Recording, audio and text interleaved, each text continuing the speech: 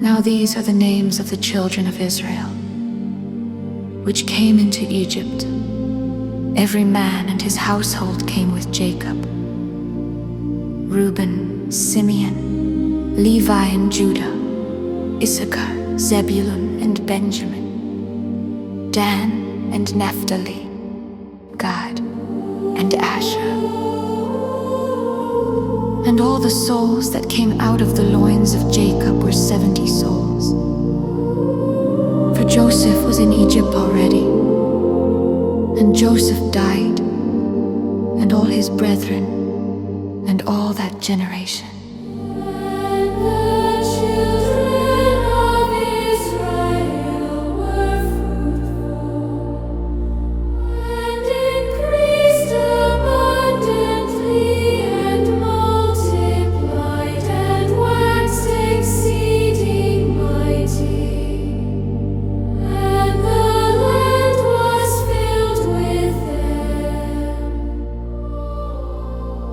Now there arose up a new king over Egypt, which knew not Joseph.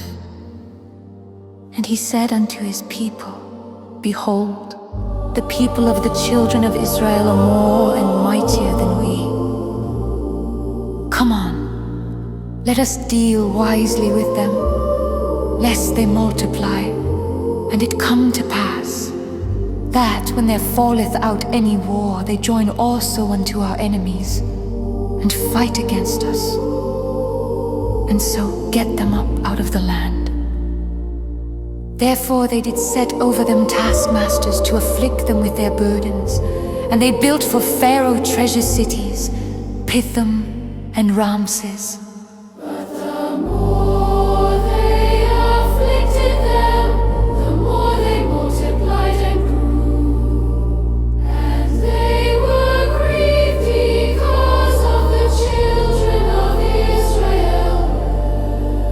And the Egyptians made the children of Israel to serve with rigor. And they made their lives bitter with hard bondage, in mortar, and in brick, and in all manner of service in the field. All their service, wherein they made them serve, was with rigor. And the king of Egypt spake to the Hebrew midwives, of which the name of the one was Shiphrah, and the name of the other Puah. And he said, When ye do the office of a midwife to the Hebrew women, and see them upon the stools, if it be a son, then ye shall kill him. But if it be a daughter, then she shall live. But the midwives feared God, and did not as the king of Egypt commanded them, but saved the men children alive. And the king of Egypt called for the midwives, and said unto them, Why have ye done this thing, and have saved the men children alive? And the midwives said unto Pharaoh, Because the Hebrew women are not as the Egyptian women, for they are lively, and are delivered ere the midwives come in unto them. Therefore God dealt well with the midwives, and the people multiplied, and waxed very mighty. And it came to pass, because the midwives feared God, that he made them houses. And Pharaoh charged all his people, saying, Every son that is born ye shall cast into the river, and every daughter ye shall save alive.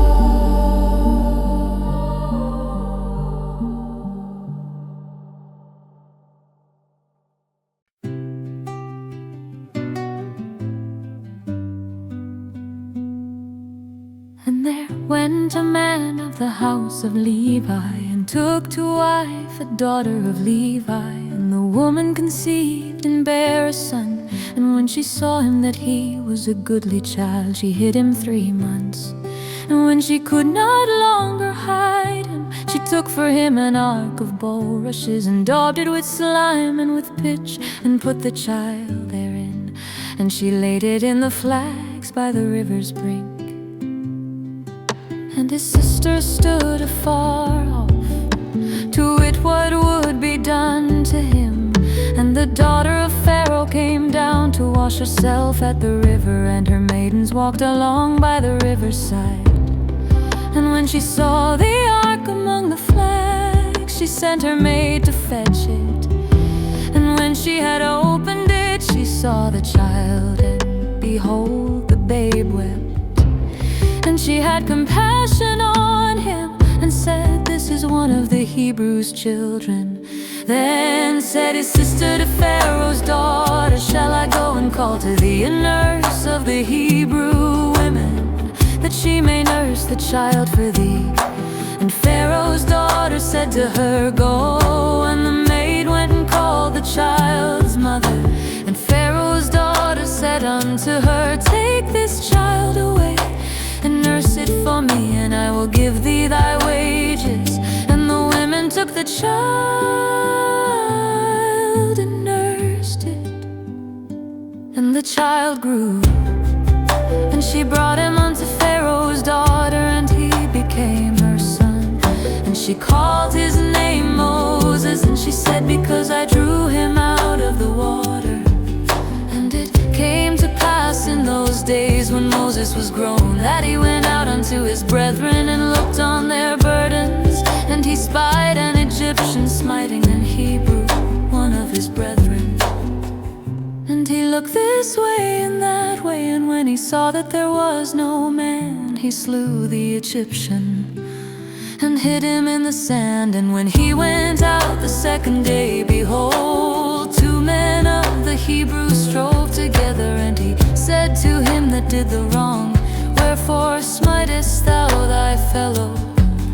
And he said, "Who made thee a prince and a judge over us? Intendest thou to kill me, as thou killedst the Egyptian?" And Moses feared and said, "Surely this thing is known."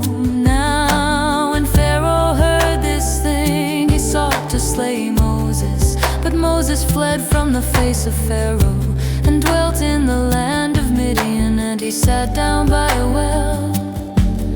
Now the priest of Midian had 7 daughters, and they came and drew water, and filled the troughs to water their father's flock. And the shepherds came and drove them away, but Moses stood up and helped them, and watered their flock. And when they came to Reuel their father, he said, "How is it that ye are come so soon today?" And they said, "An Egyptian delivered us out of the hand of the shepherds, and also drew water enough for us, and watered the flock." And he said unto his daughters, "And where is he? Why is it that ye have left the man? Call him that he may eat bread." And Moses was content to dwell with the man. And he gave Moses Zipporah his daughter, and she bare him a son, and he called his name Gershom, for he said, "I have been a stranger in a strange land."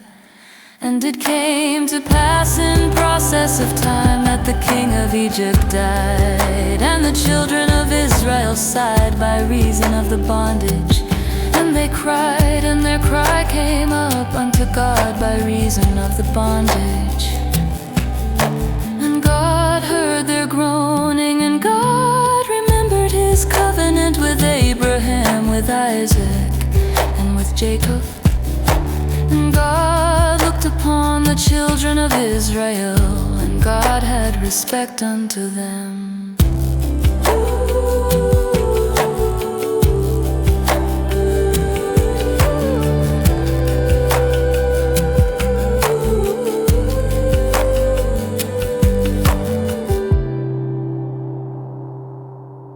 Now Moses kept the flock of Jethro, his father-in-law, the priest of Midian, and he led the flock to the backside of the desert and came to the mountain of God, even to Horeb. And the angel of the Lord appeared unto him in a flame of fire out of the midst of a bush. And he looked, and behold, the bush burned with fire, and the bush was not consumed. And Moses said, I will now turn aside and see this great sight, Why the bush is not burned. And when the Lord saw that he turned aside to see, God called unto him out of the midst of the bush and said, Moses, Moses. And he said, Here am I. And he said, Draw not nigh hither, put off thy shoes from off thy feet, for the place whereon thou standest is holy ground. Moreover, he said, I am the God of thy father, the God of Abraham, the God of Isaac, and the God of Jacob. And Moses hid his face, For he was afraid to look upon God. and the Lord said, I have surely seen the affliction of my people, which are in Egypt, and have heard their cry by reason of their taskmasters, for I know their sorrows. And I am come down to deliver them out of the hand of the Egyptians, and to bring them up out of that land unto a good land, and a large unto a land flowing with milk and honey. Unto the place of the Canaanites, and the Hittites, and the Amorites, and the Perizzites, and the Hivites, and the Jebusites. Now therefore, behold, the cry of the children of Israel is come unto me, and I have also seen the oppression wherewith the Egyptians oppress them. Come now therefore, and I will send thee unto Pharaoh, that thou mayest bring forth my people, the children of Israel, out of Egypt.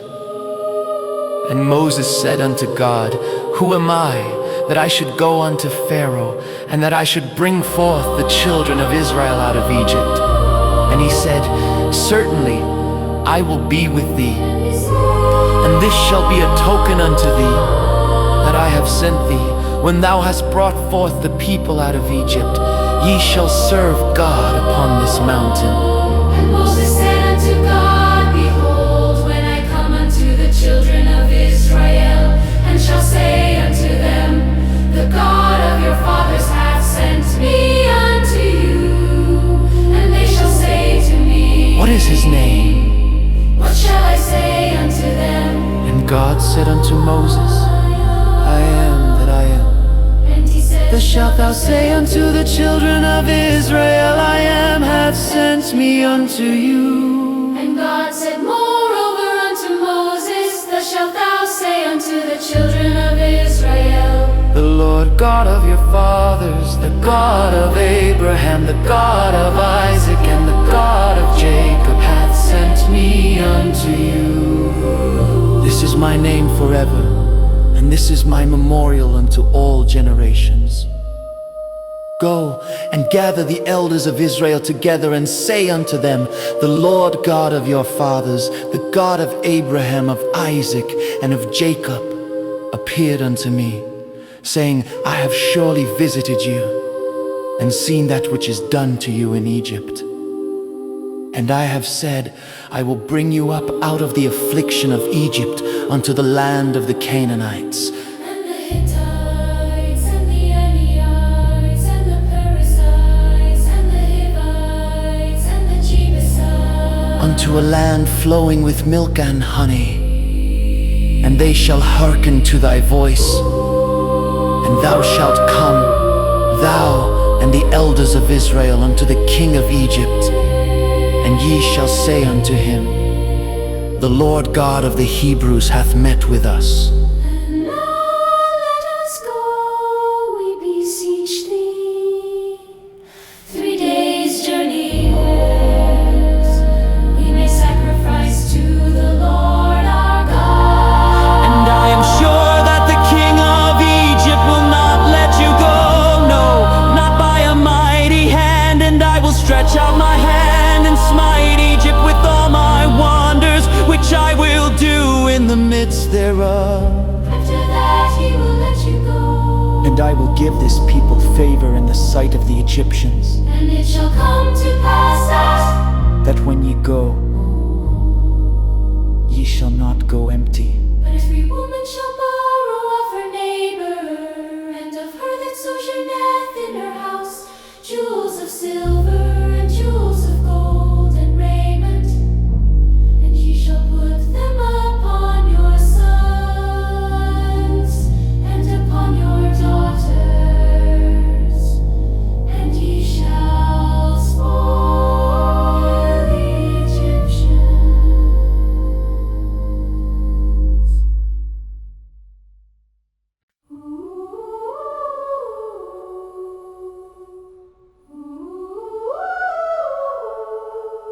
And Moses answered and said, But behold, they will not believe me, nor hearken unto my voice, for they will say, The Lord hath not appeared unto thee. And the Lord said unto him, What is that in thine hand? And he said, A rod. And he said, Cast it on the ground. And he cast it on the ground, and it became a serpent, and Moses fled from before it.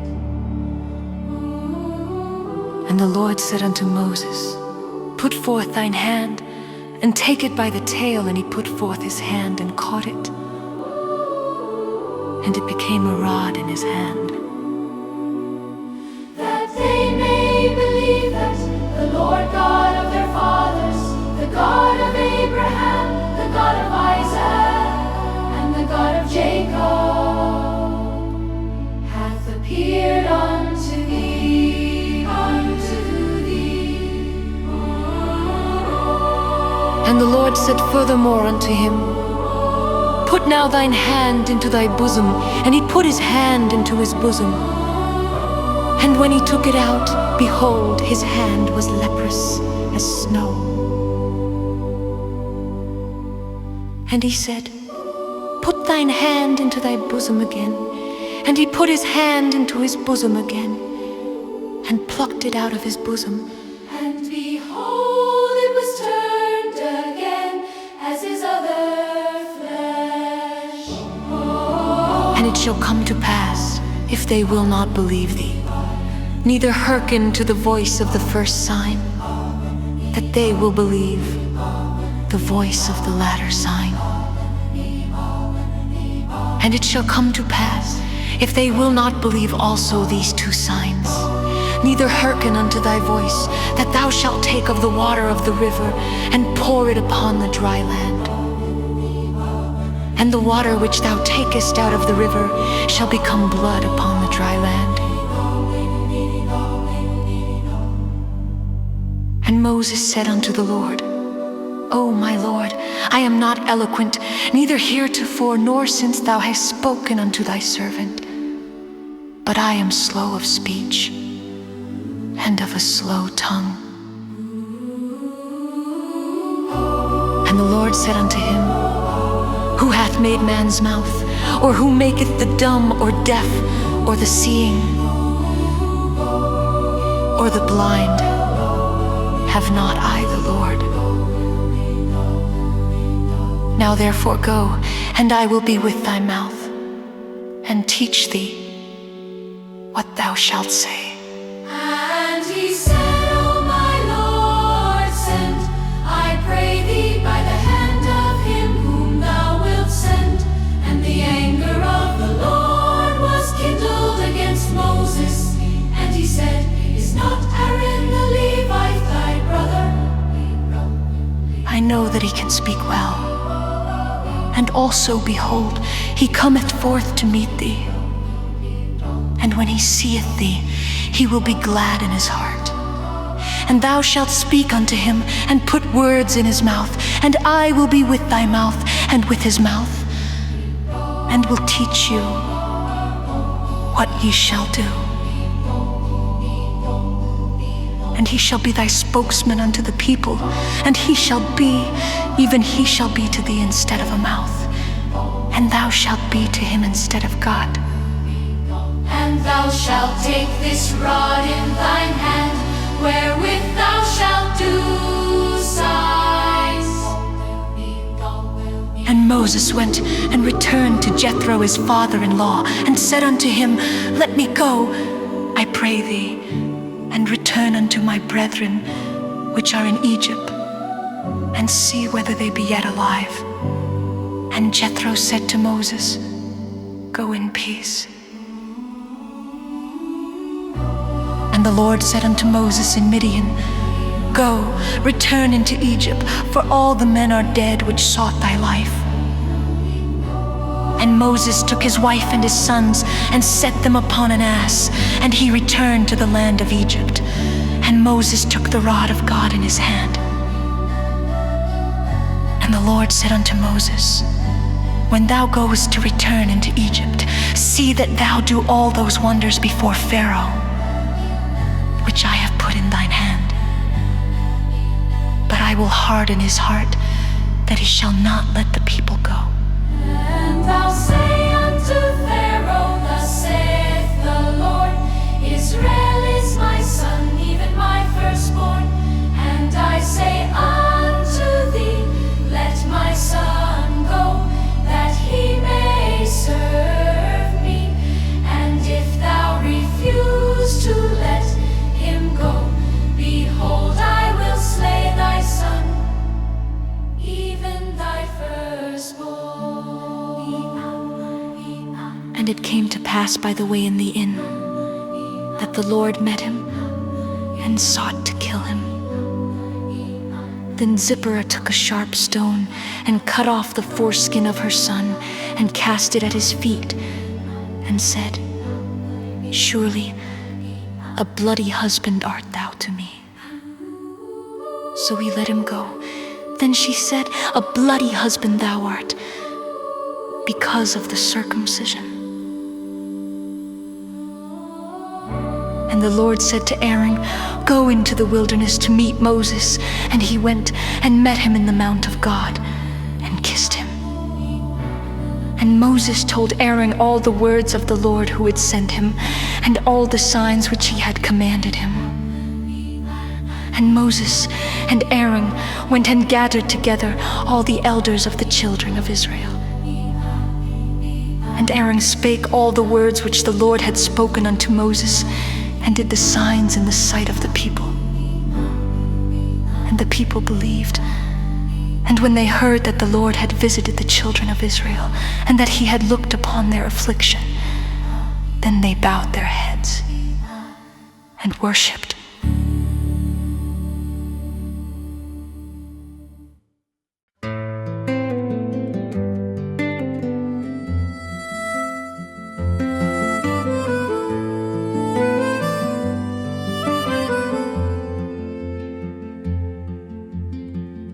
And afterward Moses and Aaron went in, and told Pharaoh, Thus saith the Lord God of Israel, Let my people go, that they may hold a feast unto me in the wilderness.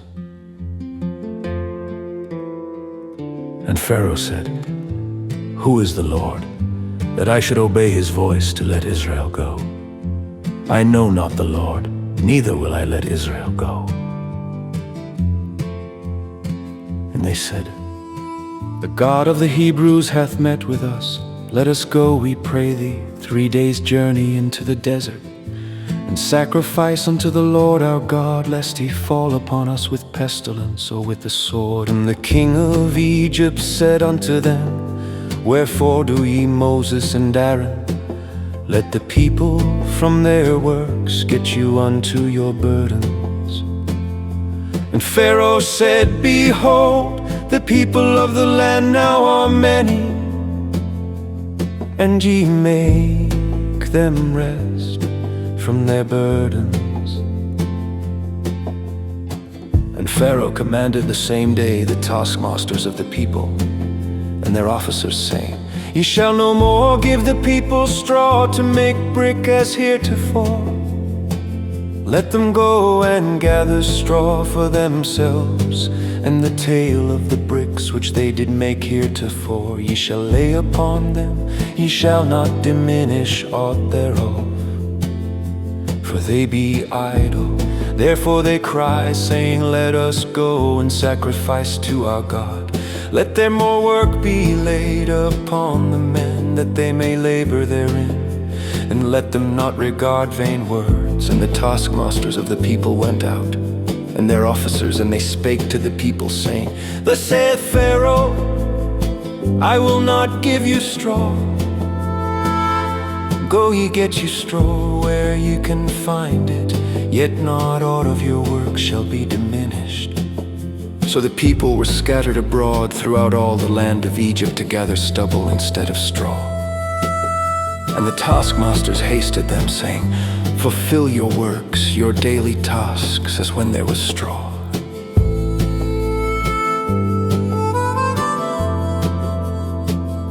And the officers of the children of Israel, which Pharaoh's taskmasters had set over them, were beaten and demanded, Wherefore have ye not fulfilled your task in making brick both yesterday and today, as heretofore?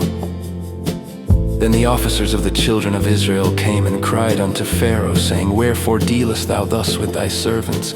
There is no straw given unto thy servants. And they say to us, Make brick. And behold, thy servants are beaten, but the fault is in thine own people. But he said, Ye are idle, ye are idle. Therefore ye say, Let us go and do sacrifice to the Lord. Go therefore now and work, for there shall no straw be given you, yet shall ye deliver the tale of bricks. And the officers of the children of Israel did see that they were in evil case, after it was said, Ye shall not minish aught from your bricks of your daily task. And they met Moses and Aaron, who stood in the way, as they came forth from Pharaoh. And they said unto them, The Lord look upon you and judge, because ye have made our Savior to be abhorred in the eyes of Pharaoh, and in the eyes of his servants, to put a sword in their hand to slay us. And Moses returned unto the Lord, and said, Lord, wherefore hast thou so evil untraded this people? Why is it that thou hast sent me? For since I came to Pharaoh to speak in thy name, he hath done evil to this people, neither hast thou delivered thy people at all.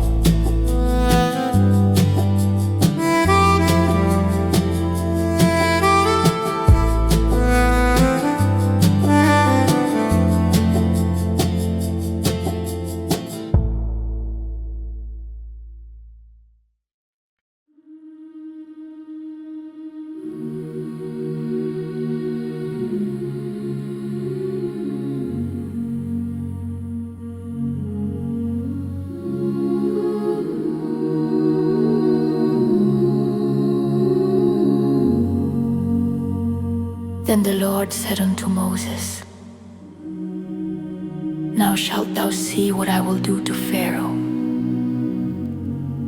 For with a strong hand shall he let them go, and with a strong hand shall he drive them out of his land. And God spake unto Moses, and said unto him,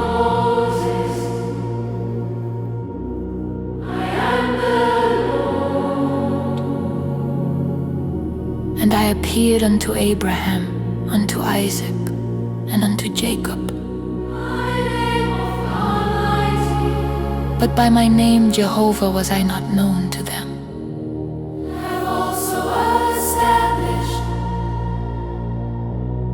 my covenant with them, to give them the land of Canaan, the land of their pilgrimage, wherein they were strangers. And I have also heard the groaning of the children of Israel, whom the Egyptians keep in bondage. And I have remembered my covenant.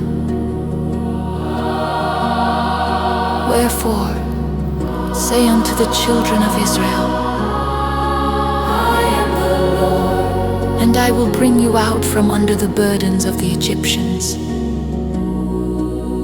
And I will rid you out of their bondage. And I will redeem you with a stretched out arm, and with great judgments. And I will take you to me for a people, I will be to you God. and ye shall know that I am the Lord your God, which bringeth you out from under the burdens of the Egyptians. And I will bring you in unto the land, concerning the which I did swear to give it to Abraham, to Isaac, and to Jacob, and I will give it you for an heritage.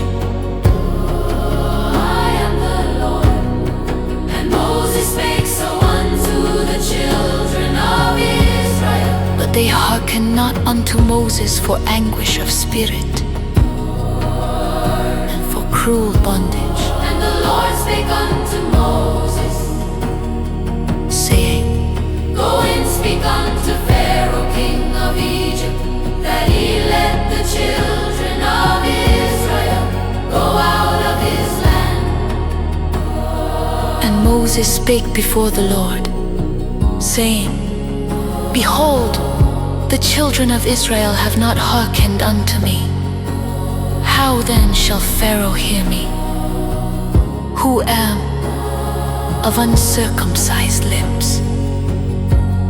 And the Lord spake unto Moses and unto Aaron, and gave them a charge unto the children of Israel, and unto Pharaoh, king of Egypt, to bring the children of Israel out of the land of Egypt. These be the heads of their fathers' houses, the sons of Reuben, the firstborn of Israel, Hanok, and Palu, Hezron, and Pali. These be the families of Reuben. And the sons of Simeon, Jemuel, and Jamin, and Ohad, and Jachin, and Zohar, and Shaul, the son of a Canaanitish woman. These are the families of Simeon. And these are the names of the sons of Levi according to their generations. And the years of the life of Levi were 137 years. The sons of Gershon, Libni and Shimi, according to their families. and the sons of Kohath, Amram, and Izhar, and Hebron, and Uzziel. And the years of the life of Kohath were 133 years. And the sons of Merari, Mahali and Mushi. These are the families of Levi according to their generations. And Amram took him Jochebed, his father's sister, to wife. And she bare him Aaron and Moses. And the years of the life of Amram were 137 years. And the sons of Izhar, Korah, and Napheg, and Zitri. And the sons of Uzziel, Mishael, and Elzaphan, and Zithri. And Aaron took him Elisheba, daughter of Aminadab, sister of Nahshon, to wife. And she bare him Nadab and Abihu, Eleazar, and Itamar. And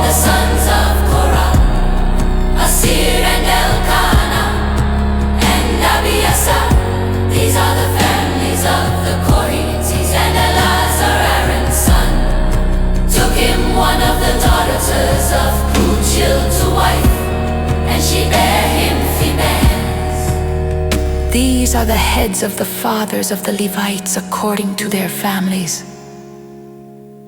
These are that Aaron and Moses, to whom the Lord said, "Bring out the children of Israel from the land of Egypt according to their armies." These are they which spake to Pharaoh king of Egypt, to bring out the children of Israel from Egypt. These are that Moses and Aaron. And it came to pass on the day when the Lord spake unto Moses in the land of Egypt, that the Lord spake unto Moses, saying, "I am the Lord. Speak thou unto Pharaoh king of Egypt all that I say unto thee." And Moses said before the Lord, "Behold, I am of uncircumcised lips, and how shall Pharaoh hearken unto me?"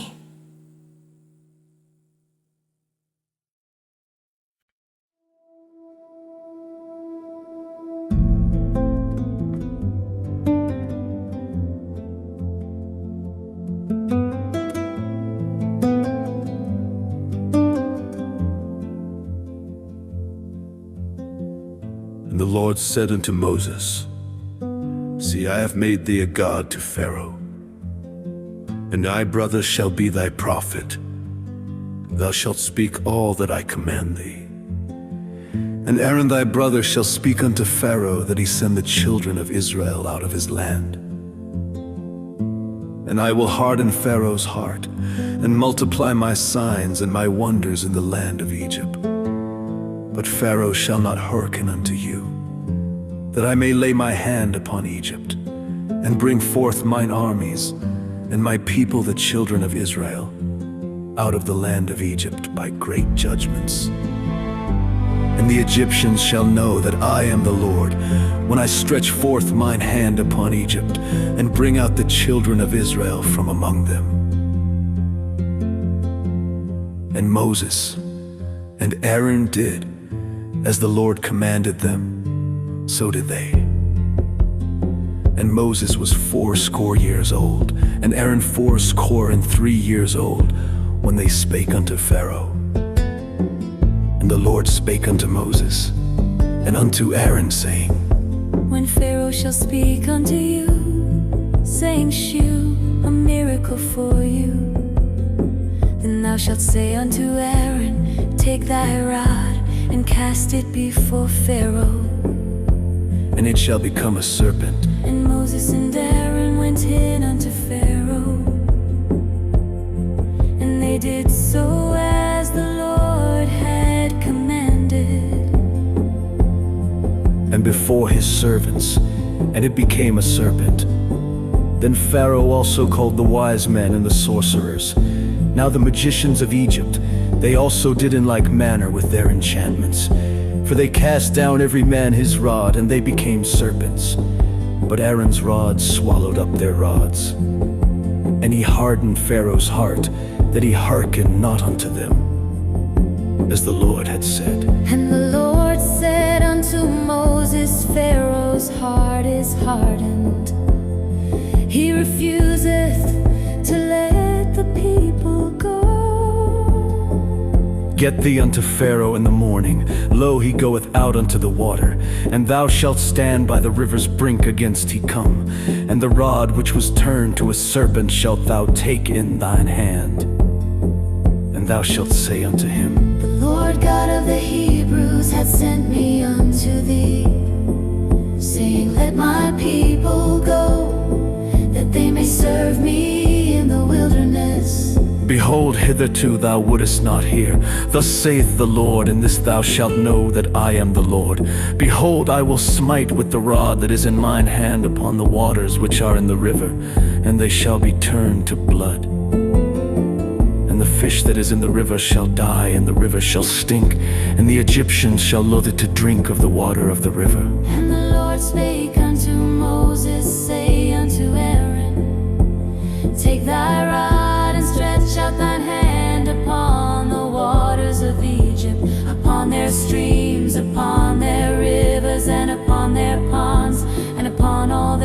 pools of water, that they may become blood, and that there may be blood throughout all the land of Egypt, both in vessels of wood and in vessels of stone.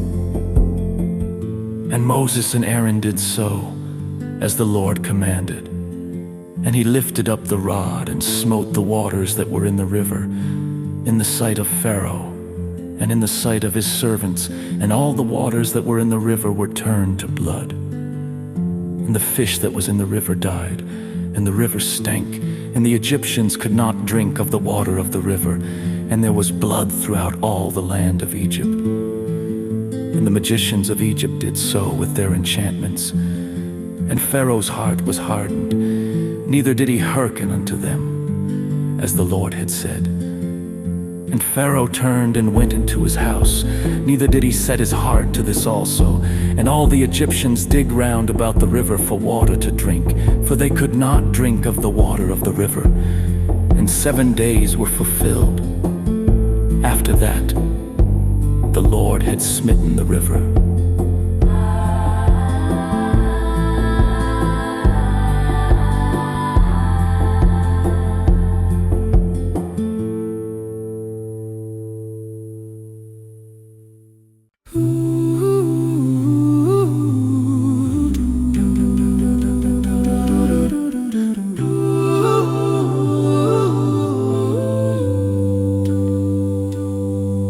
And the Lord spake unto Moses, Go unto Pharaoh, and say unto him, Thus saith the Lord, Let my people go, that they may serve me. And if thou refuse to let them go, behold, I will smite all thy borders with frogs, and the river shall bring forth frogs abundantly, which shall go up and come into thine house, and into thy bedchamber, and upon thy bed, and into the house of thy servants, and upon thy people, and into thine ovens, and into thy kneading troughs. And the frogs shall come up both on thee, and upon thy people,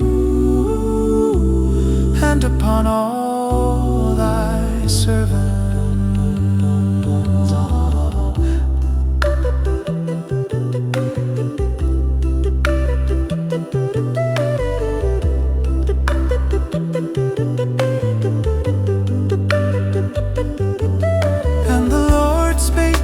To Moses, say unto Aaron, Stretch forth thine hand with thy rod over the streams, over the rivers, and over the ponds, and cause frogs to come up upon the land of Egypt. And Aaron stretched out his hand over the waters of Egypt, and the frogs came up and covered the land of Egypt. And the magicians did so with their enchantments, and brought up frogs upon the land of Egypt. Then Pharaoh called for Moses and Aaron, and said, Entreat the Lord that he may take away the frogs from me and from my people, and I will let the people go, that they may do sacrifice unto the Lord. And Moses said unto Pharaoh, Glory over me, when shall I entreat for thee, and for thy servants, and for thy people, to destroy the frogs from thee and thy houses, that they may remain in the river only? And he said, Tomorrow. And he said, Be it according to thy word, that thou mayest know that there is none like unto the Lord our God. And the frogs shall depart from thee, and from thy houses, and from thy servants, and from thy people, they shall remain in the river only. And Moses and Aaron went out from Pharaoh, and Moses cried unto the Lord because of the frogs which he had brought against Pharaoh. And the Lord did according to the word of Moses, and the frogs died out of the houses, out of the villages, and out of the fields, and they gathered them together upon heaps. And the land stank.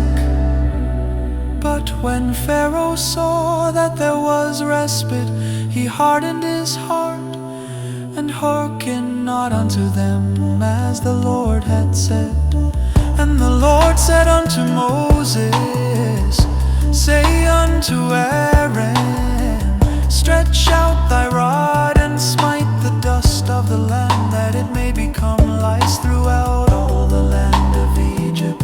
And they did so, for Aaron stretched out his hand with his rod, and smote the dust of the earth, and it became lice in man and in beast. All the dust of the land became lice throughout all the land of Egypt. And the magicians did so with their enchantments to bring forth lice, but they could not, so there were lice upon man and upon beast. Then the magician said unto Pharaoh, this is the finger of God. And Pharaoh's heart was hardened, and he hearkened not unto them as the Lord had said.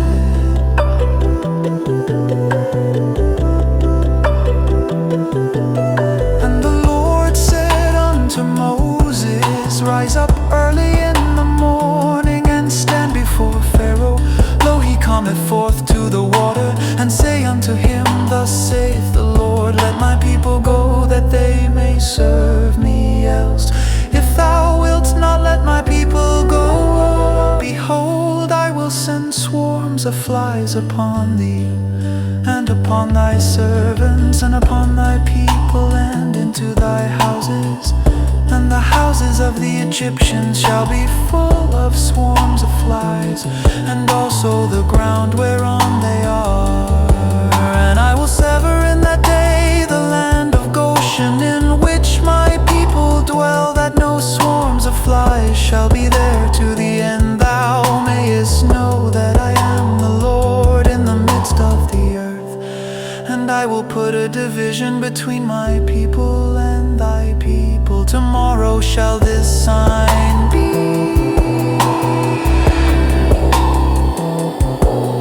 And the Lord did so, and there came a grievous swarm of flies into the house of Pharaoh, and into his servants' houses, and into all the land of Egypt. The land was corrupted by reason of the swarm of flies.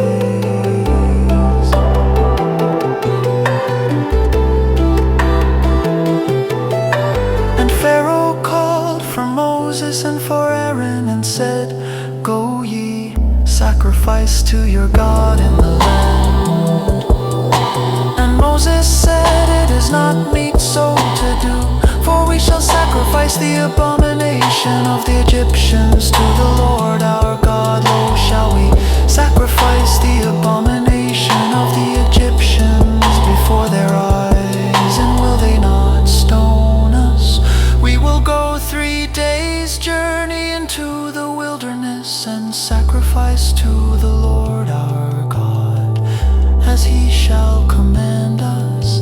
And Pharaoh said, I will let you go, that ye may sacrifice to the Lord your God in the wilderness.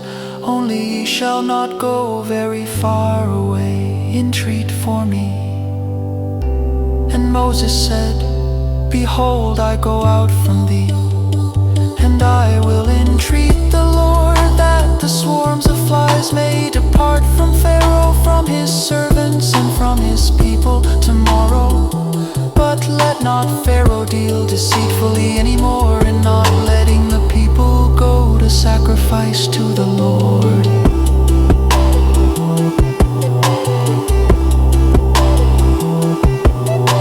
And Moses went out from Pharaoh, and entreated the Lord. And the Lord did according to the word of Moses, and he removed the swarms of flies from Pharaoh, from his servants, and from his people. There remained not one.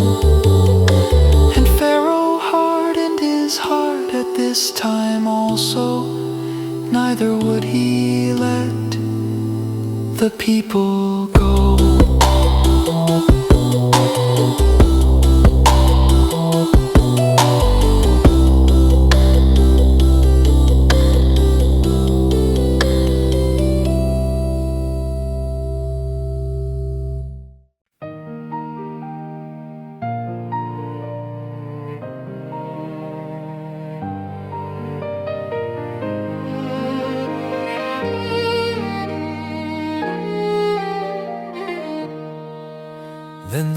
Lord said unto Moses, Go in unto Pharaoh and tell him, Thus saith the Lord God of the Hebrews, Let my people go, that they may serve me.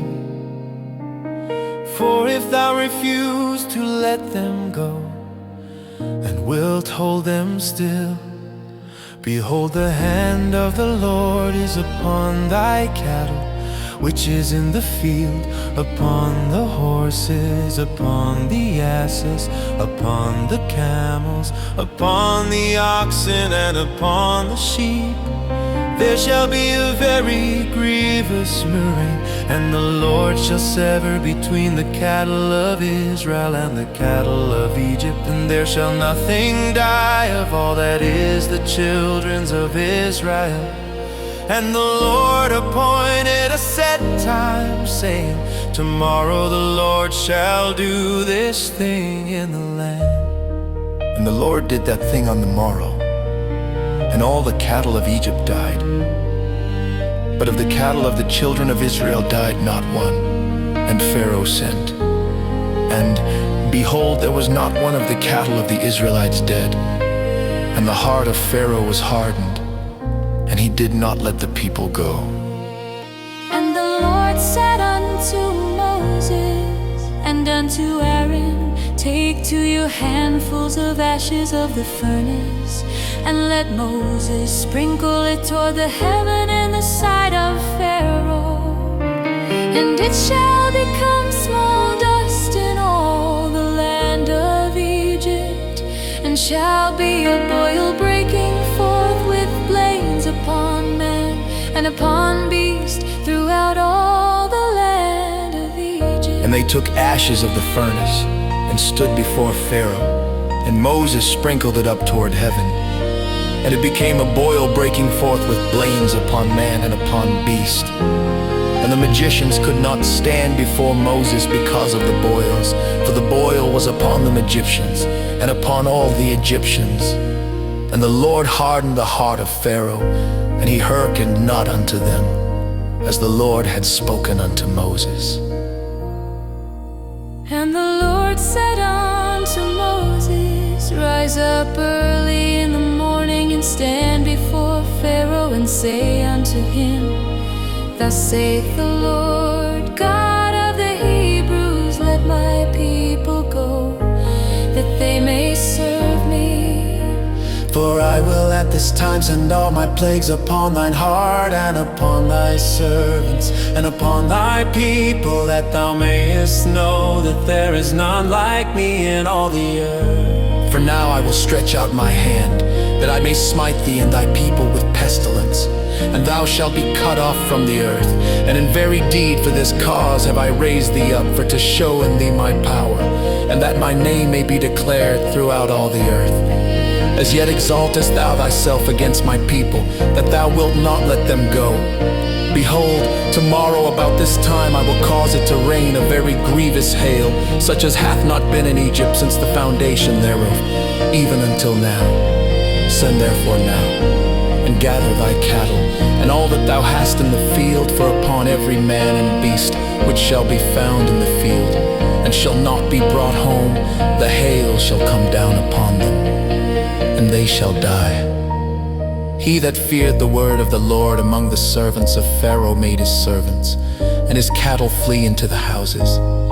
And he that regarded not the word of the Lord left his servants, and his cattle in the field.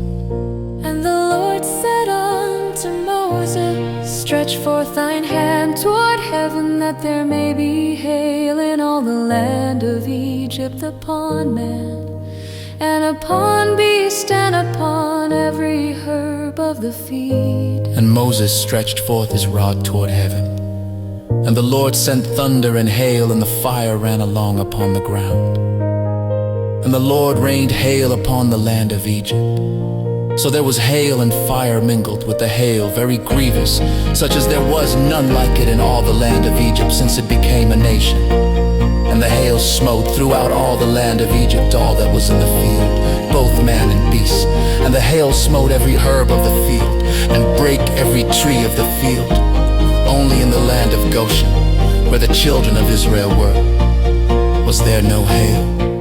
And Pharaoh sent and called for Moses and Aaron, and said unto them, I have sinned this time. The Lord is righteous, and I and my people are wicked, and tread the Lord. For it is enough That there be no more mighty thunderings and hail, and I will let you go, and ye shall stay no longer. And Moses said unto him, As soon as I am gone out of the city, I will spread abroad my hands unto the Lord. And the thunder shall cease, neither shall there be any more hail, that thou mayest know how that the earth is the Lord's. But as for thee and thy servants, I know that you will not yet fear the Lord God. And the flax and the barley was smitten, for the barley was in the ear, and the flax was bald. But the wheat and the rye were not smitten, for they were not grown up. And Moses went out of the city from Pharaoh, and spread abroad his hands unto the Lord, and the thunders and hail ceased, and the rain was not poured upon the earth. And when Pharaoh saw that the rain and the hail and the thunders were ceased, he sinned yet more, and hardened his heart, he and his servants.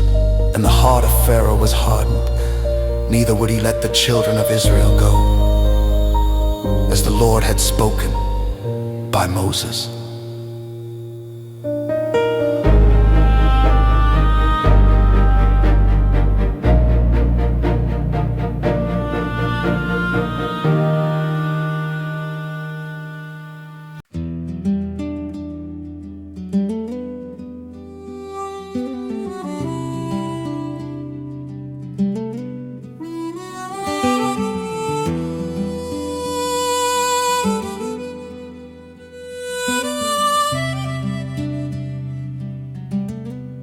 The Lord said unto Moses, Go in unto Pharaoh, for I have hardened his heart, and the heart of his servants, that I might shew these my signs before him, and that thou mayest tell in the ears of thy son, and of thy son's son, what things I have wrought in Egypt, and my signs which I have done among them, that ye may know how that I am the Lord.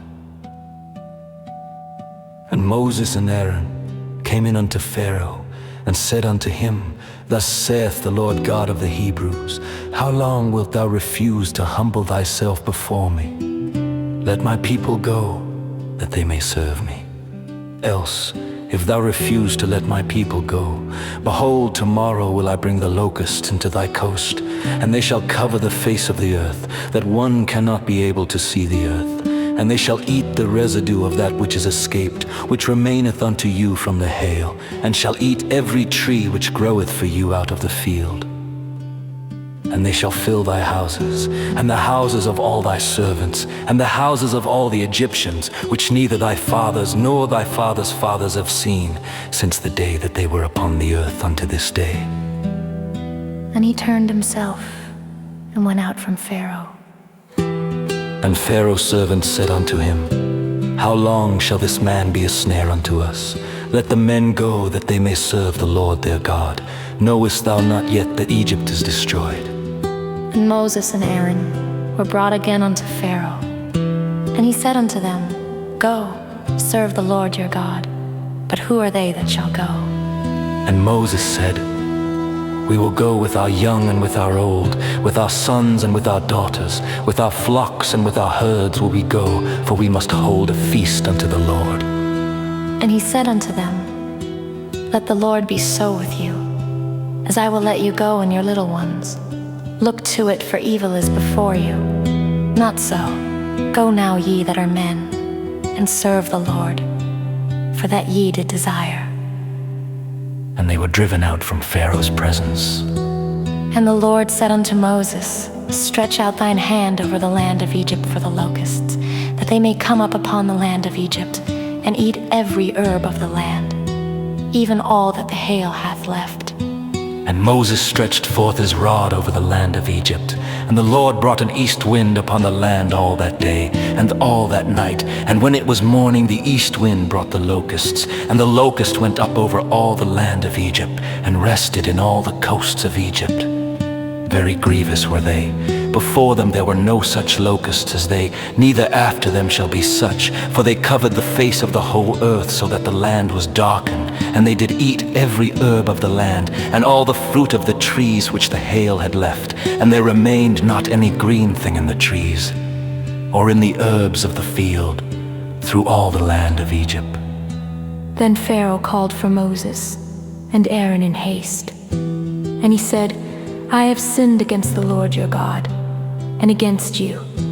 Now therefore forgive, I pray thee, my sin only this once, and entreat the Lord your God, that he may take away from me this death only. And he went out from Pharaoh, and entreated the Lord. And the Lord turned a mighty strong west wind, which took away the locusts, and cast them into the Red Sea. There remained not one locust in all the coasts of Egypt. But the Lord hardened Pharaoh's heart, so that he would not let the children of Israel go. And the Lord said unto Moses, Stretch out thine hand toward heaven, that there may be darkness over the land of Egypt, even darkness which may be felt. And Moses stretched forth his hand toward heaven, and there was a thick darkness in all the land of Egypt 3 days. They saw not one another, neither rose any from his place for 3 days. But all the children of Israel had light in their dwellings. And Pharaoh called unto Moses, and said, Go ye, serve the Lord. Only let your flocks and your herds be stayed. Let your little ones also go with you. And Moses said, Thou must give us also sacrifices and burnt offerings, that we may sacrifice unto the Lord our God. Our cattle also shall go with us. There shall not an hoof be left behind, for thereof must we take to serve the Lord our God. And we know not with what we must serve the Lord, until we come thither. But the Lord hardened Pharaoh's heart, and he would not let them go. And Pharaoh said unto him, Get thee from me. Take heed to thyself, see my face no more, for in that day thou seest my face, thou shalt die. And Moses said, Thou hast spoken well. I will see thy face again no more.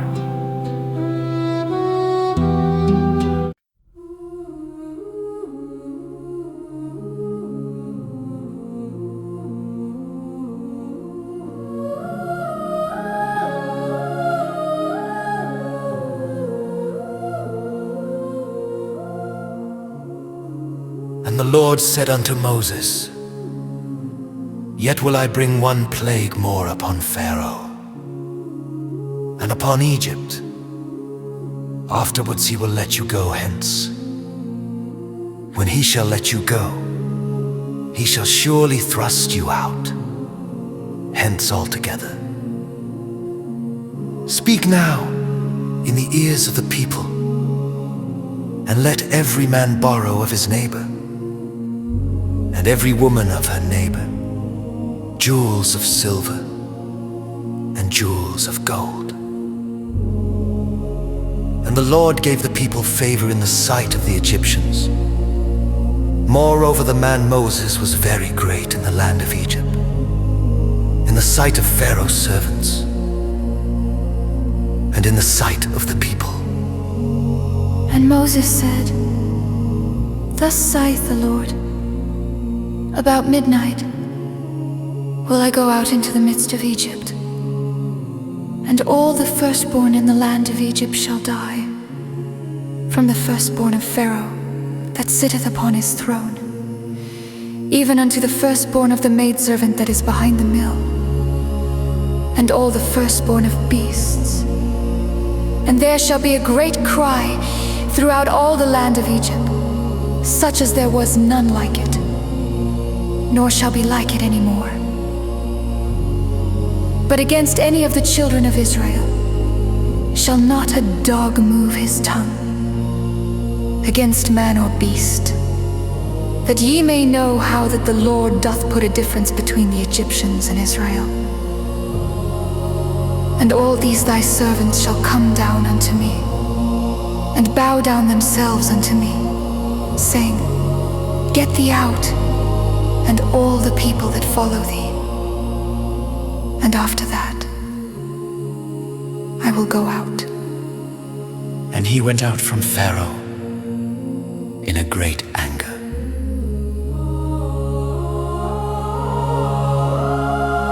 And the Lord said unto Moses, Pharaoh shall not hearken unto you, that my wonders may be multiplied in the land of Egypt.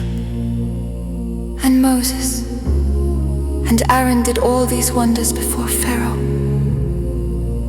And the Lord hardened Pharaoh's heart, so that he would not let the children of Israel go out of his land.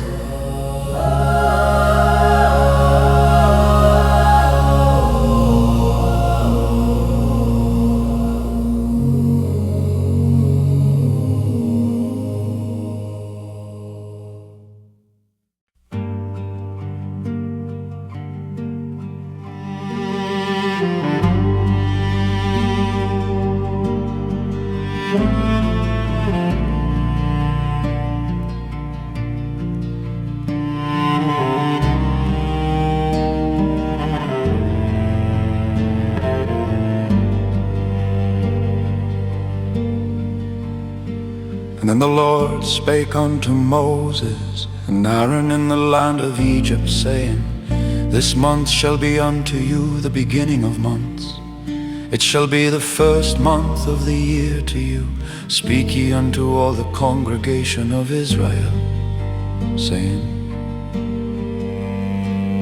In the 10th day of this month they shall take to them every man a lamb according to the house of their fathers, a lamb for an house.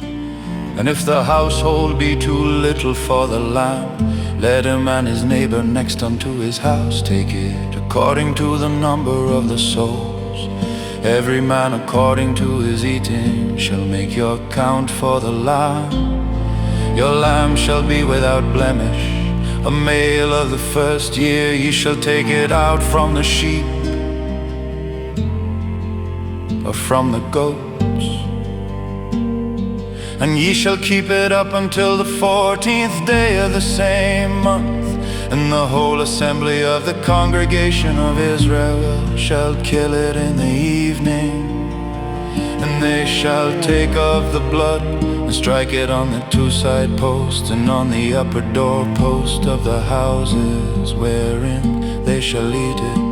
And they shall eat the flesh in that night, roast with fire and unleavened bread, and with bitter herbs they shall eat it. Eat not of it raw, nor sodden at all with water, but roast with fire his head with his legs and with the purtenance thereof. And ye shall let nothing of it remain until the morning, and that which remaineth of it until the morning ye shall burn with fire. And thus shall ye eat it, with your loins girded, your shoes on your feet, and your staff in your hand, and ye shall eat it in haste. It is the Lord's Passover. For I will pass through the land of Egypt this night, and will smite all the firstborn in the land of Egypt, both man and beast, and against all the gods of Egypt I will execute judgment. I am the Lord. And the blood shall be to you for a token upon the houses where ye are. And when I see the blood I will pass over you, and the plague shall not be upon you to destroy you when I smite the land of Egypt. And this day shall be unto you for a memorial, and ye shall keep it a feast to the Lord throughout your generations. Ye shall keep it a feast by an ordinance forever. 7 days shall ye eat unleavened bread. Even the first day shall put away leaven out of your houses. For whosoever eateth leavened bread from the first day until the 7th day, that soul shall be cut off from Israel. And in the first day there shall be an holy convocation, And in the seventh day there shall be an holy convocation to you. No manner of work shall be done in them, save that which every man must eat, that only may be done of you. And ye shall observe the feast of unleavened bread. For in this selfsame day have I brought your armies out of the land of Egypt. Therefore shall ye observe this day in your generations by an ordinance forever. In the first month, on the 14th day of the month at even, ye shall eat unleavened bread until the 21st day of the month at even. 7 days shall there be no leaven found in your houses. For whosoever eateth that which is living, even that soul shall be cut off from the congregation of Israel. Whether he be a stranger or born in the land, ye shall eat nothing living. In all your habitations shall ye eat unleavened bread.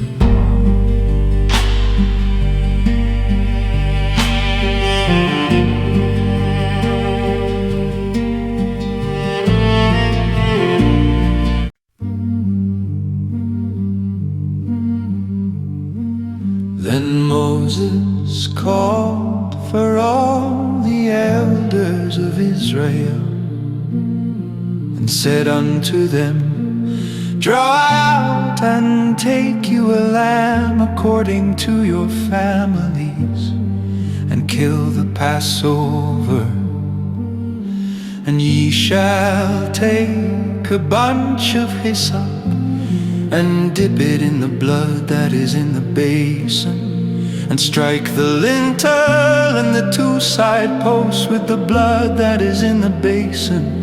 And none of you shall go out at the door of his house until the morning, for the Lord will pass through to smite the Egyptians. And when he seeth the blood upon the lintel and on the 2 side posts, the Lord will pass over the door, and will not suffer the destroyer to come in unto your houses to smite you. And ye shall observe this thing for an ordinance to thee and to thy sons forever. And it shall come to pass when ye be come to the land which the Lord will give you according as he hath promised, that ye shall keep this service. And it shall come to pass when your children shall say unto you, What mean ye by this service? That ye shall say, It is the sacrifice of the Lord's Passover, who passed over the houses of the children of Israel in Egypt, when he smote the Egyptians and delivered our houses. And the people bowed the head and worshipped, and the children of Israel went away and did as the Lord had commanded Moses and Aaron, so did they. And it came to pass that at midnight the Lord smote all the firstborn in the land of Egypt, from the firstborn of Pharaoh that sat on his throne unto the firstborn of the captive that was in the dungeon, and all the firstborn of cattle. And Pharaoh rose up in the night, he and all his servants and all the Egyptians. And there was a great cry in Egypt, for there was not a house where there was not one dead. And he called for Moses and Aaron by night, and said, Rise up and get you forth from among my people, both ye and the children of Israel, and go serve the Lord as ye have said. Also take your flocks and your herds as ye have said, and be gone, and bless me also. And the Egyptians were urging upon the people that they might send them out of the land in haste, for they said, "We be all dead men." And the people took their dough before it was leavened, their kneading troughs being bound up in their clothes upon their shoulders. And the children of Israel did according to the word of Moses, and they borrowed of the Egyptians jewels of silver and jewels of gold and raiment. And the Lord gave the people favor in the sight of the Egyptians, so that they lent unto them such things as they required, and they spoiled the Egyptians. And the children of Israel journeyed from Ramesses to Succoth, about 600,000 on foot that were men beside children. And a mixed multitude went up also with them, and flocks and herds, even very much cattle. And they baked unleavened cakes of the dough which they brought forth out of Egypt, for it was not leavened, because they were thrust out of Egypt and could not tarry, neither had they prepared for themselves any victual. Now the sojourning of the children of Israel who dwelt in Egypt was 430 years. And it came to pass at the end of the 430 years, even the selfsame day it came to pass, that all the hosts of the Lord went out from the land of Egypt. It is a night to be much observed unto the Lord, for bringing them out from the land of Egypt. This is that night of the Lord, to be observed of all the children of Israel in their generations. And the Lord said unto Moses and Aaron, "This is the ordinance of the Passover. There shall no stranger eat thereof, but every man's servant that is bought for money, when thou hast circumcised him, then shall he eat thereof. A foreigner and an hired servant shall not eat thereof. In one house shall it be eaten, thou shalt not carry forth aught of the flesh abroad out of the house, neither shall ye break a bone thereof.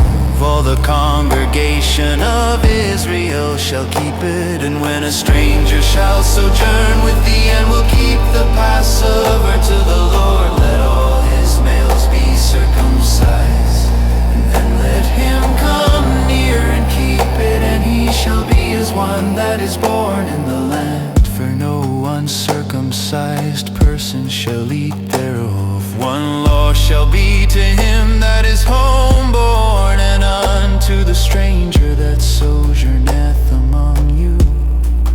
Thus did all the children of Israel, as the Lord commanded Moses and Aaron, so did they.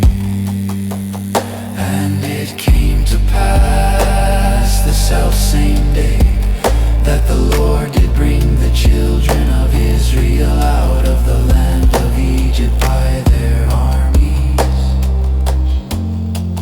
by their armies.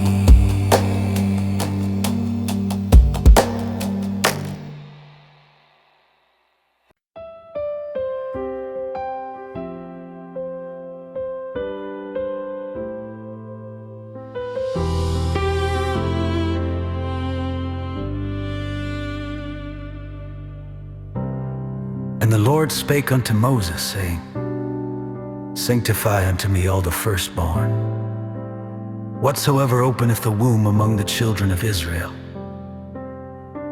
both of man and of beast. It is mine.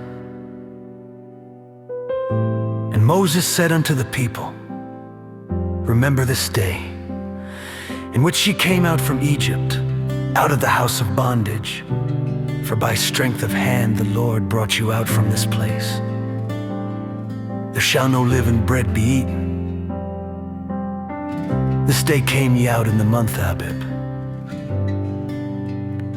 And it shall be when the Lord shall bring thee into the land of the Canaanites, and the Hittites, and the Amorites, and the Hivites, and the Jebusites, which he swore unto thy fathers to give thee, a land flowing with milk and honey, that thou shalt keep this service in this month. 7 days thou shalt eat unleavened bread, and in the 7th day shall be a feast to the Lord. Unleavened bread shall be eaten 7 days,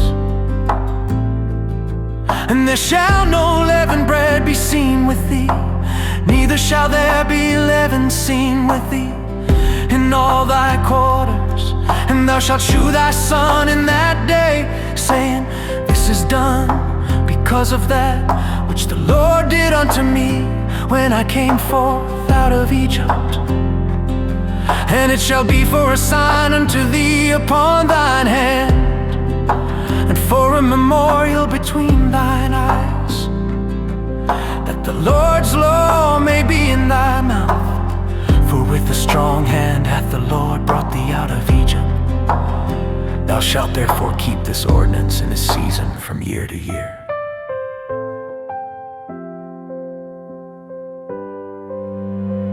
And it shall be when the Lord shall bring thee into the land of the Canaanites, as he sware unto thee and to thy fathers, and shall give it thee, that thou shalt set apart unto the Lord all that openeth the matrix, and every firstling that cometh of a beast which thou hast, the male shall be the Lord's.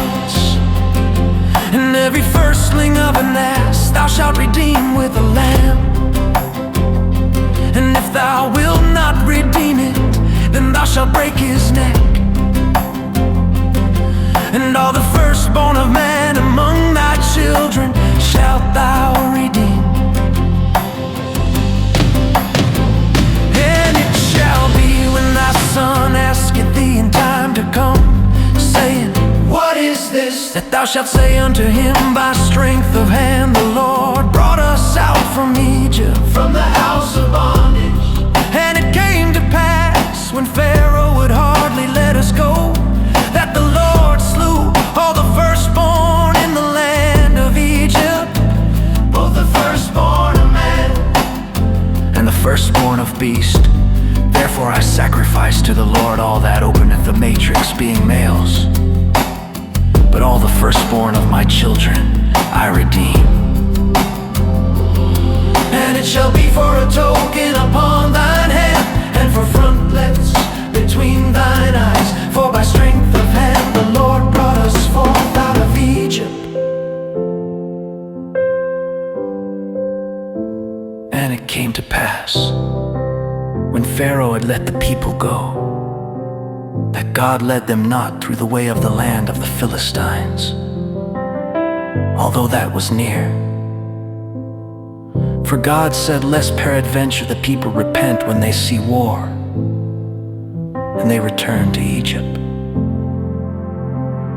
But God led the people about through the way of the wilderness of the Red Sea, and the children of Israel went up harnessed out of the land of Egypt. And Moses took the bones of Joseph with him, for he had straitly sworn the children of Israel, saying, God will surely visit you, and ye shall carry up my bones away hence with you. And they took their journey from Succoth, and encamped in Etham, in the edge of the wilderness. And the Lord went before them by day in a pillar of a cloud to lead them the way, and by night in a pillar of fire to give them light, to go by day and night. He took not away the pillar of the cloud by day,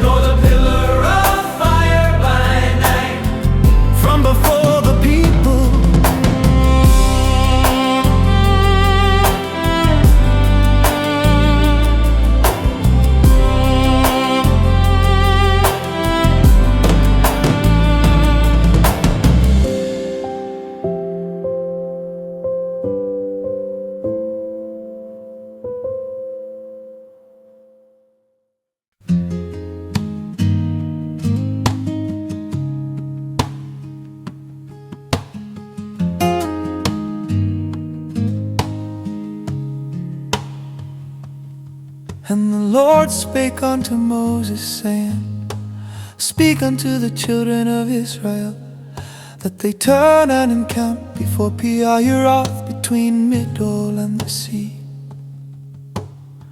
over against Baal-zephon, before it shall ye encamp by the sea.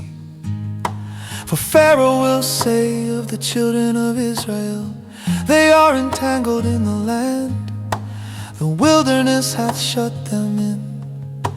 And I will harden Pharaoh's heart, that he shall follow after them. And I will be honored upon Pharaoh and upon all his host, that the Egyptians may know that I am the Lord. And they did so.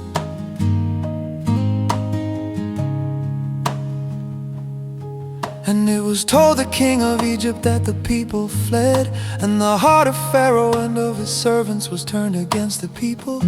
And they said, Why have we done this, that we have let Israel go from serving us? And he made ready his chariot, and took his people with him. And he took 600 chosen chariots, and all the chariots of Egypt, and captains over every one of them. And the Lord hardened the heart of Pharaoh, king of Egypt, and he pursued after the children of Israel. And the children of Israel went out with an high hand, but the Egyptians pursued after them, all the horses and chariots of Pharaoh and his horsemen and his army, and overtook them encamping by the sea, beside Pi-hahiroth, before Baal-zephon.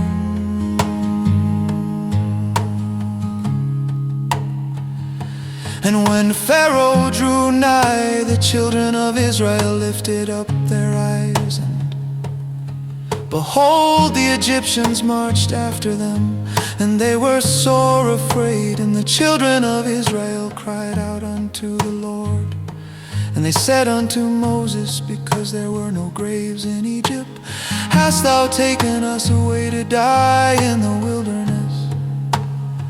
Wherefore hast thou dealt thus with us, to carry us forth out of Egypt?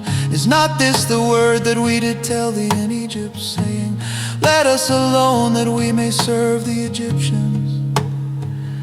For it had been better for us to serve the Egyptians, and that we should die in the wilderness. And Moses said unto the people, Fear ye not, stand still, and see the salvation of the Lord, which he will shew to you today. For the Egyptians whom ye have seen today, ye shall see them again no more forever. The Lord shall fight for you, and ye shall hold your peace.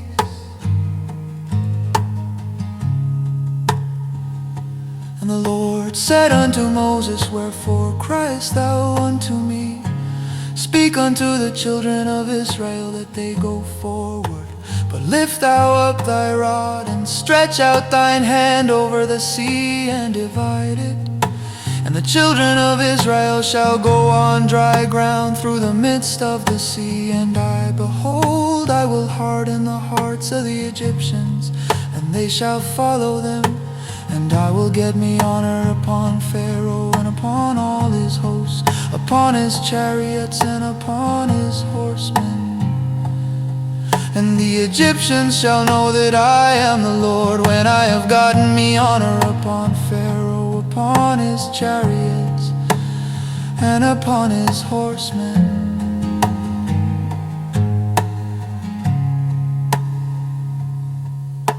The angel of God, which went before the camp of Israel, removed and went behind them. And the pillar of the cloud went from before their face and stood behind them. And it came between the camp of the Egyptians and the camp of Israel. And it was a cloud and darkness to them, but it gave light by night to these, so that the one came not near the other all the night. And Moses stretched out his hand over the sea, and the Lord caused the sea to go back by a strong east wind all that night, and made the sea dry land. and the waters were divided. And the children of Israel went into the midst of the sea upon the dry ground. And the waters were a wall unto them on their right hand and on their left. And the Egyptians pursued and went in after them to the midst of the sea, even all Pharaoh's horses, his chariots, and his horsemen. And it came to pass that in the morning watch the Lord looked unto the host of the Egyptians through the pillar of fire and of the cloud, and troubled the host of the Egyptians, and took off their chariot wheels, that they drave them heavily.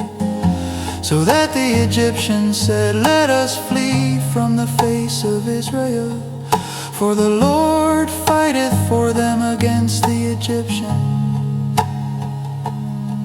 And the Lord said unto Moses, Stretch out thine hand over the sea, that the waters may come again upon the Egyptians, upon their chariots, and upon their horsemen.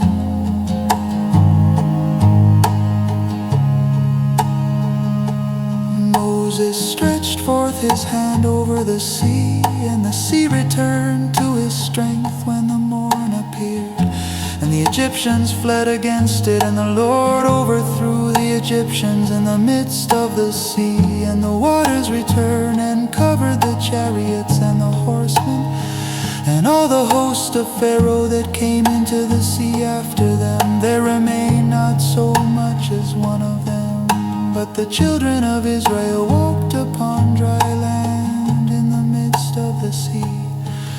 And the waters were a wall unto them on their right hand and on their left. Thus the Lord saved Israel that day out of the hand of the Egyptians. And Israel saw the Egyptians dead upon the seashore. And Israel saw that great work which the Lord did upon the Egyptians. And the people feared the Lord and believed the Lord and his servant Moses.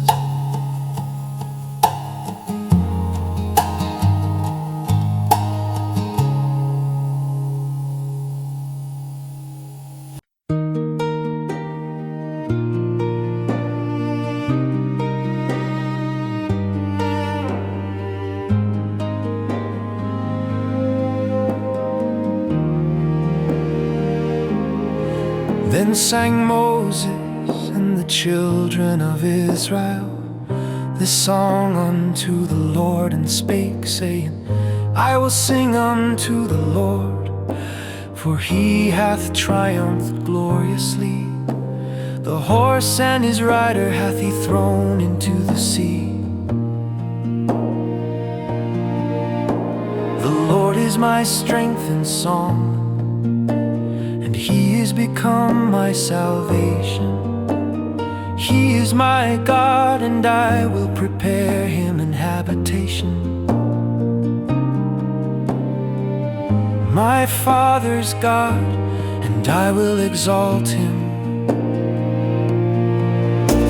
The Lord is a man of war, the Lord is his name.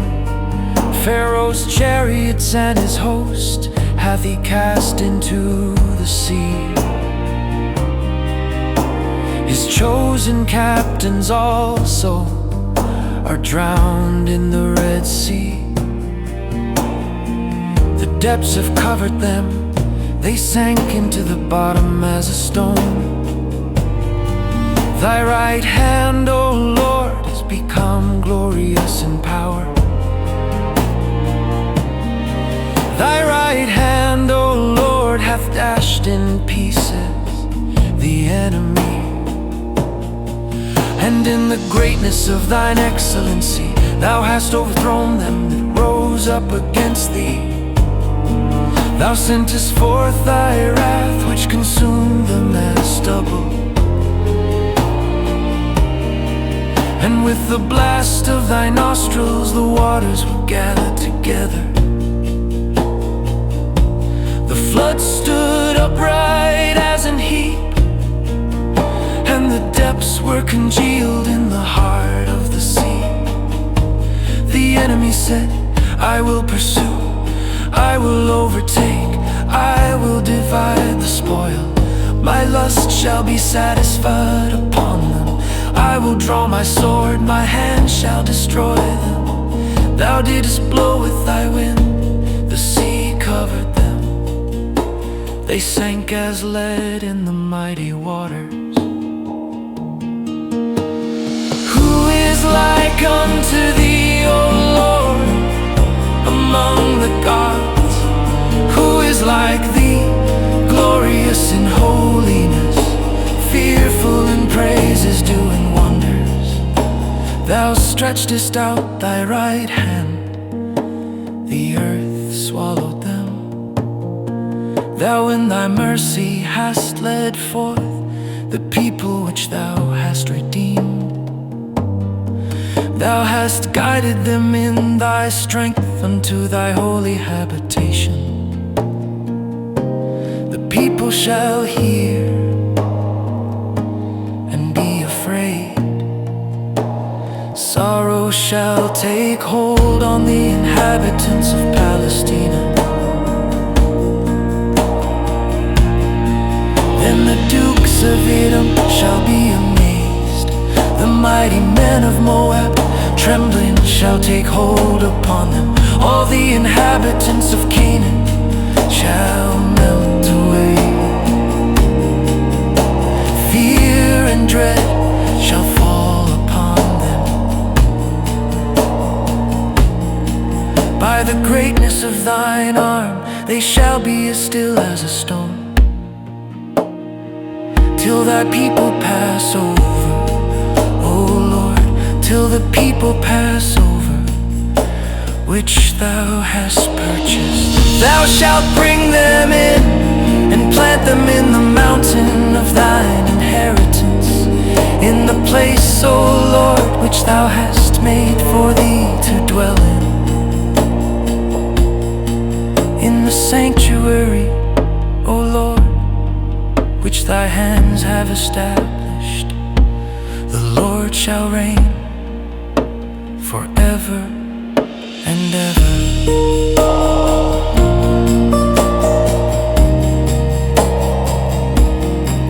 For the horse of Pharaoh went in with his chariots and with his horsemen into the sea. And the Lord brought again the waters of the sea upon them. But the children of Israel went on dry land in the midst of the sea. And Miriam the prophetess, the sister of Aaron, took a timbrel in her hand. And all the women went out after her with timbrels and with dances. And Miriam answered them, Sing ye to the Lord, for he hath triumphed gloriously. The horse and his rider hath he thrown into the sea. So Moses brought Israel from the Red Sea, and they went out into the wilderness of Shur. And they went 3 days in the wilderness and found no water. And when they came to Marah, they could not drink of the waters of Marah, for they were bitter. Therefore the name of it was called Marah. And the people murmured against Moses, saying, What shall we drink? And he cried unto the Lord. And the Lord shewed him a tree, which when he had cast into the waters were made sweet. There he made for them a statute and an ordinance, and there he proved them, and said, If thou wilt diligently hearken to the voice of the Lord thy God, and wilt do that which is right in his sight, and wilt give ear to his commandments, and keep all his statutes. I will put none of these diseases upon thee, which I have brought upon the Egyptians, for I am the Lord that healeth thee. And they came to Elim, where were 12 wells of water, and 70 palm trees, and they encamped there by the waters.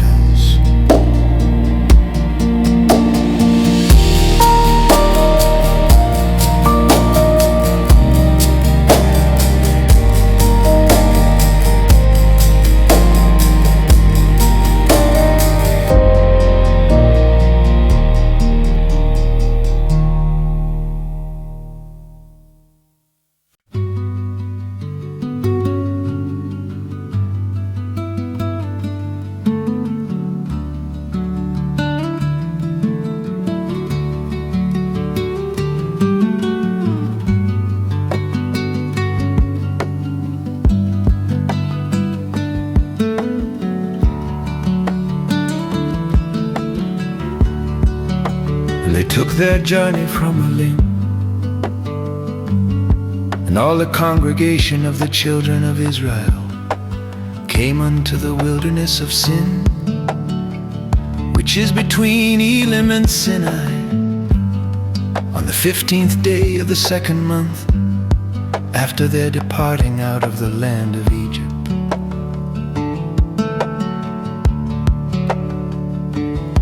And the whole congregation of the children of Israel murmured against Moses and Aaron in the wilderness. And the children of Israel said unto them, Would to God we had died by the hand of the Lord in the land of Egypt, when we sat by the flesh pots, and when we did eat bread to the full.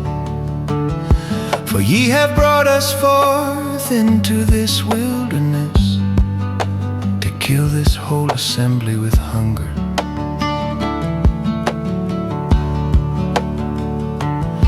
Then said the Lord unto Moses, Behold, I will rain bread from heaven for you, and the people shall go out and gather a certain rate every day, that I may prove them whether they will walk in my law or no.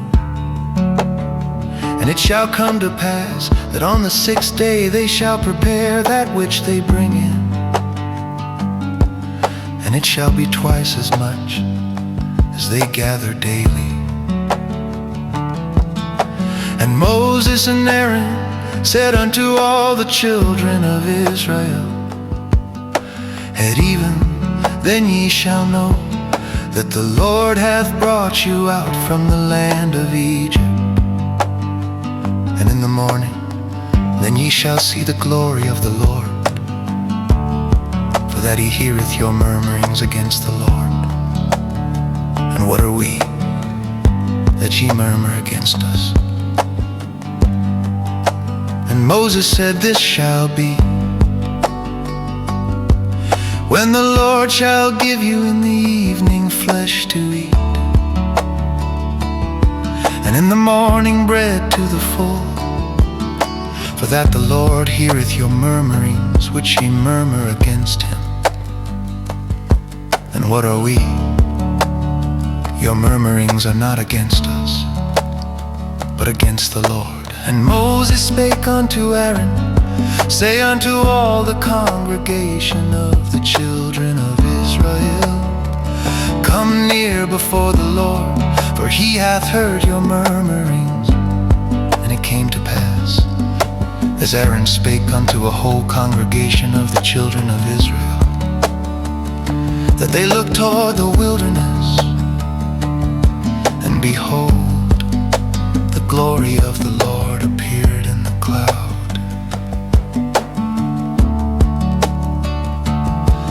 And the Lord spake unto Moses, saying, I have heard the murmurings of the children of Israel.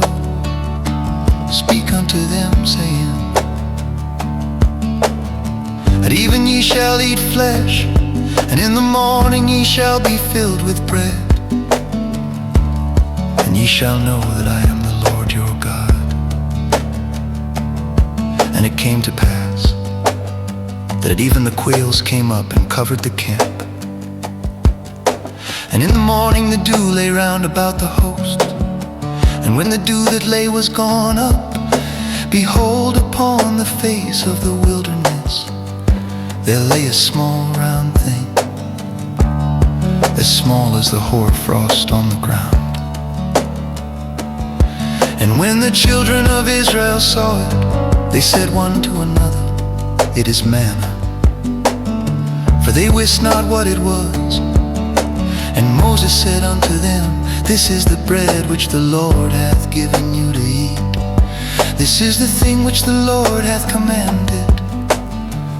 Gather of it every man according to his eating, an omer for every man, according to the number of your persons. Take ye every man for them which are in his tents. And the children of Israel did so, and gathered some more, some less.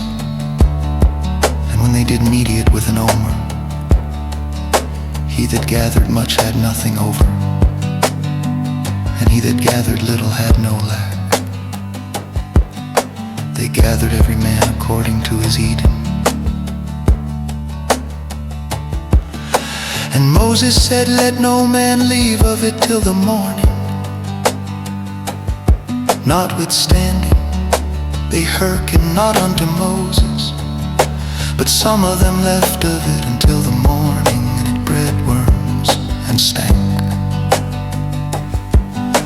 And Moses was wroth with them, and they gathered it every morning, every man according to his eating. And when the sun waxed hot, it melted. And it came to pass that on the 6th day they gathered twice as much bread, 2 omers for one man. And all the rulers of the congregation came and told Moses. And he said unto them, this is that which the Lord hath said, tomorrow is the rest of the holy Sabbath unto the Lord. Bake that which ye will bake today, and see that ye will seethe, and that which remaineth over lay up for you to be kept till the morning. And they laid it up till the morning, as Moses bade. And it did not stink, neither was there any worm therein. And Moses said, eat that today, for today is a Sabbath unto the Lord. Today ye shall not find it in the field, 6 days ye shall gather it. But on the 7th day, which is the Sabbath, in it there shall be none. And it came to pass that there went out some of the people on the 7th day for to gather, and they found none. And the Lord said unto Moses, how long refuse ye to keep my commandments and my laws? See, for that the Lord hath given you the Sabbath, therefore he giveth you on the 6th day the bread of 2 days. Abide ye every man in his place, let no man go out of his place on the 7th day. So the people rested on the 7th day. And the house of Israel called the name thereof manna, and it was like coriander seed white, and the taste of it was like wafers made with honey. And Moses said, this is the thing which the Lord commandeth. Fill an omer of it to be kept for your generations, that they may see the bread wherewith I have fed you in the wilderness, when I brought you forth from the land of Egypt. And Moses said unto Aaron, take a pot, and put an omer full of manna therein, and lay it up before the Lord to be kept for your generations, as the Lord commanded Moses. So Aaron laid it up before the testimony to be kept. And the children of Israel did eat manna 40 years until they came to a land inhabited. They did eat manna until they came unto the borders of the land of Canaan. Now an omer is the 10th part of an ephah.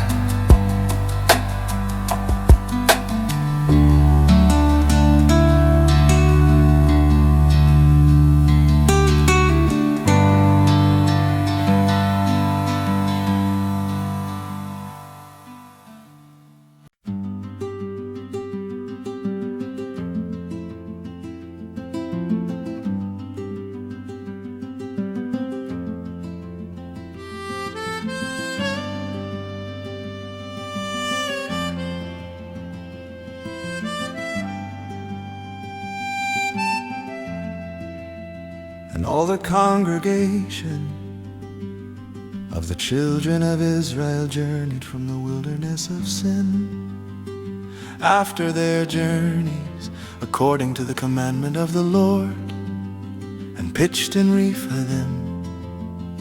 And there was no water for the people to drink.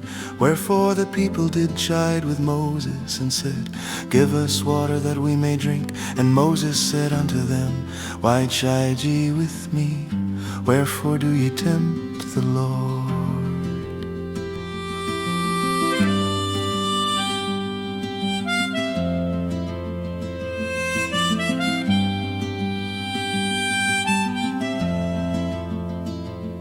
And the people thirsted there for water. And the people murmured against Moses, and said, Wherefore is this that thou hast brought us up out of Egypt, to kill us and our children and our cattle with thirst? And Moses cried unto the Lord, saying, What shall I do unto this people? They be almost ready to stone me. And the Lord said unto Moses, Go on before the people, and take with thee of the elders of Israel, and thy rod wherewith thou smotest the river. Take in thine hand and go. Behold, I will stand before thee there upon the rock in Horeb. And thou shalt smite the rock, and there shall come water out of it, that the people may drink. And Moses did so in the sight of the elders of Israel. And he called the name of the place Massah and Meribah, because of the chiding of the children of Israel, and because they tempted the Lord, saying, Is the Lord among us or not? Then came Amalek and fought with Israel in Rephidim. And Moses said unto Joshua, Choose us out men and go out, fight with Amalek. Tomorrow I will stand on the top of the hill with the rod of God in mine hand. So Joshua did as Moses had said to him, and fought with Amalek. And Moses, Aaron, and Hur went up to the top of the hill. And it came to pass, when Moses held up his hand, that Israel prevailed. And when he let down his hand, Amalek prevailed. But Moses' hands were heavy, and they took a stone and put it under him, and he sat thereon. And Aaron and Hur stayed up his hands, the one on the one side and the other on the other side. And his hands were steady until the going down of the sun. And Joshua discomfited Amalek and his people with the edge of the sword.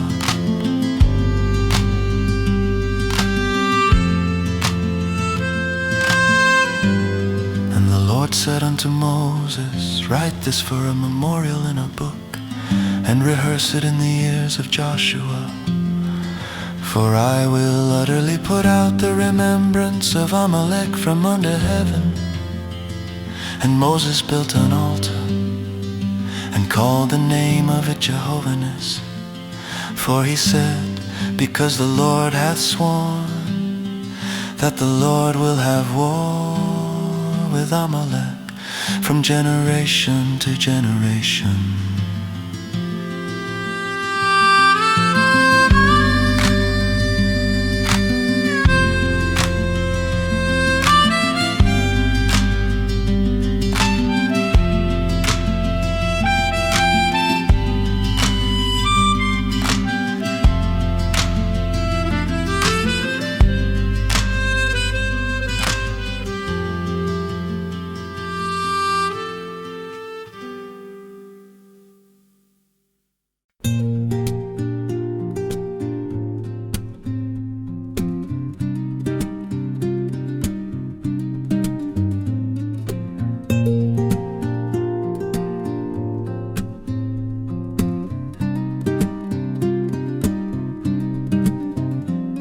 When Jethro, the priest of Midian, Moses' father-in-law, heard of all that God had done for Moses and for Israel his people, and that the Lord had brought Israel out of Egypt, then Jethro, Moses' father-in-law, took Zipporah, Moses' wife, after he had sent her back, and her 2 sons, of which the name of the one was Gershom, for he said, I have been an alien in a strange land.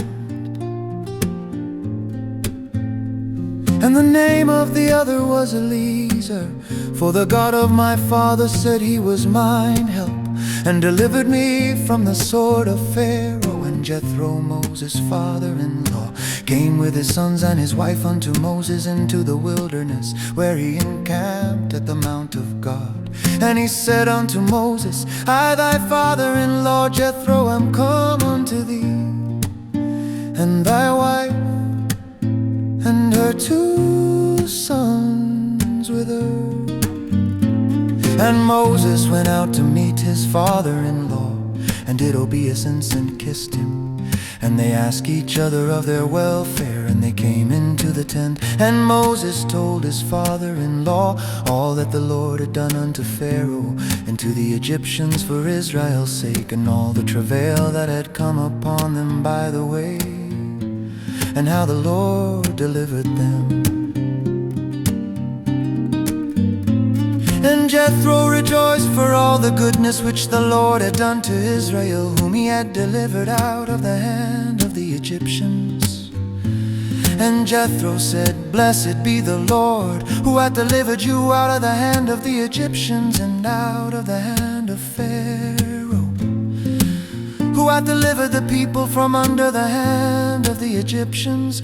Now I know that the Lord is greater than all gods, for in the thing wherein they dealt proudly, he was above them. And Jethro, Moses' father-in-law, took a burnt offering and sacrifices for God. And Aaron came, and all the elders of Israel, to eat bread with Moses' father-in-law before God.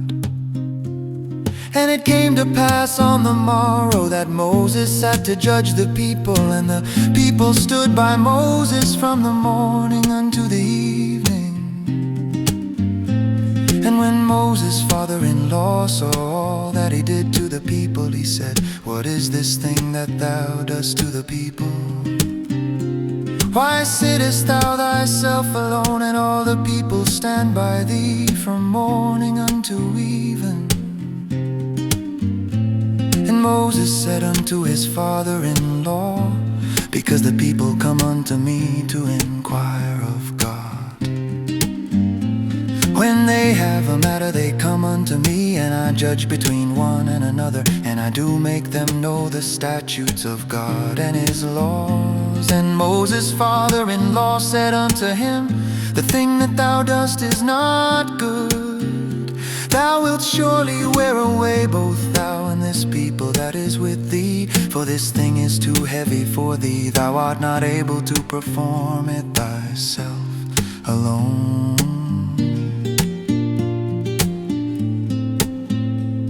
Hearken now unto my voice, I will give thee counsel, and God shall be with thee. Be thou for the people to God ward, that thou mayest bring the causes unto God. And thou shalt teach them ordinances and laws, and shalt shew them the way wherein they must walk, and the work that they must do. Moreover, thou shalt provide out of all the people able men, such as fear God, men of truth, hating covetousness, and place such over them, to be rulers of thousands, and rulers of hundreds, rulers of 50s, and rulers of 10s. And let them judge the people at all seasons. And it shall be that every great matter they shall bring unto thee, but every small matter they shall judge. So shall it be easier for thyself, and they they shall bear the burden with thee.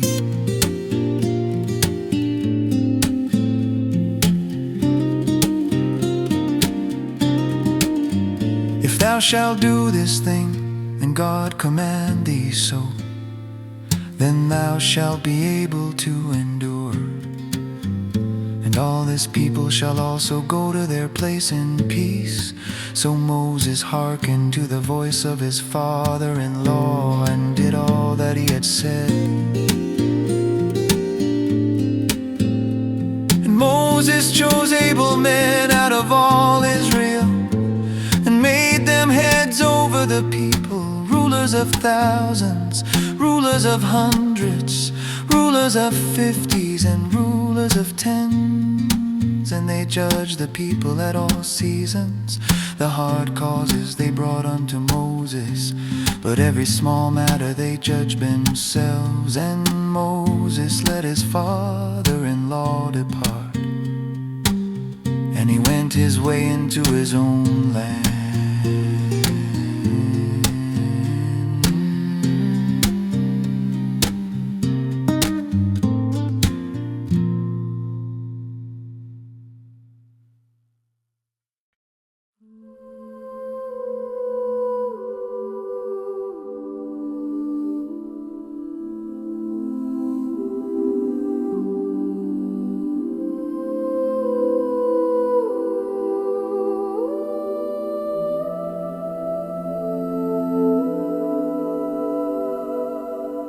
In the 3rd month, when the children of Israel were gone forth out of the land of Egypt, the same day came they into the wilderness of Sinai, for they were departed from Rephidim, and were come to the desert of Sinai, and had pitched in the wilderness, and there Israel camped before the mount. Moses went up unto God, and the Lord called unto him out of the mountain, saying, Thus shalt thou say to the house of Jacob, and tell the children of Israel, Ye have seen what I did unto the Egyptians, and how I bare you on eagle's wings, and brought you unto myself. Now therefore, if ye will obey my voice indeed, and keep my covenant, then ye shall be a peculiar treasure unto me above all people. For all the earth is mine, and ye shall be unto me a kingdom of priests, and an holy nation. These are the words which thou shalt speak unto the children of Israel. And Moses came and called for the elders of the people, and laid before their faces all these words which the Lord commanded him.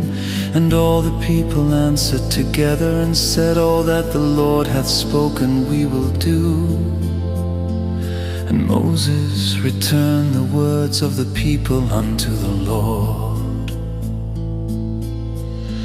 And the Lord said unto Moses, Lo, I come unto thee in a thick cloud, that the people may hear when I speak with thee, and believe thee forever. And Moses told the words of the people unto the Lord.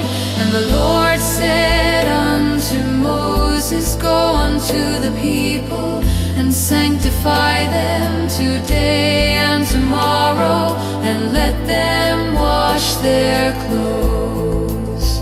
And be ready against the 3rd day. For the 3rd day the Lord will come down in the sight of all the people upon Mount Sinai. And thou shalt set bounds unto the people round about, saying, Take heed to yourselves, that ye go not up into the mount, or touch the border of it. Whosoever toucheth the mount shall be surely put to death. There shall not an hand touch it, but he shall surely be stoned or shot through. Whether it be beast or man, it shall not live. When the trumpet soundeth long, they shall come up to the mount. And Moses went down from the mount unto the people, and sanctified the people, and they washed their clothes. And he said unto the people,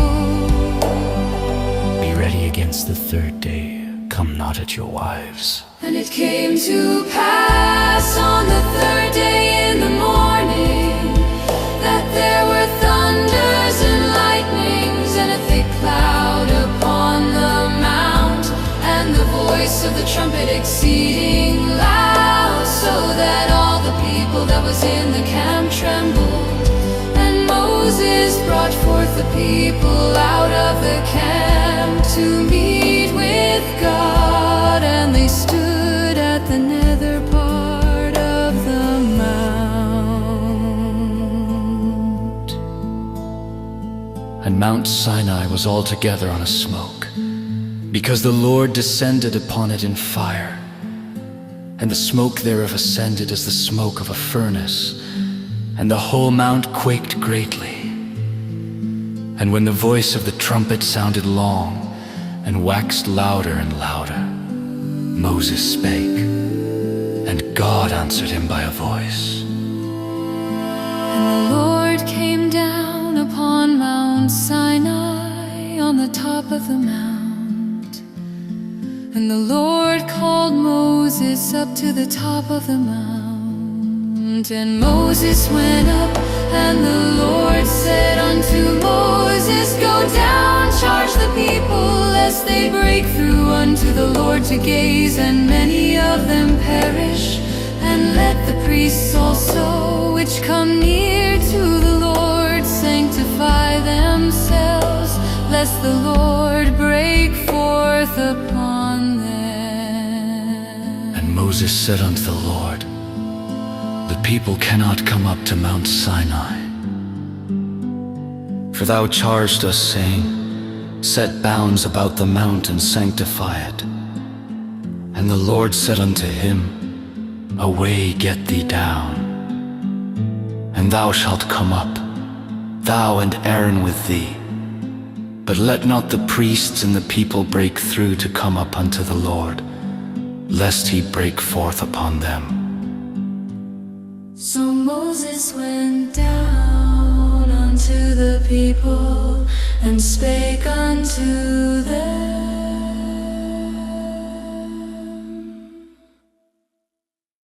And God spake all these words, saying, I am the Lord thy God, which have brought thee out of the land of Egypt, out of the house of bondage.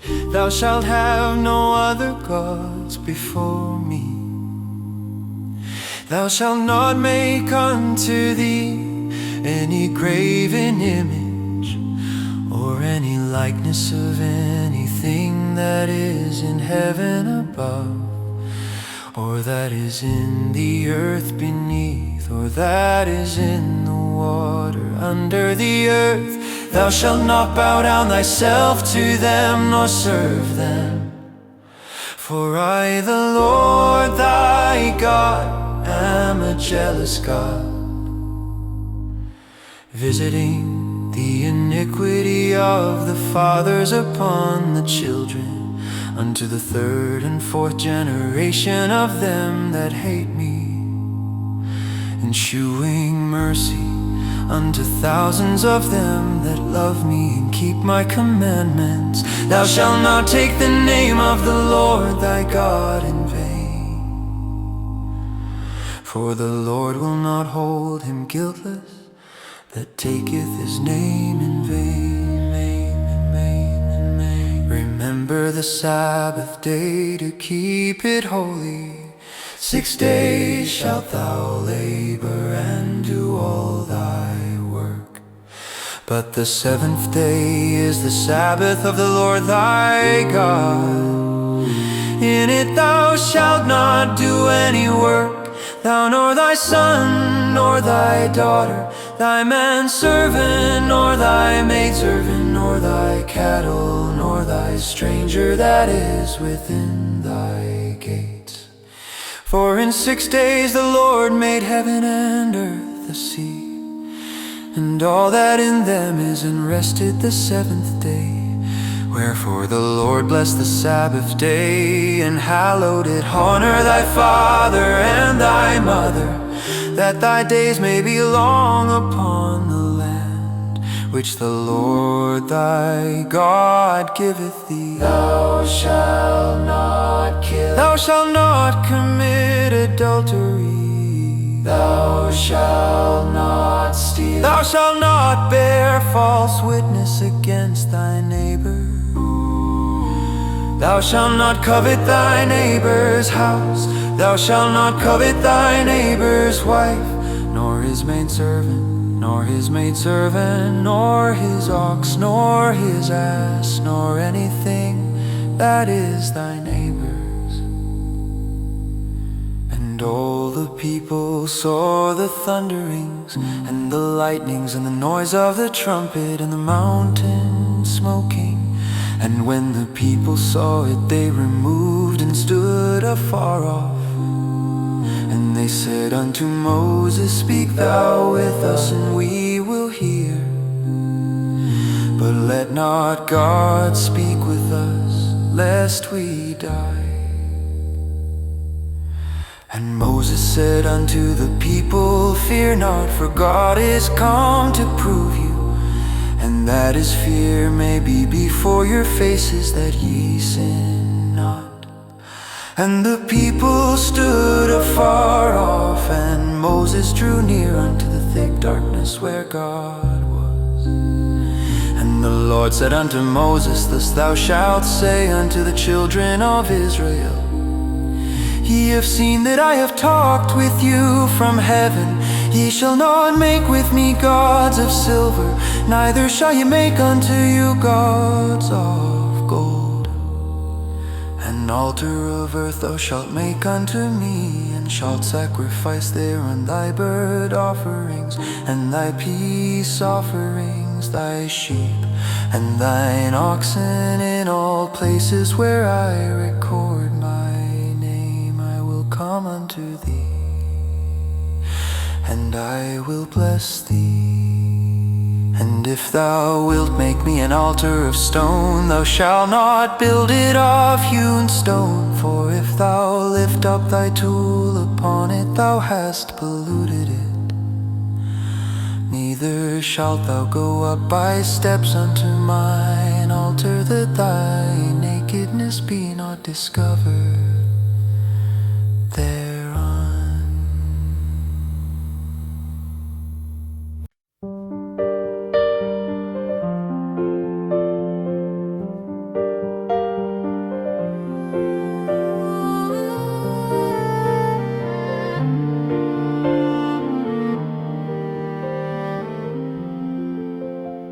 Now these are the judgments which thou shalt set before them. If thou buy an Hebrew servant, 6 years he shall serve, and in the 7th he shall go out free for nothing. If he came in by himself, he shall go out by himself. If he were married, then his wife shall go out with him.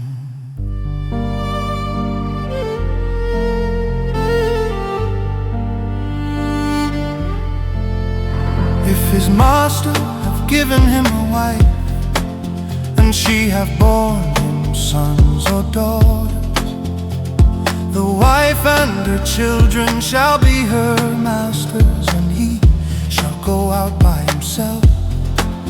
And if the servant shall plainly say, I love my master, my wife, and my children, I will not go out free, then his master shall bring him unto the judges, he shall also bring him to the door, or unto the doorpost.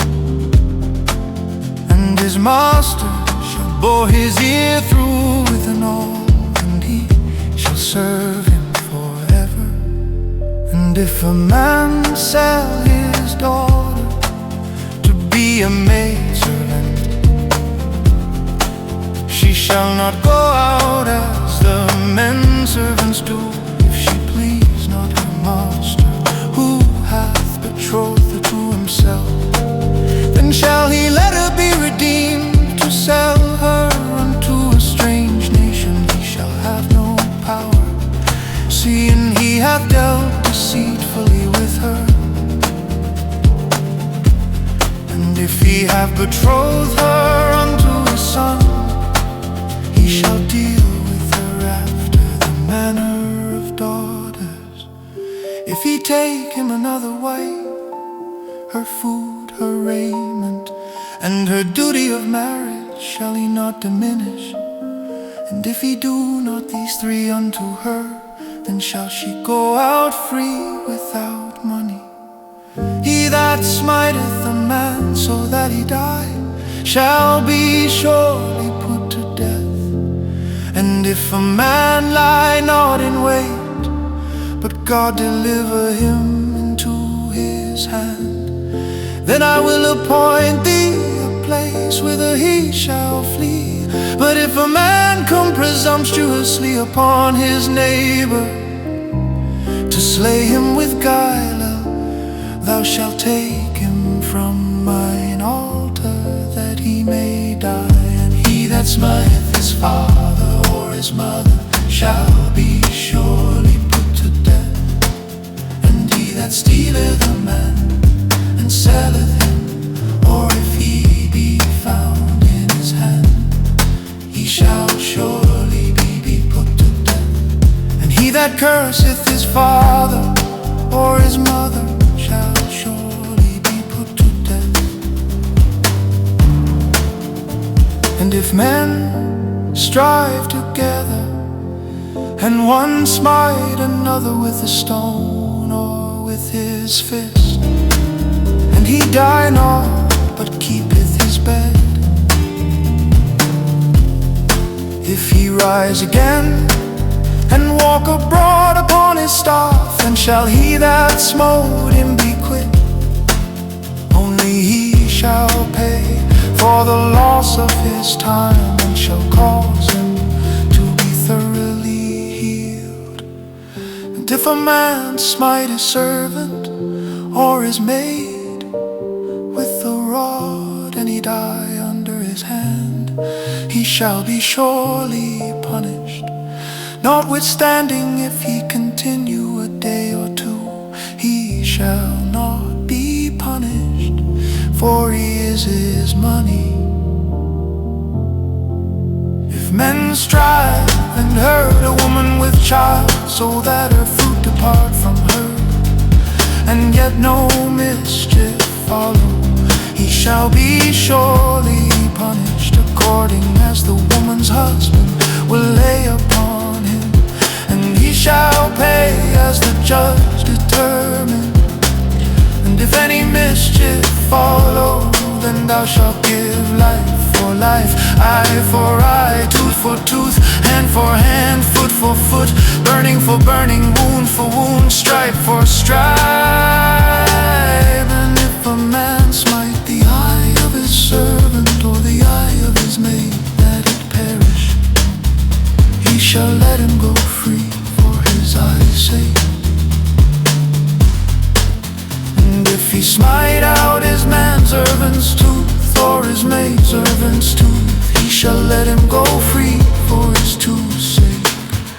If an ox gore a man or a woman that they die, then the ox shall be surely stoned, and his flesh shall not be eaten, but the owner of the ox shall be quit. But if the ox were wont to push with his horn in time past, and it hath been testified to his owner, and he hath not kept him in, but that he hath killed a man ox shall be stoned, and his owner also shall be put to death.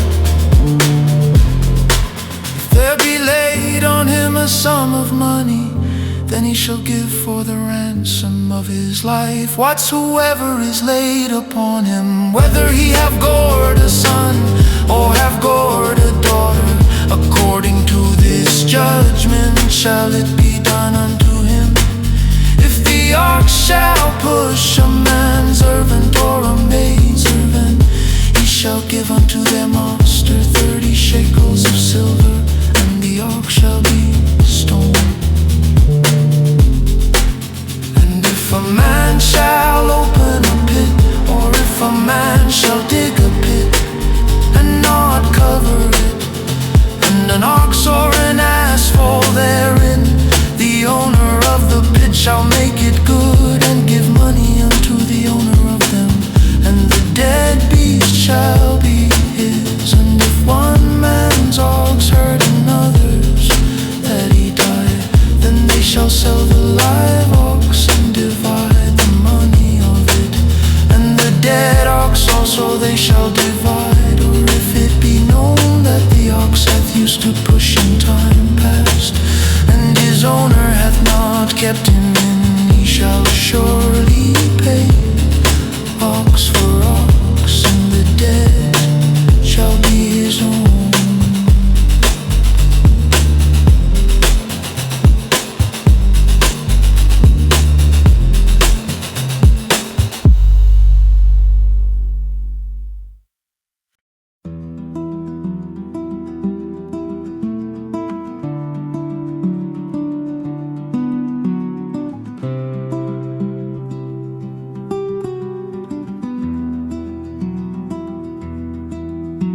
If a man shall steal an ox or a sheep and kill it or sell it, he shall restore 5 oxen for an ox and 4 sheep for a sheep.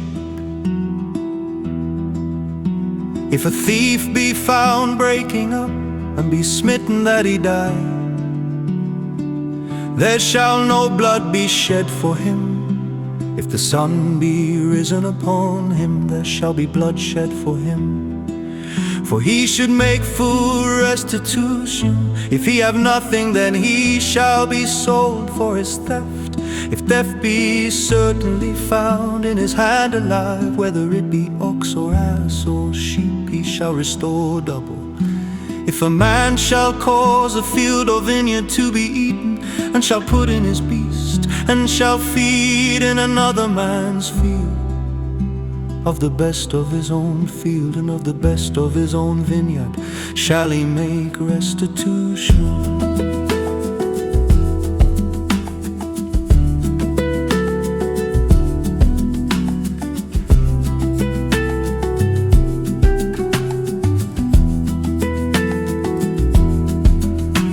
If fire break out and catching thorn, so that the stacks of corn or the standing corn or the field be consumed therewith, he that kindled the fire shall surely make restitution.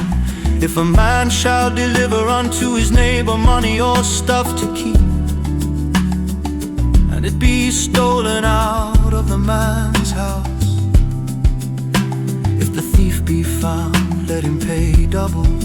If the thief be not found, then the master of the house shall be brought unto the judges, to see whether he have put his hand unto his neighbor's goods. For all manner of trespass, whether it be for ox, for ass, for sheep, for raiment, or for any manner of lost thing which another challengeth to be his, the cause of both parties shall come before the judges, and whom the judges shall condemn, he shall pay double unto his neighbor. If a man deliver unto his neighbor an ass or an ox or a sheep or any beast to keep, and it die or be hurt or driven away, no man seeing it, then shall an oath of the Lord be between them both, that he hath not put his hand unto his neighbor's goods. And the owner of it shall accept the roof, and he shall not make it good. And if it be stolen from him, he shall make restitution unto the owner thereof. If it be torn in pieces, then let him bring it for witness, and he shall not make good that which was torn. And if a man borrow aught of his neighbor, it be hurt or die, the owner thereof being not with it, he shall surely make it good. But if the owner thereof be with it, he shall not make it good. If it be an hired thing, it came for his hire. And if a man entice a maid that is not betrothed, and lie with her, he shall surely endow her to be his wife. If a father utterly refuse to give her unto him, he shall pay money according to the dowry of virgins. Thou shalt not suffer a witch to live. Whosoever lieth with a beast shall surely be put to death. He that sacrifice unto any god, save unto the Lord only, he shall be utterly destroyed. Thou shalt neither vex a stranger nor oppress him, for ye were strangers in the land of Egypt. Ye shall not afflict any widow or fatherless child. If thou afflict them in any wise, and they cry at all unto me, I will surely hear their cry. And my wrath shall wax hot, and I will kill you with the sword, and your wives shall be widows, and your children fatherless. If thou lend money to any of my people that is poor by thee, thou shalt not be to him as an usurer, neither shalt thou lay upon him usury. If thou at all take thy neighbor's raiment to pledge, thou shalt deliver it unto him by that the sun goeth down. For that is his covering only, it is his raiment for his skin. Wherein shall he sleep? And it shall come to pass when he crieth unto me, that I will hear, for I am gracious. Thou shalt not revile the gods, nor curse the ruler of thy people. Thou shalt not delay to offer the first of thy ripe fruits, and of thy liquors. The firstborn of thy son shalt thou give unto me. Likewise shalt thou do with thine oxen and with thy sheep. 7 days it shall be with his dam. On the 8th day thou shalt give it me, and ye shall be holy men unto me. Neither shall ye eat any flesh that is torn of beasts in the field. You shall cast it to the doors.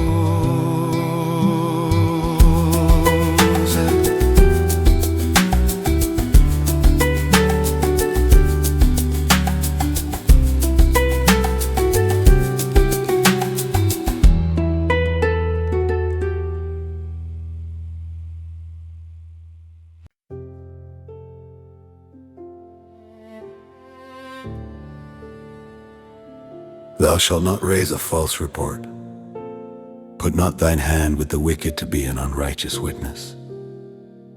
Thou shalt not follow a multitude to do evil, neither shalt thou speak in a cause to decline after many to wrest judgment. Neither shalt thou countenance a poor man in his cause. If thou meet thine enemy's ox or his ass going astray, thou shalt surely bring it back to him again. If thou see the ass of him that hateth thee lying under his burden, and wouldest forbear to help him, thou shalt surely help with him. Thou shalt not wrest the judgment of thy poor in his cause. Keep thee far from a false matter, and the innocent and righteous slay thou not. For I will not justify the wicked, and thou shalt take no gift. For the gift blindeth the wise, lies, and perverteth the words of the righteous. Also thou shalt not oppress a stranger, for ye know the heart of a stranger, seeing ye were strangers in the land of Egypt. And 6 years thou shalt sow thy land, and shalt gather in the fruits thereof. But the 7th year thou shalt let it rest and lie still, that the poor of thy people may eat, and what they leave the beasts of the field shall eat. In like manner thou shalt deal with thy vineyard and with thy olive yard. 6 days thou shalt do thy work, and on the 7th day thou shalt rest, that thine ox and thine ass may rest, and the son of thy handmaid and the stranger may be refreshed. And in all things that I have said unto you, be circumspect, and make no mention of the name of other gods, neither let it be heard out of thy mouth. 3 times thou shalt keep a feast unto me in the year. Thou shalt keep the feast of unleavened bread. Thou shalt eat unleavened bread 7 days as I commanded thee, in the time appointed of the month Abib, for in it thou camest out from Egypt. And none shall appear before me empty. And the feast of harvest, the firstfruits of thy labors which thou hast sown in the field. And the feast of Ingaring, which is in the end of the year, when thou hast gathered in thy labors out of the field. 3 times in the year all thy males shall appear before the Lord God. Thou shalt not offer the blood of my sacrifice with living bread, neither shall the fat of my sacrifice remain until the morning. The first of the firstfruits of thy land thou shalt bring into the house of the Lord thy God. Thou shalt not see the kid in his mother's milk. Behold, I send an angel before thee, to keep thee in the way, and to bring thee into the place which I have prepared. Beware of him, and obey his voice. Provoke him not, for he will not pardon your transgressions, for my name is in him. But if thou shalt indeed obey his voice, and do all that I speak, then I will be an enemy unto thine enemies, and an adversary unto thine adversaries.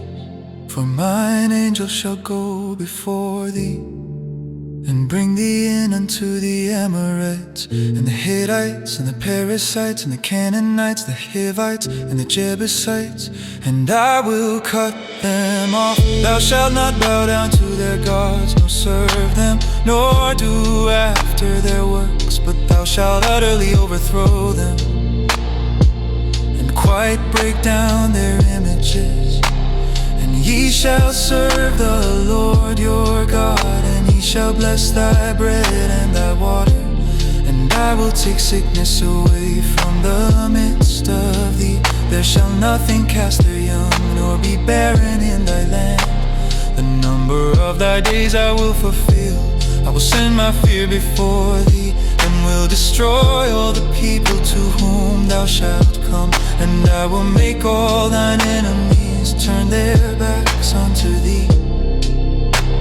And I will send hornets before thee, which shall drive out the Hivite, the Canaanite, and the Hittite from before thee. I will not drive them out from before thee in 1 year, lest the land become desolate, and the beast of the field multiply against thee. By little and little I will drive them out from before thee, until thou be increased and inherit the land.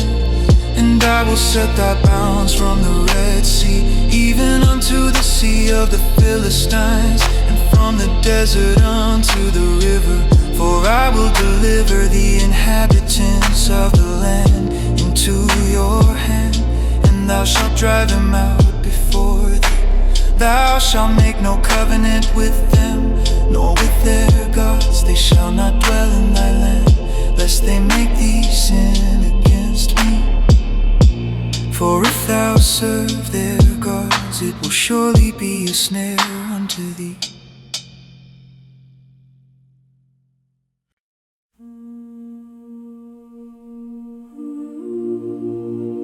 And he said unto Moses, Come up unto the Lord, thou and Aaron, Nadab and Abihu, and 70 of the elders of Israel,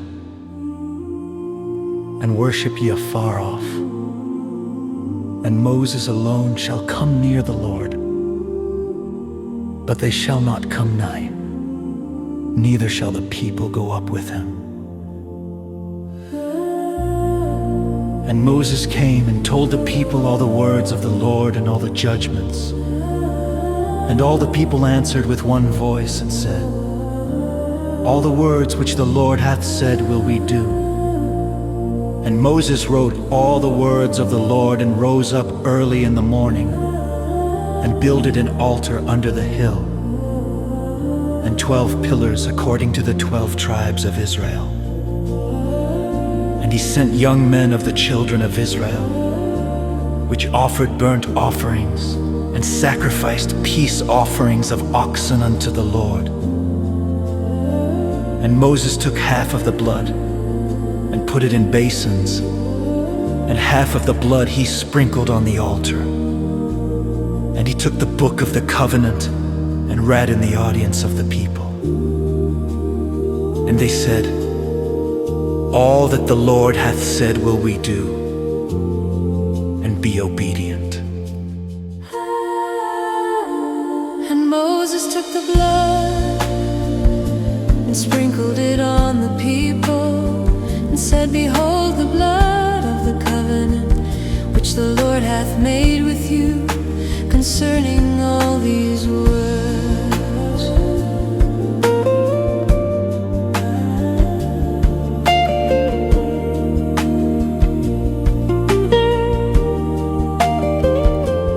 Then went up Moses and Aaron, Nadab and Abihu,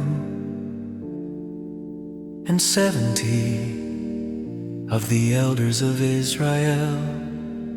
And they saw the God of Israel, and there was under his feet as it were a paved work of a sapphire stone, and as it were the body of heaven in his clearness. And upon the nobles of the children of Israel he laid not his hand. Also they saw God, and did eat and drink. And the Lord said unto Moses, Come up to me into the mount, and be there. And I will give thee tables of stone, and a law and commandments which I have written, that thou mayest teach them. And Moses rose up, and his minister Joshua. And Moses went up into the mount of God. And he said unto the elders, Tarry ye here for us until we come again unto you. And behold, Aaron and Hur are with you. If any man have any matters to do, let him come unto them. And Moses went up into the mount, and a cloud covered the mount, and the glory of the Lord abode upon Mount Sinai. And the cloud covered it 6 days. And the 7th day he called unto Moses Out of the midst of the cloud. And the sight of the glory of the Lord was like devouring fire on the top of the mount in the eyes of the children of Israel.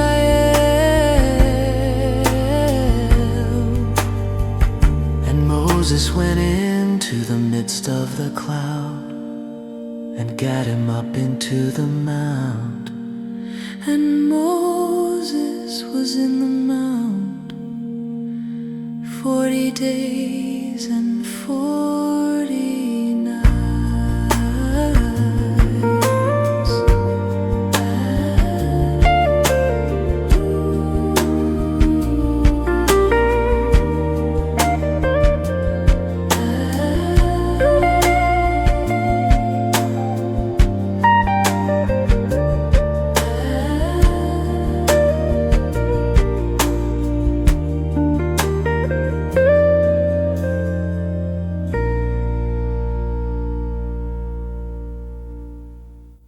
And the Lord spake unto Moses, saying, Speak unto the children of Israel, that they bring me an offering of every man that giveth it willingly with his heart. Ye shall take my offering, and this is the offering which ye shall take of them: gold and silver and brass and blue and purple and scarlet and fine linen and goat's hair and ram skins dyed red and badger skins and shittim wood, oil for the light, spices for anointing oil and for sweet incense, onyx stones and stones to be set in the ephod and in the breastplate. And let them make me a sanctuary, that I may dwell among them, according to all that I shew thee, after the pattern of the tabernacle and the pattern of all the instruments thereof. Even so shall ye make it. And they shall make an ark of shittim wood, 2 cubits and a half shall be the length thereof, and 1 cubit and a half the breadth thereof, and 1 cubit and a half the height thereof. And thou shalt overlay it with pure gold within and without shalt thou overlay it, and shalt make upon it a crown of gold round about.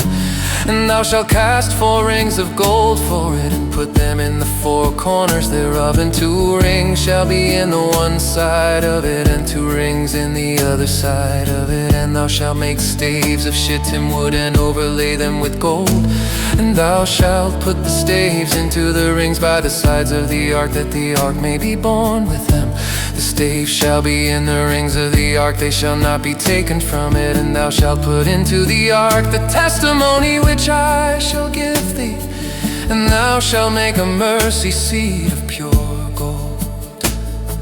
2 cubits and a half shall be the length thereof, and 1 cubit and a half the breadth thereof. And thou shalt make 2 cherubims of gold.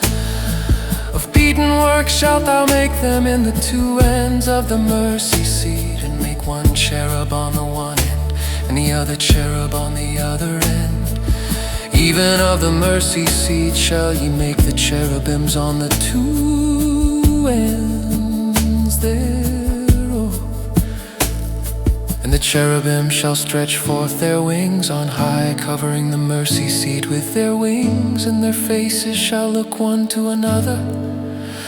Toward the mercy seat shall the faces of the cherubims be. And thou shalt put the mercy seat above upon the ark, and in the ark thou shalt put the testimony that I shall give thee. And there I will meet with thee, and I will commune with thee from above the mercy seat, from between the 2 cherubims which are upon the ark of the testimony of all things, which I will give thee in commandment unto the children of Israel.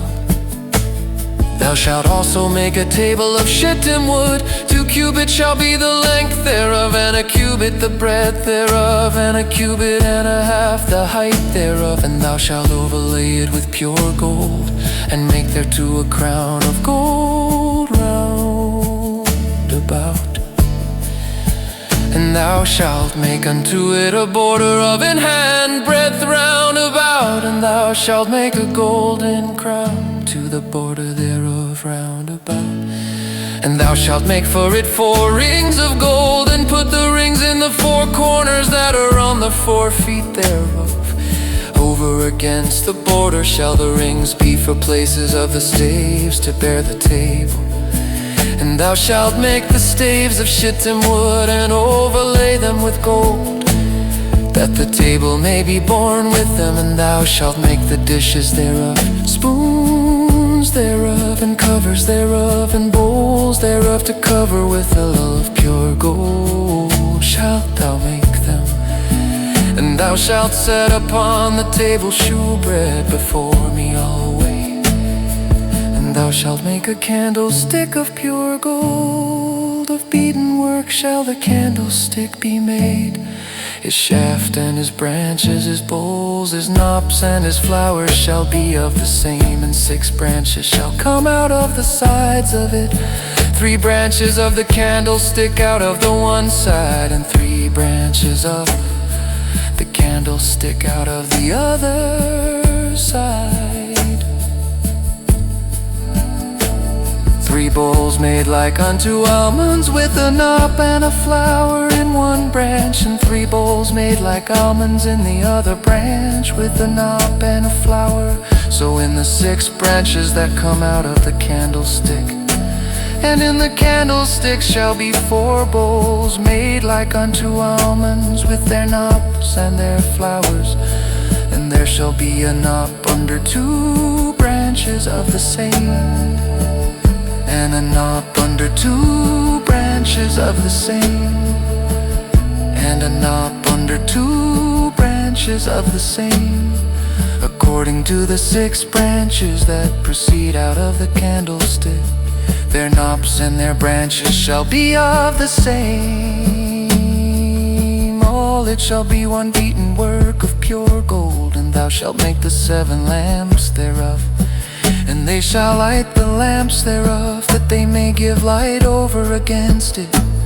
And the tongues thereof and the snuff dishes thereof shall be of pure gold. Of a talent of pure gold shall he make it, with all these vessels. And look, that thou make them after their pattern, which was shewed thee in the mount.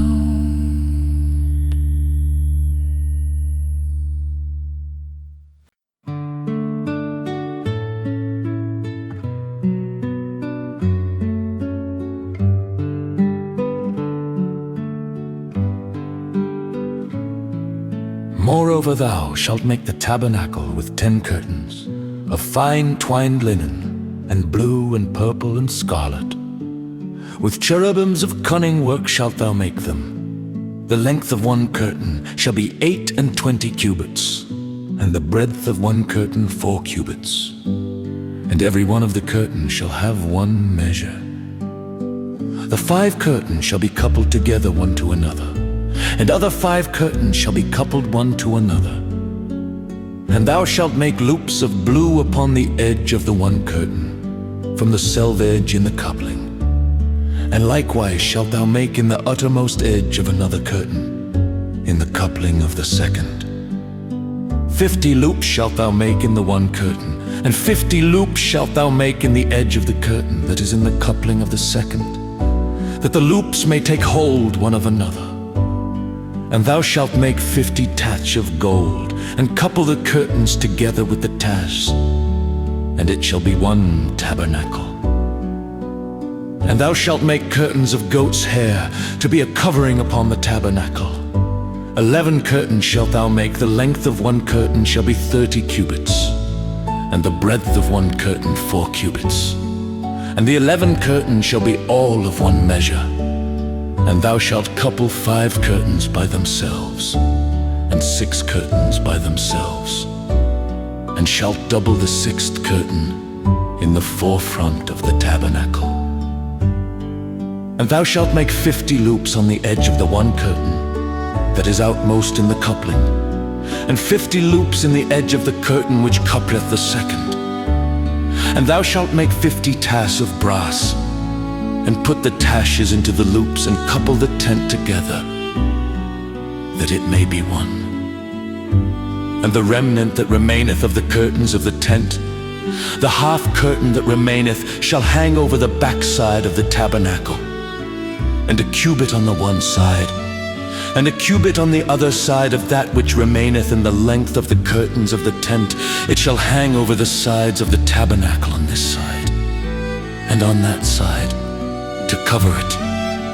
And thou shalt make a covering for the tent of ram's skins dyed red, and a covering above of badger skins. And thou shalt make boards for the tabernacle of shittim wood standing up. 10 cubits shall be the length of a board, and a cubit and a half shall be the breadth of 1 board. 2 tenons shall there be in 1 board, set in order one against another. Thus shalt thou make for all the boards of the tabernacle. And thou shalt make the boards for the tabernacle, 20 boards on the south side southward. And thou shalt make 40 sockets of silver under the 20 boards, 2 sockets under one board for his 2 tenons, and 2 sockets under another board for his 2 tenons. And for the second side of the tabernacle on the north side, there shall be 20 boards, and there 40 sockets of silver, 2 sockets under one board, and 2 sockets under another board. And for the sides of the tabernacle westward thou shalt make 6 boards, and 2 boards shalt thou make for the corners of the tabernacle in the 2 sides. And they shall be coupled together beneath, and they shall be coupled together above the head of it unto one ring. Thus shall it be for them both. They shall be for the 2 corners, and they shall be 8 boards, and their sockets of silver, 16 sockets, 2 sockets under one board, and 2 sockets under another board. And thou shalt make bars of shittim wood, 5 for the boards of the one side of the tabernacle, and 5 bars for the boards of the other side of the tabernacle, and 5 bars for the boards of the side of the tabernacle, for the 2 sides westward. And the middle bar in the midst of the board shall reach from end to end. And thou shalt overlay the boards with gold, and make their rings of gold for places for the bars.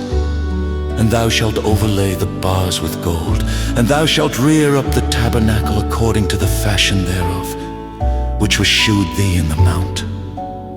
And thou shalt make a veil of blue and purple and scarlet, and fine twined linen of cunning work.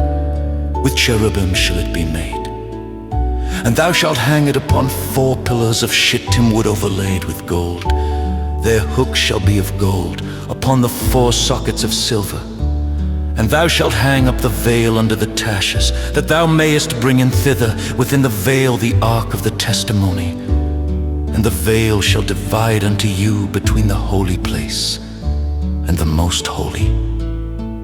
And thou shalt put the mercy seat upon the ark of the testimony in the most holy place. And thou shalt set the table without the veil, and the candlestick over against the table on the side of the tabernacle toward the south. And thou shalt put the table on the north side, and thou shalt make an hanging for the door of the tent of blue and purple and scarlet, and fine twined linen wrought with needlework. And thou shalt make for the hanging 5 pillars of shittim wood, and overlay them with gold, and their hooks shall be of gold, and thou shalt cast 5 sockets of brass for them.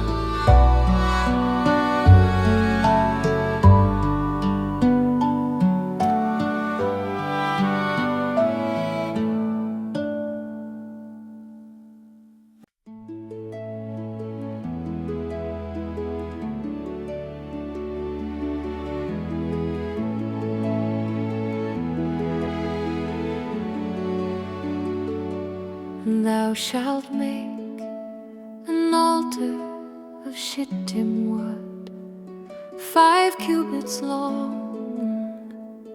5 cubits broad. The altar shall be 4 square, and the height of shall be 3 cubits. And thou shalt make the horns of it upon the 4 corners there. His horns shall be of the same, and thou shalt overlay it with brass. And thou shalt make his pans to receive his ashes, and his shovels, and his basins, and his flesh hooks, and his fire pans. All the vessels thereof thou shalt make of brass. And thou shalt make for it a great network of brass. And upon the net shalt thou make 4 brazen rings in the 4 corners thereof.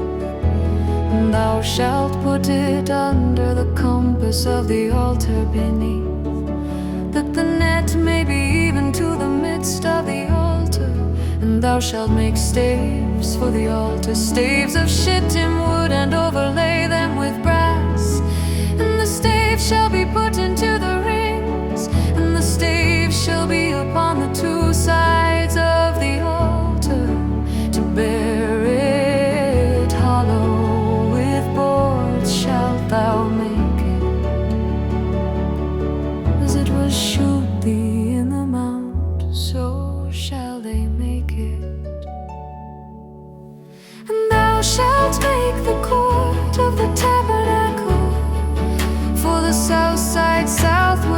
shall be hangings for the court of fine twined linen of 100 cubits long for one side, and the 20 pillars thereof, and their 20 sockets shall be of brass. The hooks of the pillars and their fillets shall be of silver. And likewise for the north side in length there shall be hangings of 100 cubits long, and his 20 pillars and their 20 sockets of brass. The hooks of the pillars and their fillets of silver. And for the breadth of the court on the west side shall be hangings of 50 cubits, their pillars 10, their sockets 10. And the breadth of the court on the east side eastward shall be 50 cubits, the hangings of one side of the gate shall be 15 cubits, their pillars 3 and their sockets 3. And on the other side shall be hangings 15 cubits, their pillars 3 and their sockets 3. And for the gate of the court shall be an hanging of 20 cubits of blue and purple and scarlet and fine twined linen wrought with needlework. And their pillars shall be 4 and their sockets 4. All the pillars round about the court shall be filleted with silver, their hooks shall be of silver, and their sockets of brass. The length of the court shall be 100 cubits, and the breadth 50 everywhere, and the height 5 cubits of fine twined linen, and their sockets of brass. All the vessels of the tabernacle in all the service thereof, and all the pins thereof, and all the pins of the court shall be of brass.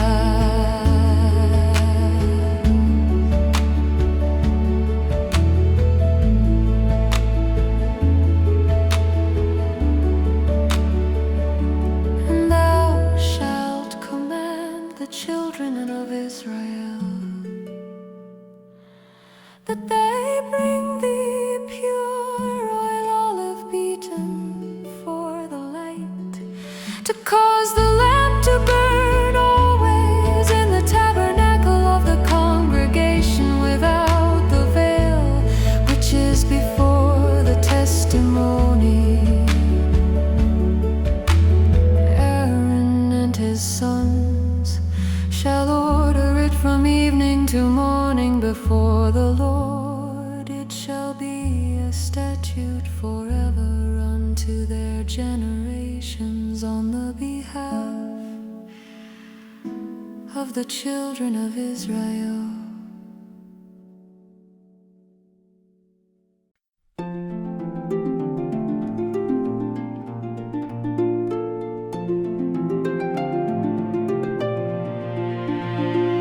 And take thou unto thee Aaron thy brother, and his sons with him from among the children of Israel, that he may minister unto me in the priest's office, even Aaron, Nadab, and Abihu, Eleazar and Ithamar, Aaron's sons.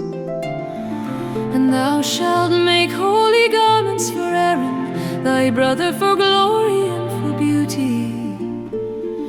And thou shalt speak unto all that are wise-hearted, whom I have filled with the spirit of wisdom, that they may make Aaron's garments to consecrate him, that he may minister unto me in the priest's office. And these are the garments which they shall make: a breastplate, and an ephod, and a robe, and a broidered coat, a mitre and a girdle. And they shall make holy garments for Aaron thy brother and his sons, that he may minister unto me in the priest's office.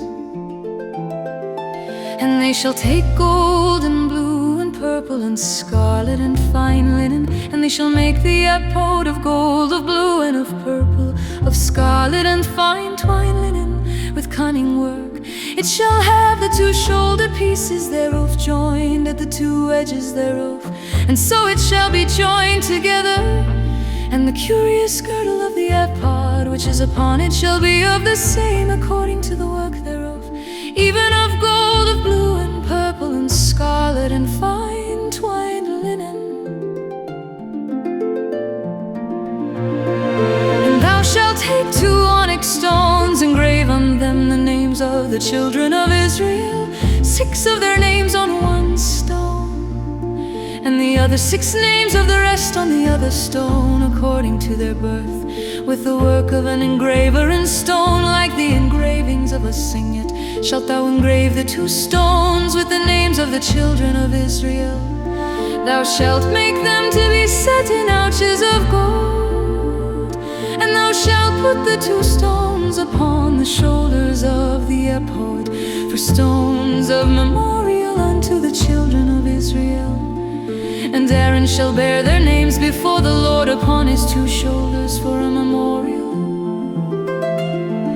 And thou shalt make ouches of gold, and 2 chains of pure gold at the ends. Of wreathen work shalt thou make them, and fasten the wreathen chains to the ouches. And thou shalt make the breastplate of judgment with cunning work. After the work of the ephod thou shalt make it of gold, of blue, and of purple, and of scarlet, and a fine twined linen shalt thou make it. 4 it shall be, being doubled. A span shall be the length thereof, and a span shall be the breadth thereof. And thou shalt set in its settings of stones, even 4 rows of stones. The 1st row shall be a sardius, a topaz, and a carbuncle. This shall be the 1st row. And the 2nd row shall be an emerald, a sapphire, and a diamond. And the 3rd row a ligure, an agate, and an amethyst. And the 4th row a beryl, and an onyx, and a jasper. They shall be set in gold in their enclosings. And the stones shall be with the names of the children of Israel, 12 according to their names, like the engravings of a signet. Everyone with his name shall they be, according to the 12 tribes. And thou shalt make upon the breastplate chains at the ends of wreathen work of pure gold. Thou shalt make upon the breastplate 2 rings of gold, and shalt put the 2 rings on the 2 ends of the breastplate.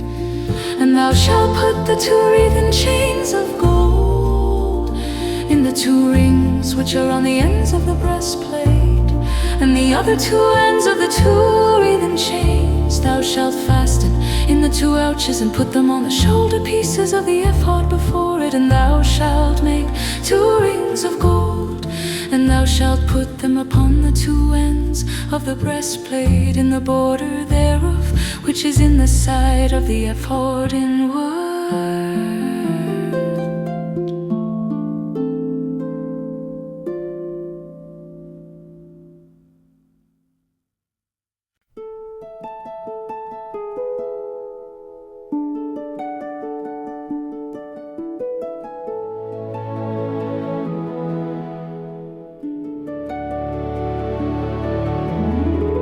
And 2 other rings of gold thou shalt make, and shalt put them on the 2 sides of the ephod underneath, toward the forepart thereof, over against the other coupling thereof, above the curious girdle of the ephod. And they shall bind the breastplate by the rings thereof unto the rings of the ephod, with a lace of blue, that it may be above the curious girdle of the ephod, and that the breastplate be not loosed from the ephod.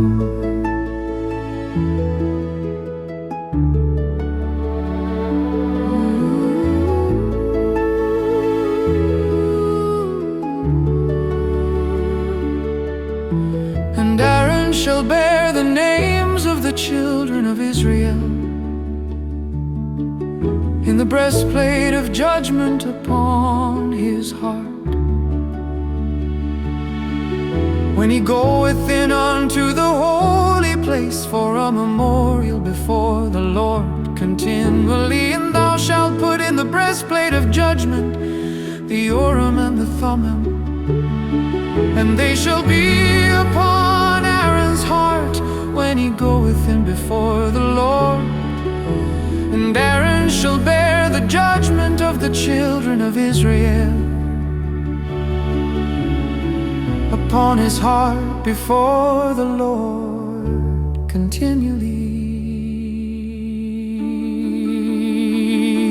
And thou shalt make the robe of the ephod all of blue, and there shall be an hole in the top of it, in the midst thereof. It shall have a binding of woven work round about the whole of it, as it were the whole of an habergeon, that it be not rent. And beneath upon the hem of it thou shalt make pomegranates of blue and of purple and of scarlet round about the hem thereof, and bells of gold between them round about, a golden bell and a pomegranate, a golden bell and a pomegranate upon the hem of the robe round about. And it shall be upon Aaron to minister, and his sound shall be heard when he goeth in unto the holy place before the Lord, and when he cometh out, that he die not.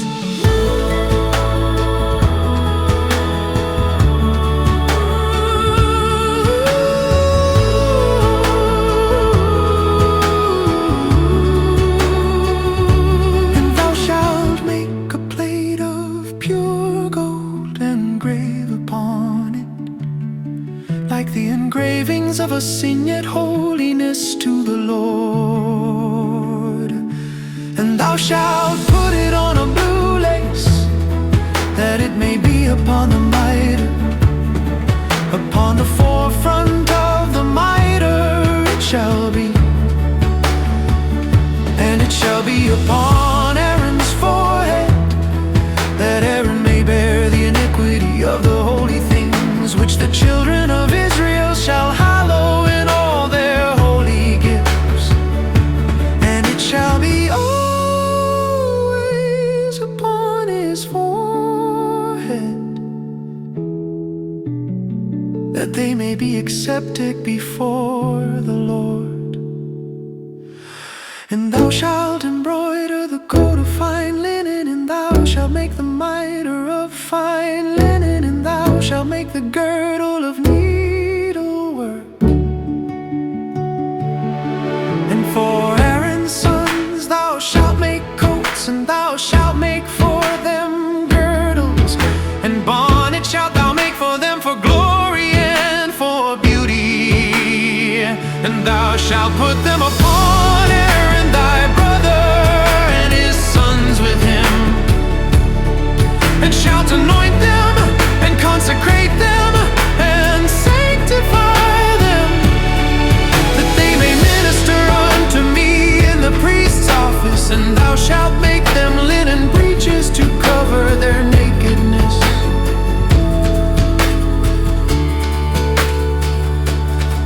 From the loins even unto the thighs they shall reach,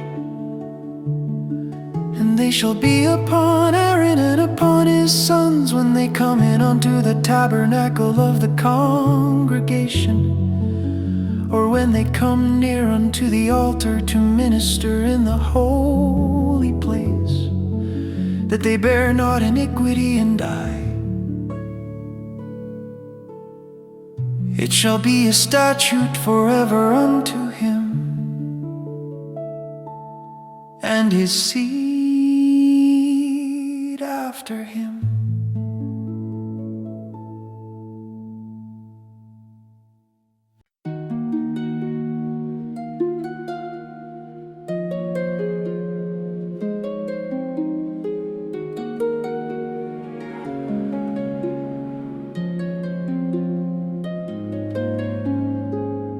this is the thing that thou shalt do unto them to hallow them, to minister unto me in the priest's office. Take 1 young bullock, and 2 rams without blemish, and unleavened bread, and cakes unleavened tempered with oil, and wafers unleavened anointed with oil. Of wheat and flour shalt thou make them. And thou shalt put them into 1 basket, and bring them in the basket with the bullock and the 2 rams.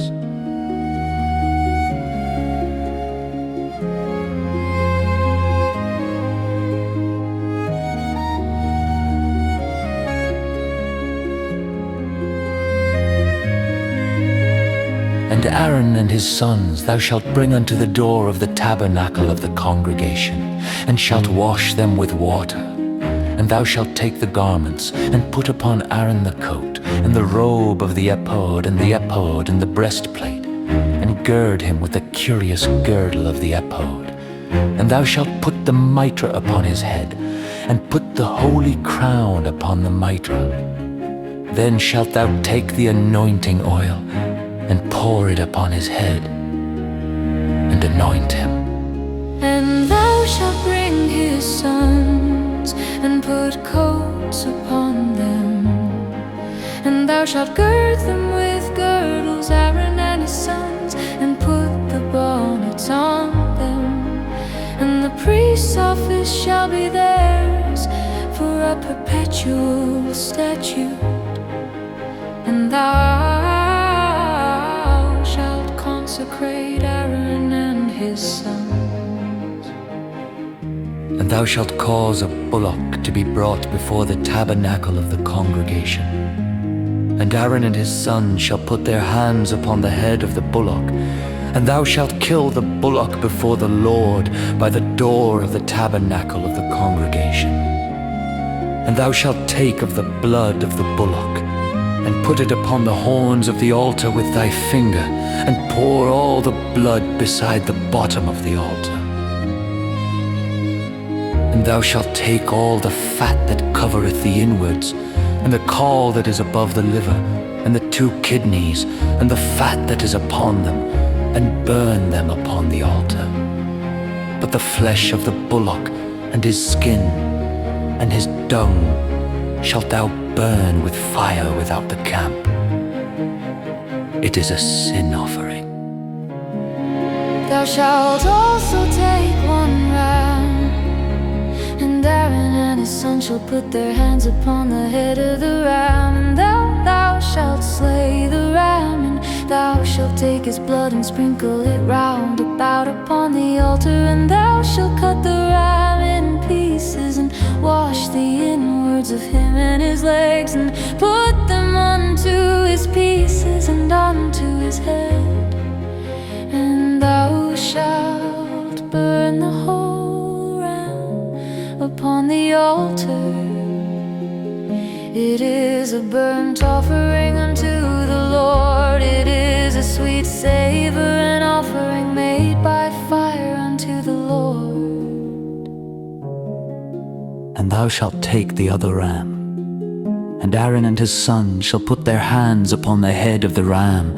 Then shalt thou kill the ram, and take of his blood, and put it upon the tip of the right ear of Aaron, and upon the tip of the right ear of his sons, and upon the thumb of their right hand, and upon the great toe of their right foot, and sprinkle the blood upon the altar round about.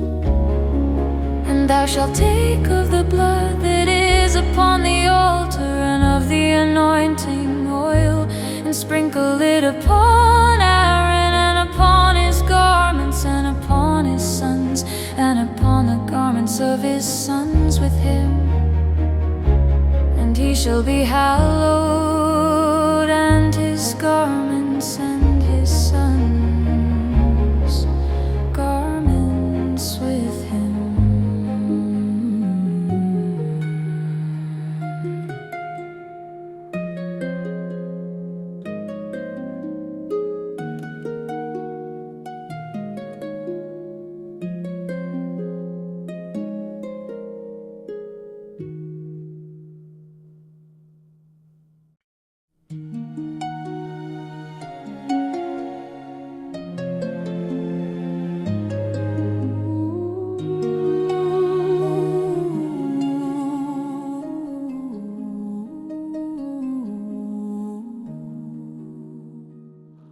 Also thou shalt take of the ram the fat and the rump, and the fat that covereth the inwards, and the caul above the liver, and the 2 kidneys, and the fat that is upon them, and the right shoulder, for it is a ram of consecration, and 1 loaf of bread, and 1 cake of oiled bread, and 1 wafer out of the basket of the unleavened bread that is before the Lord.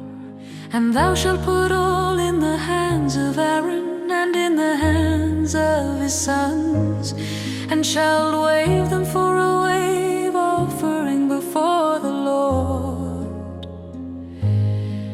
And thou shalt receive them of their hands, and burn them upon the altar for a burnt offering, for a sweet savor before the Lord. It is an offering made by fire unto the Lord. And thou shalt take the breast of the ram of Aaron's consecration, and wave it for a wave offering before the Lord, and it shall be thy part. And thou shalt sanctify the breast of the wave offering, and the shoulder of the heave offering, which is waved, and which is halved up, of the ram of the consecration, even of that which is for Aaron, and of that which is for his sons. And it shall be Aaron's and his sons by a statute forever from the children of Israel.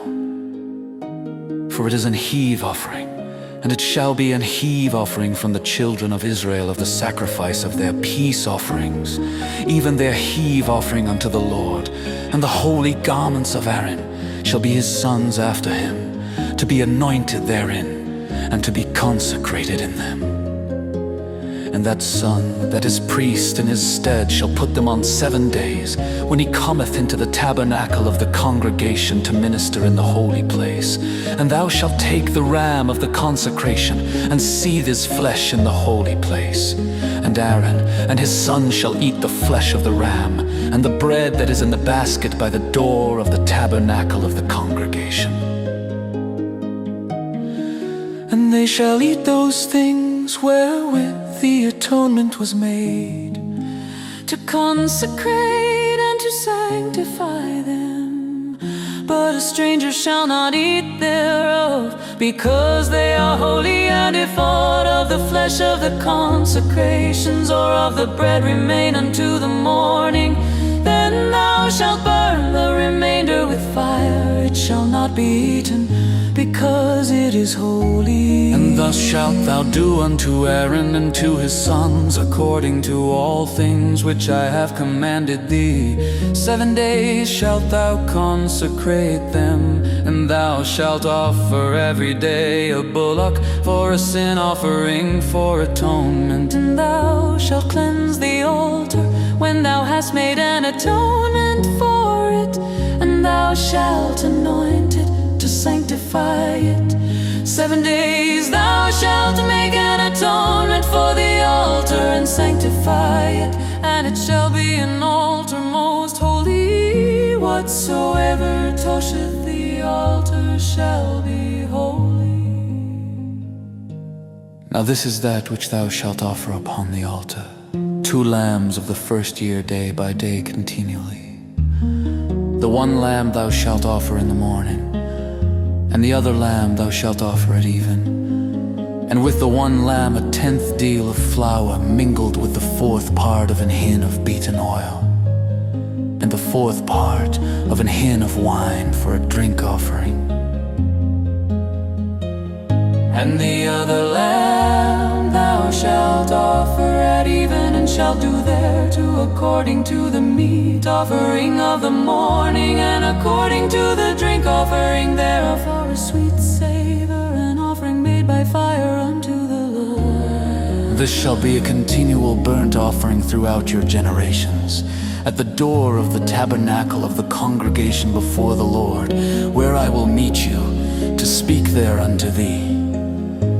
And there I will meet with the children of Israel, and the tabernacle shall be sanctified by my glory, and I will sanctify the tabernacle of the congregation, and the altar I will sanctify also, both Aaron and his sons, to minister to me in the priest's office, and I will dwell among the children of Israel,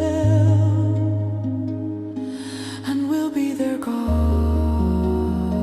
And they shall know that I am the Lord their God, that brought them forth out of the land of Egypt, that I may dwell among them. I am the Lord their God.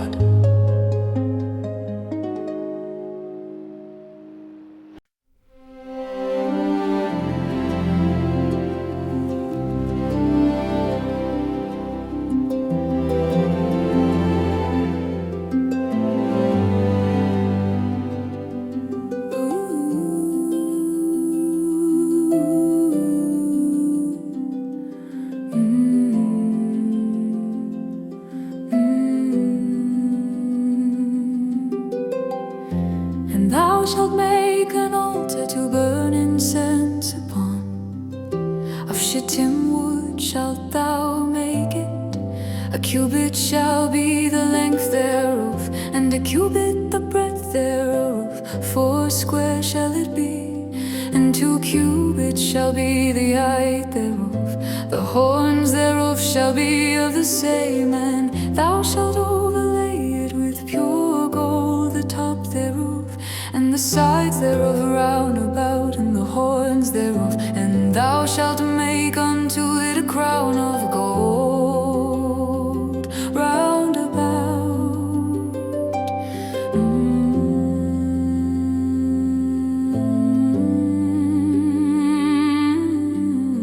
And 2 golden rings shalt thou make to it under the crown of it, by the 2 corners thereof.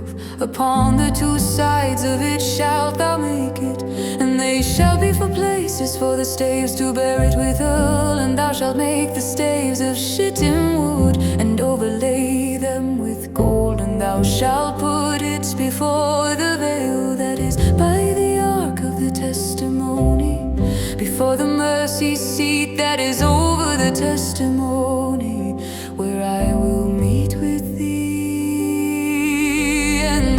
Shall burn their unsweet incense every morning. When he dresseth the lamps, he shall burn incense upon it. And when Aaron lighteth the lamps at even, he shall burn incense upon it. A perpetual incense before the Lord throughout your generation.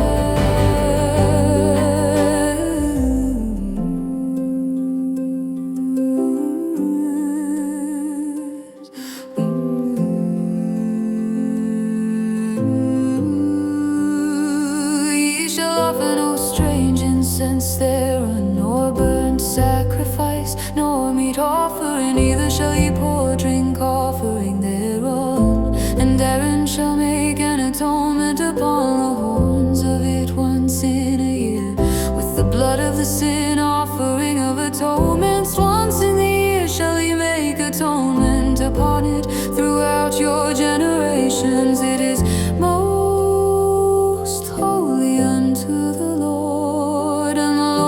Spake unto Moses, saying, when thou takest the sum of the children of Israel after their number, then shall they give every man a ransom for his soul unto the Lord, when thou numberest them, that there be no plague among them, when thou numberest them.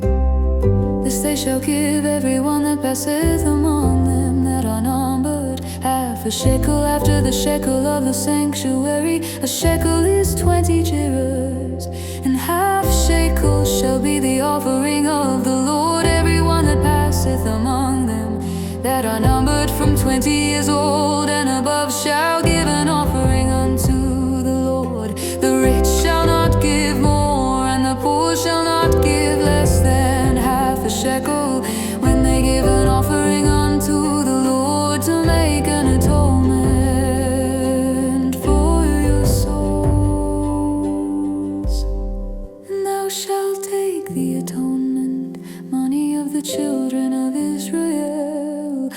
shalt appoint it for the service of the tabernacle of the congregation, that it may be a memorial unto the children of Israel before the Lord, to make an atonement for your souls.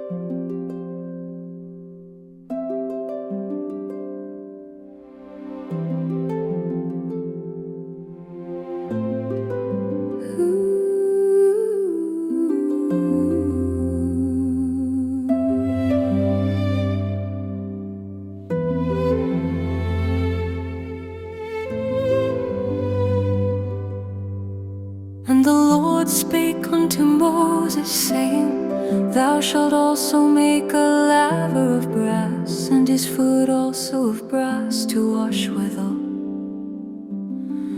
And thou shalt put it between the tabernacle of the congregation and the altar, and thou shalt put water therein.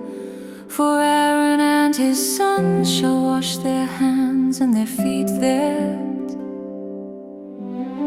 when they go into the tabernacle of the congregation. They shall wash with water, that they die not. Or when they come near to the altar to minister, to burn offering made by fire unto the Lord, so they shall wash their hands and their feet, that they die not. And it shall be a statute forever to them, even to him and to his seed throughout their generations. Moreover, the Lord spake unto Moses, saying, Take thou also unto thee principal spices of pure myrrh 500 shekels, and of sweet cinnamon half so much, even 250 shekels, and of sweet calamus 250 shekels, and of cassia 500 shekels, after the shekel of the sanctuary, and of oil, olive, and hin. And thou shalt make it an oil of holy ointment, an ointment compound after the art of the apothecary. It shall be an holy anointing oil, and thou shalt anoint the tabernacle of the congregation therewith, and the ark of the testimony, and the table, and all his vessels, and the candlestick and his vessels, and the altar of incense, and the altar of burnt offering with all his vessels, and the laver and his foot. And thou shalt sanctify them, that they may be most holy. Whatsoever toucheth them shall be holy. And thou shalt anoint Aaron and his sons, and consecrate them, that they may minister unto me in the priest's office. And thou shalt speak unto the children of Israel, saying, This shall be an holy anointing oil unto me throughout your generations.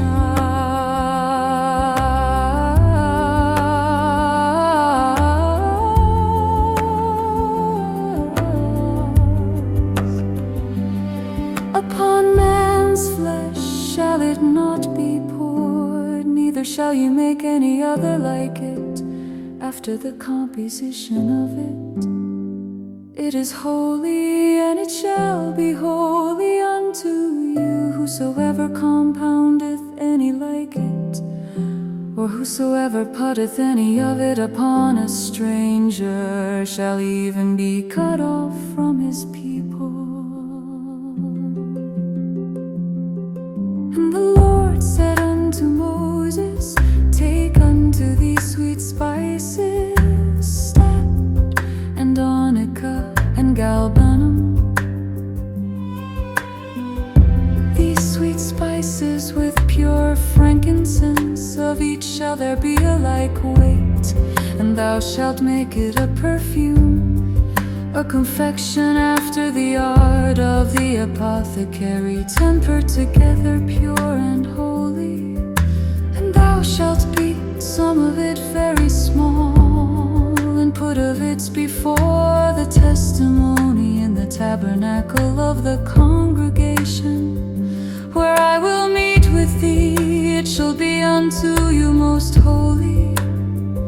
And as for the perfume which thou shalt make, ye shall not make to yourselves according to the composition thereof. It shall be unto thee holy for the Lord. Whosoever shall make like unto that, to smell thereto, shall even be cut off from his people.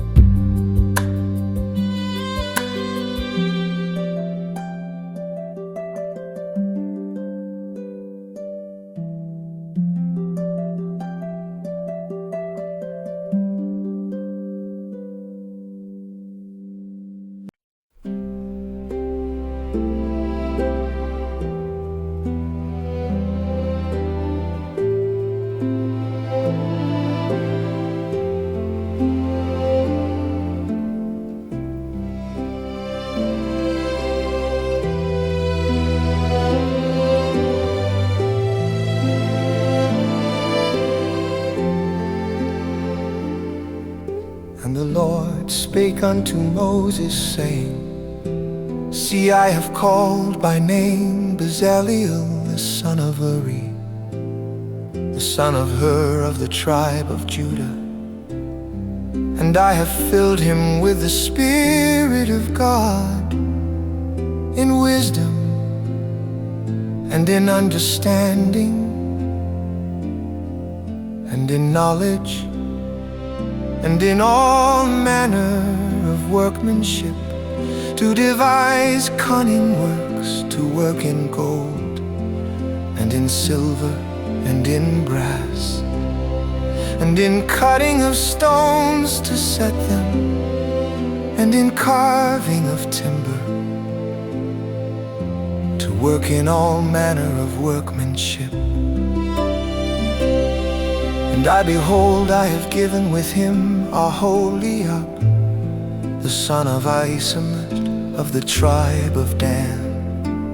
And in the hearts of all that are wise-hearted I have put wisdom, that they may make all that I have commanded thee. The tabernacle of the congregation, and the ark of the testimony, and the mercy seat that is thereupon, and all the furniture of the tabernacle, and the table and his furniture, and the pure candlestick with all his furniture, and the altar of incense, and the altar of burnt offering with all his furniture, and the laver and his foot, and the cloths of service, and the holy garments for Aaron the priest, and the garments of his sons to minister in the priest's office, and the anointing oil and sweet incense for the holy place, according to all that I have commanded thee, shall they do.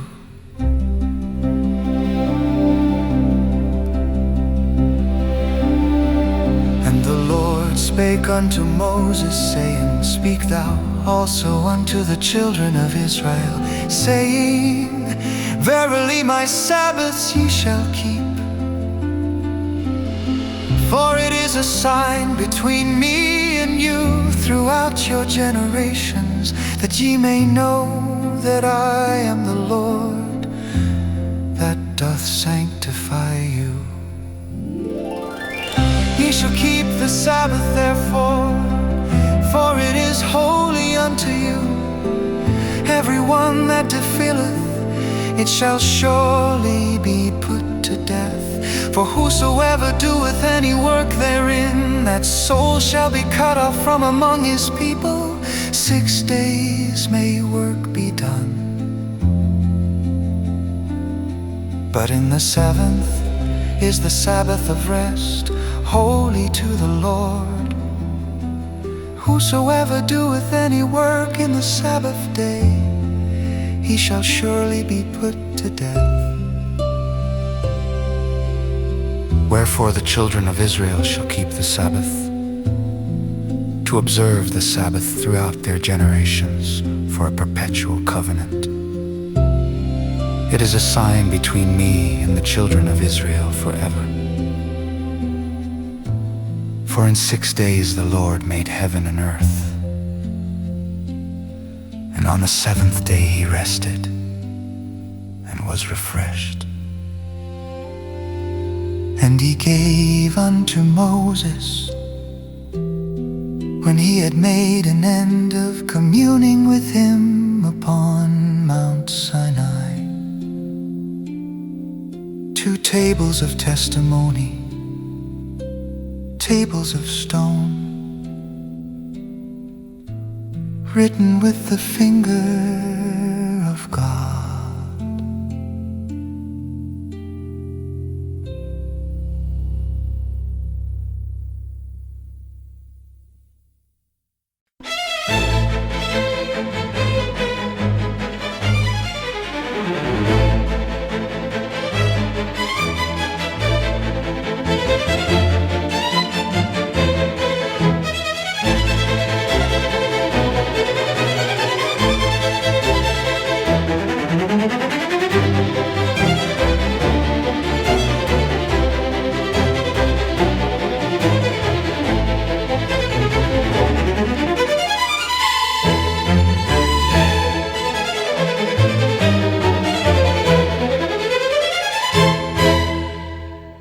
And when the people saw that Moses delayed to come down out of the mount, the people gathered themselves together unto Aaron, and said unto him, Up, make us gods, which shall go before us.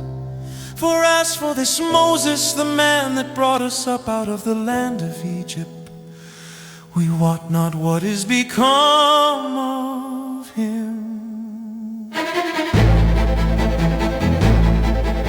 And Aaron said unto them, Break off the golden earrings which are in the ears of your wives, of your sons and of your daughters, and bring them unto me. And all the people break off the golden earrings which were in their ears, and brought them unto Aaron.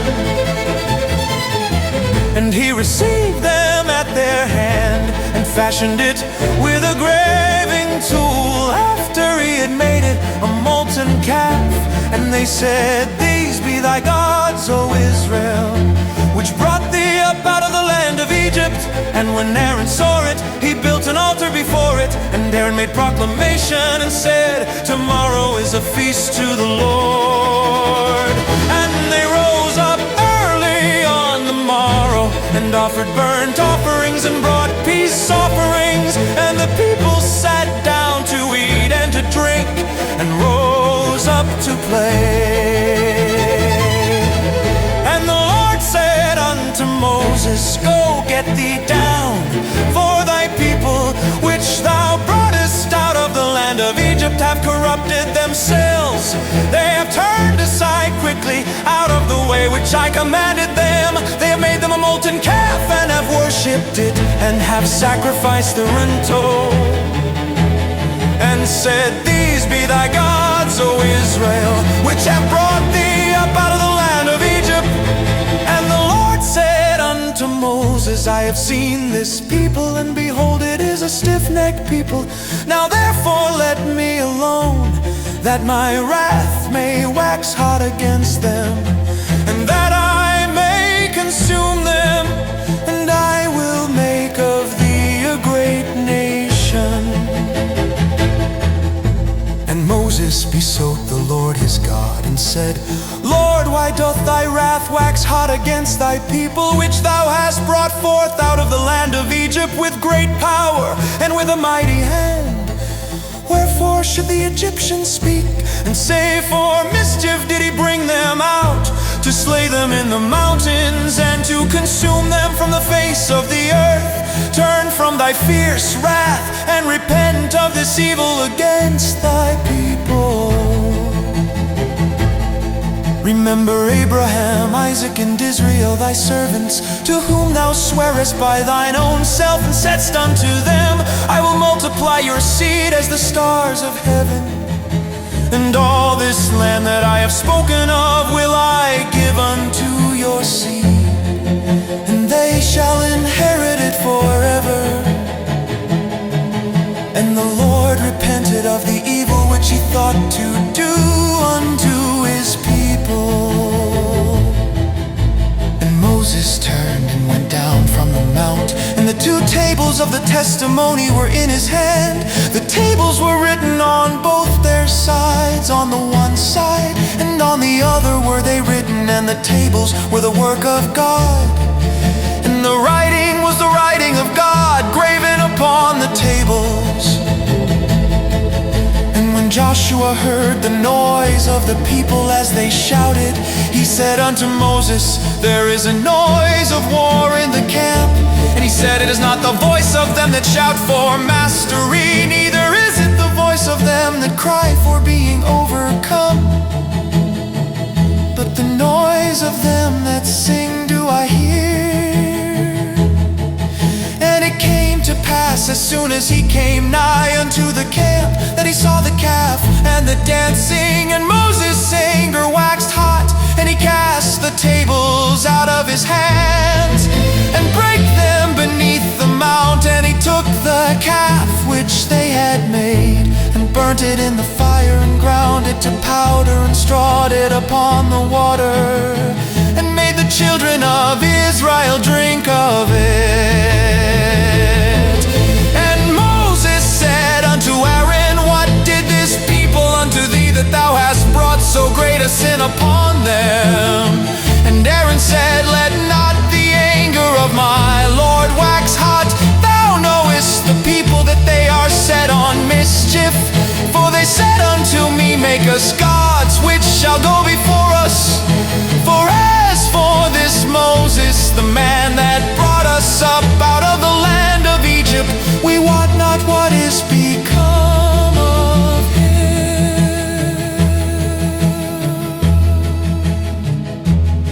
And I said unto them, whosoever hath any gold, let them break it off. So they gave it me, then I cast it into the fire, and there came out this calf.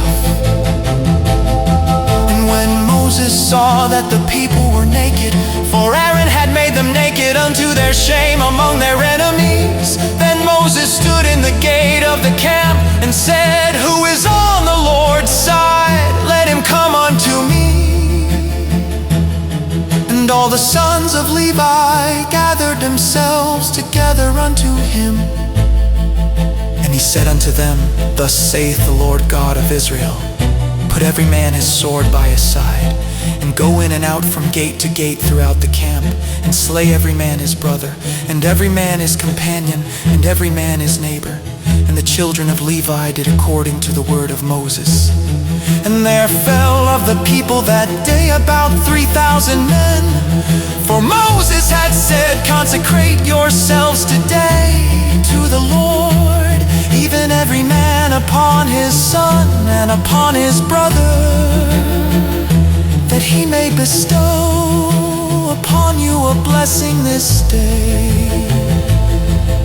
And it came to pass on the morrow that Moses said unto the people, ye have sinned a great sin, and now I will go up unto the Lord. Peradventure I shall make an atonement for your sin. And Moses returned unto the Lord and said, all this people have sinned a great sin, and have made them gods of gold. Yet now if thou wilt forgive their sin, and if not, blot me, I pray thee, out of thy book which thou hast written. And the Lord said unto Moses, whosoever hath sinned against me, him will I blot out of my book. Therefore now go, lead the people unto the place of which I have spoken unto thee. Behold, mine angel shall go before thee. Nevertheless, in the day when I visit, I will visit their sin upon them. And the Lord plagued the people, because they made the calf which Aaron made.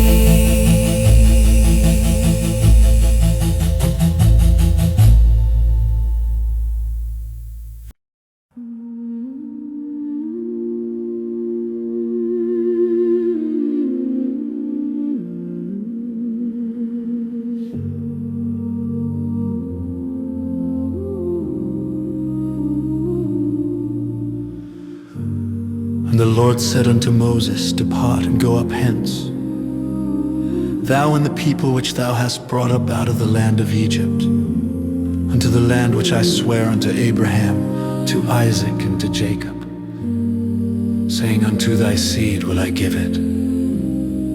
And I will send an angel before thee, and I will drive out the Canaanite, the Amorite, and the Hittite, and the Perizzite, the Hivite, and the Jebusite,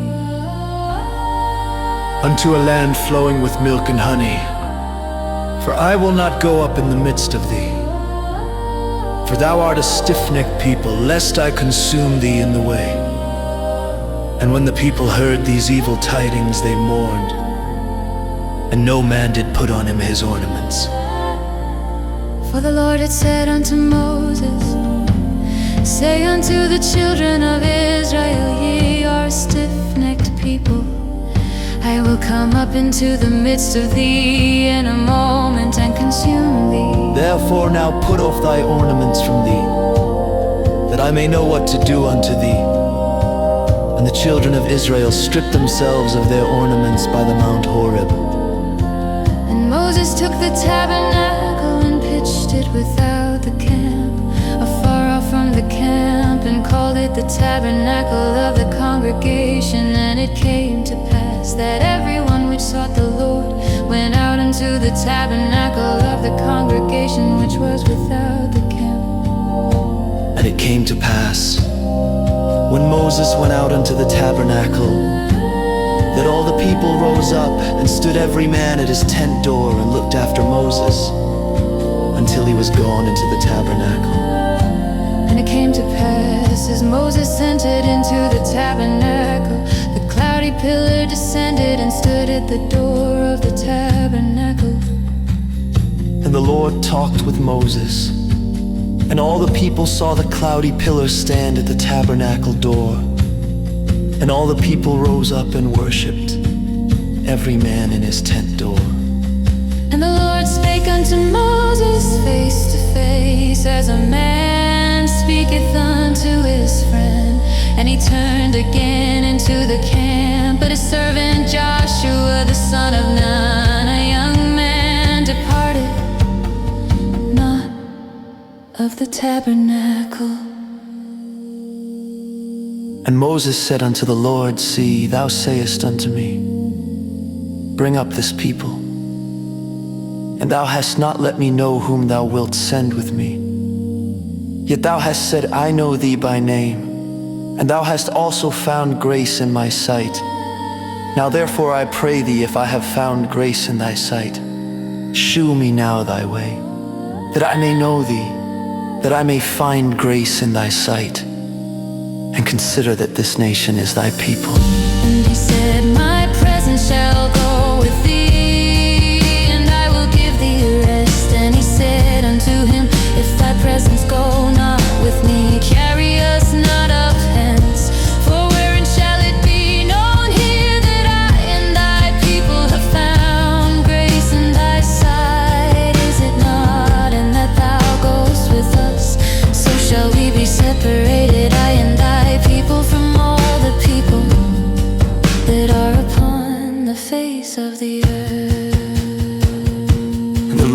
said unto Moses, I will do this thing also that thou hast spoken. For thou hast found grace in my sight, and I know thee by name. And he said, I beseech thee, shew me thy glory. And he said, I will make all my goodness pass before thee, and I will proclaim the name of the Lord before thee, and will be gracious to whom I will be gracious, and will shew mercy on whom I will shew mercy. And he said, Thou canst not see my face, for there shall no man see me and live. And the Lord said, Behold, there is a place by me, and thou shalt stand upon a rock. And it shall come to pass, while my glory passeth by, that I will put thee in a cleft of the rock, and will cover thee with my hand while I pass by. And I will take away mine hand, and thou shalt see my back parts, but my face shall not be seen.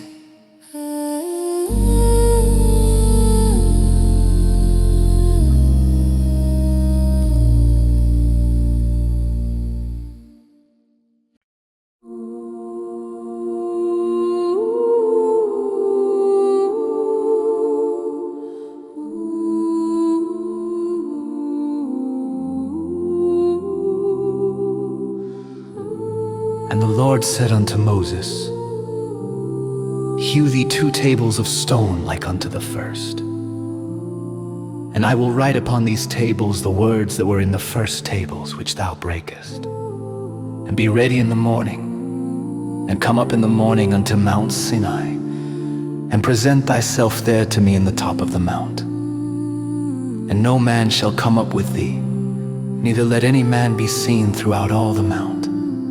Neither let the flocks nor herds feed before that mount. And he hewed 2 tables of stone like unto the first. And Moses rose up early in the morning, and went up unto Mount Sinai, as the Lord had commanded him, and took in his hand the 2 tables of stone. And the Lord descended in the cloud, and stood with him there, and proclaimed the name of the Lord. And the Lord passed by before him, and proclaimed, The Lord God, Merciful and gracious, long-suffering, and abundant in goodness and truth, keeping mercy for thousands, forgiving iniquity and transgression and sin, and that will by no means clear the guilty, visiting the iniquity of the fathers upon the children, and upon the children's children, unto the 3rd and to the 4th generation. And Moses made haste, and bowed his head toward the earth, and worshipped. And he said, If now I have found grace in thy sight, O Lord, let my Lord, I pray thee, go among us, for it is a stiff-necked people, and pardon our iniquity and our sin, and take us for thine inheritance. And he said, Behold, I make a covenant. Before all thy people I will do marvels, such as have not been done in all the earth, nor in any nation.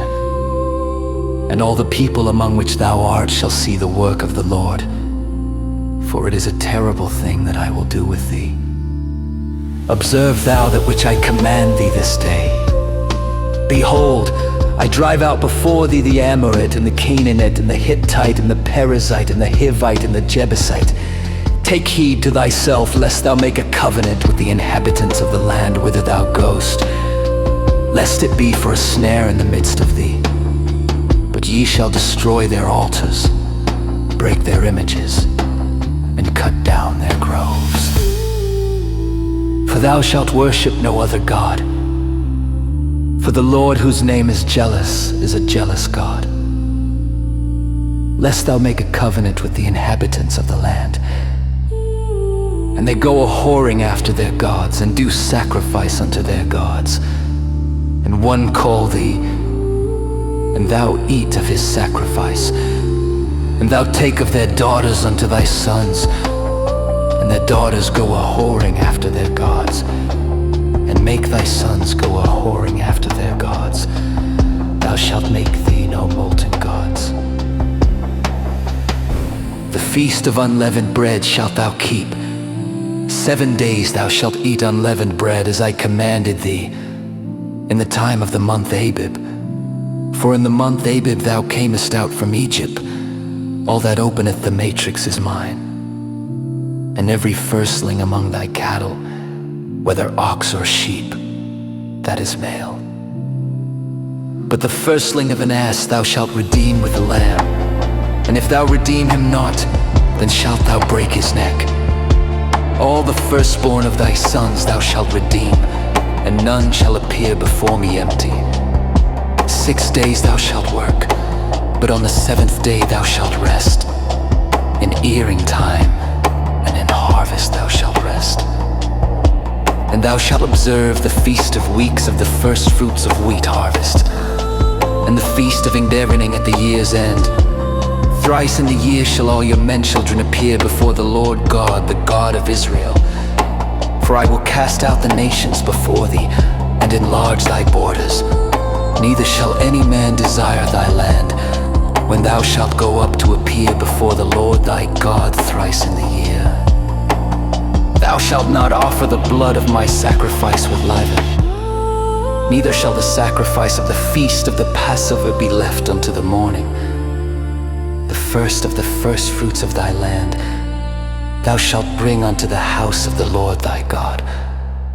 Thou shalt not see the kid in his mother's milk. And the Lord said unto Moses, Write thou these words, for after the tenor of these words I have made a covenant with thee and with Israel. And he was there with the Lord 40 days and 40 nights. He did neither eat bread nor drink water. And he wrote upon the tables the words of the covenant, the 10 commandments. And it came to pass, when Moses came down from Mount Sinai, with the 2 tables of testimony in Moses' hand, when he came down from the mount, that Moses wist not that the skin of his face shone while he talked with him. And when Aaron and all the children of Israel saw Moses, behold, the skin of his face shone, and they were afraid to come nigh him. And Moses called unto them, and Aaron and all the rulers of the congregation returned unto him, and Moses talked with them. And afterward all the children of Israel came nigh, and he gave them in commandment all that the Lord had spoken with him in Mount Sinai, until Moses had done speaking with them. He put a veil on his face. But when Moses went in before the Lord to speak with him, he took the veil off until he came out. And he came out and spake unto the children of Israel that which he was commanded. And the children of Israel saw the face of Moses, that the skin of Moses' face shone. And Moses put the veil upon his face again, until he went in to speak with him.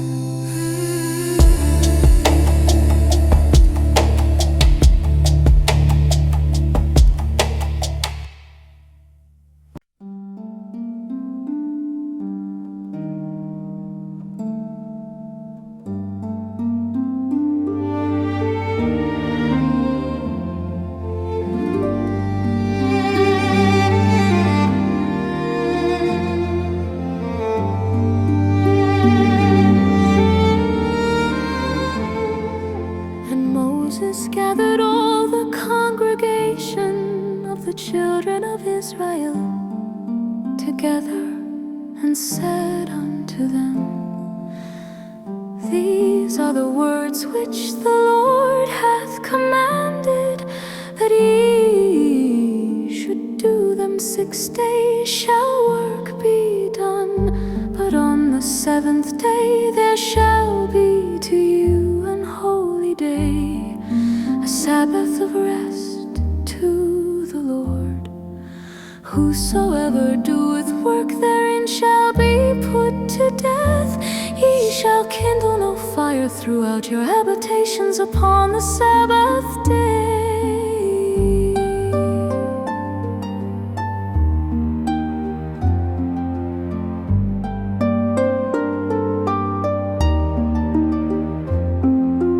Moses spake unto all the congregation of the children of Israel, saying, This is the thing which the Lord commanded, saying, Take ye from among you an offering unto the Lord. Whosoever is of a willing heart, let him bring it, an offering of the Lord, gold and silver and brass and blue and purple and scarlet and fine linen and goat's hair and ram skins dyed red and badger skins and shittim wood and oil for the light and spices for anointing oil and for the sweet incense and onyx stones and stones to be set for the ephod and for the breastplate. And every wise-hearted among you shall come and make all that the Lord hath commanded: the tabernacle, his tent and his covering, his taches and his boards, his bars, his pillars and his sockets, the ark and the staves thereof, with the mercy seat and the veil of the covering, the table and his staves and all his vessels, and the shewbread, the candlestick also for the light, and his furniture and his lamps, with the oil for the lights, and the incense altar and his staves, and the anointing oil and the sweet incense, and the hanging for the door at the entering in of the tabernacle, the altar of burnt offering with his brazen grate, his staves and all his vessels, the laver and his foot, the hangings of the court, his pillars and their sockets, and the hanging for the door of the court, the pins of the tabernacle and the pins of the court, and their cords, the cloths of service to do service in the holy place, the holy garments for Aaron the priest, and the garments of his sons to minister in the priest's office. And all the congregation of the children of Israel departed from the presence of Moses. And they came, everyone whose heart stirred him up, and everyone whom his spirit made willing. And they brought the Lord's offering to the work of the tabernacle of the congregation, and for all his service, and for the holy garments. And they came, both men and women, as many as were willing-hearted, and brought bracelets and earrings and rings and tablets, all jewels of gold. And every man that offered an offering of gold unto the Lord. And every man with whom was found blue and purple and scarlet and fine linen and goat's hair and red skins of rams and badgers' skins brought them. Everyone that did offer an offering of silver and brass brought the Lord's offering. And every man with whom was found shittim wood for any work of the service brought it. And all the women that were wise-hearted did spin with their hands, and brought that which they had spun, both of blue and of purple and of scarlet and of fine linen. And all the women whose hearts stirred them up in wisdom spun goat's hair. And the rulers brought onyx stones and stones to be set for the ephod and for the breastplate, and spice and oil for the light and for the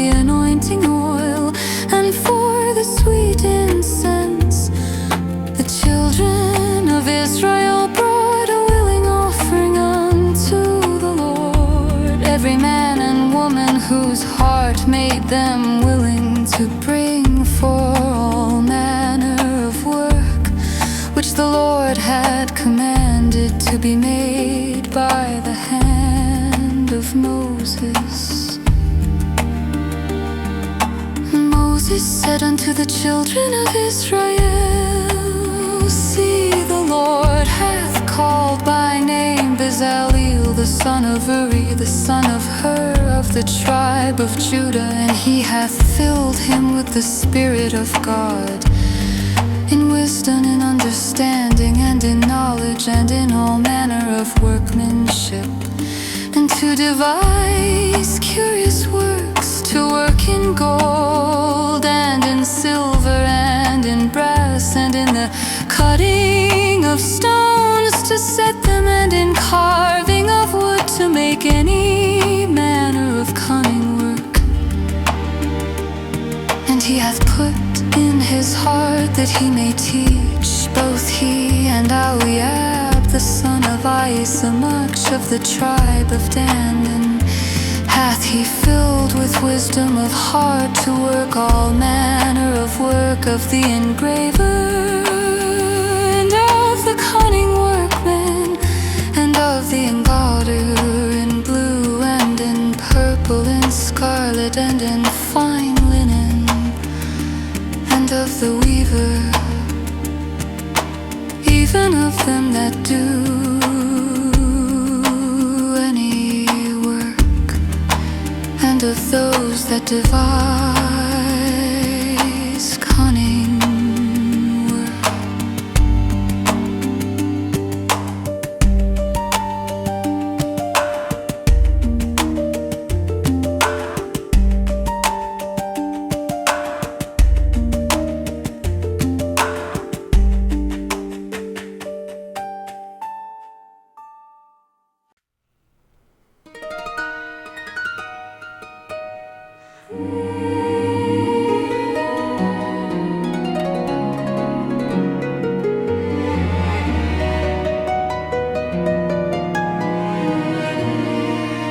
Then wrought Bezaleel and Aholiab, and every wise-hearted man, in whom the Lord put wisdom and understanding, to know how to work all manner of work for the service of the sanctuary, according to all that the Lord had commanded. And Moses called Bezaleel and Aholiab, and every wise-hearted man, in whose heart the Lord had put wisdom, even every one whose heart stirred him up to come unto the work to do it.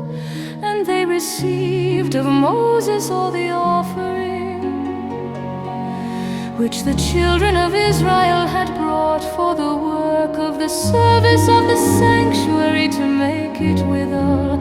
And they brought yet unto him free offerings every morning.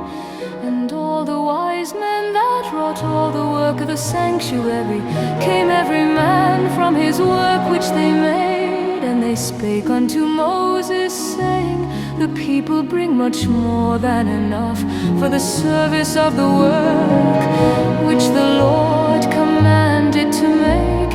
And Moses gave commandment, and they caused it to be proclaimed throughout the camp, saying, Let neither man nor woman make any more work for the offering of the sanctuary.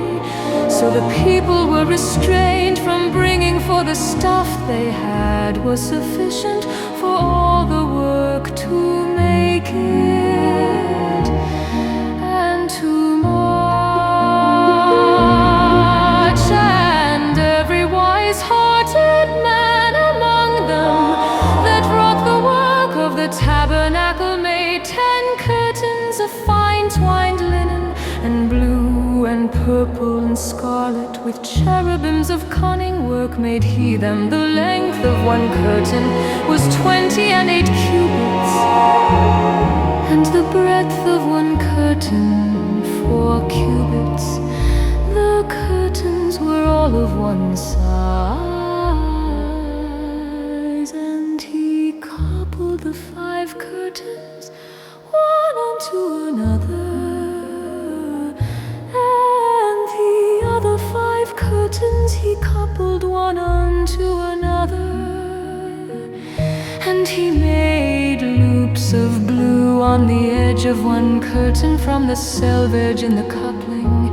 Likewise he made in the uttermost side of another curtain. In the coupling of the second 50 loops made he in one curtain. And 50 loops made he in the edge of the curtain which was in the coupling of the second. The loops held one curtain to another, and he made 50 taches of gold and coupled the curtains one onto another with the taches, so it became one tabernacle. And he made curtains of goat's hair for the tent over the tabernacle. 11 curtains he made them. The length of one curtain was 30 cubits, and 4 cubits was the breadth of one curtain. The 11 curtains were of one size. and he coupled 5 curtains by themselves and 6 curtains by themselves, and he made 50 loops upon the uttermost edge of the curtain in the coupling, and 50 loops made it upon the edge of the peasant, the shepherd, the shepherd, and he made 50 hedges of brass to mobile the when his voice behold. And he made a coupling for the tent of ram skins dyed red, and a covering of badger skins above that. And he made boards for the tabernacle of shittim wood standing up. The length of a board was 10 cubits, and the breadth of a board 1 cubit and a half. One board had 2 tenons equally distant one from another. Thus did he make for all the boards of the tabernacle. And he made boards for the tabernacle, 20 boards for the south side, southward. And 40 sockets of silver he made under the 20 boards, 2 sockets under one board for his 2 tenons, and 2 sockets under another board for his 2 tenons. And for the other side of the tabernacle, which is toward the north corner, he made 20 boards, and there 40 sockets of silver, 2 sockets under one board, and 2 sockets under another board. And for the sides of the tabernacle westward he made 6 boards, and 2 boards made he for the corners of the tabernacle in the 2 sides. And they were coupled beneath and coupled together at the head, their roof to one ring. Thus he did to both of them in both the corners. And there were 8 boards, and their sockets were 16 sockets of silver. Under every board 2 sockets. And he made bars of shittim wood, 5 for the boards of the one side of the tabernacle, and 5 bars for the boards of the other side of the tabernacle, and 5 bars for the boards of the tabernacle for the sides westward. And he made the middle bar to shoot through the boards from the one end to the other, and he overlaid the boards with gold, and made their rings of gold to be places for the bars, and overlaid the bars with gold. And he made a veil of blue and purple and scarlet and fine twined linen. With cherubims made he it of cunning work, and he made thereunto 4 pillars of shittim wood, and overlaid them with gold.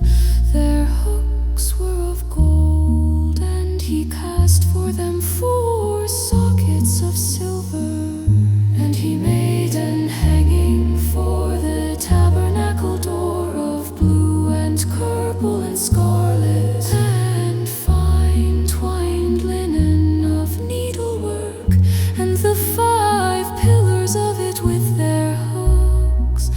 And he overlaid their chapiters and their fillets with gold, but their 5 sockets were of brass.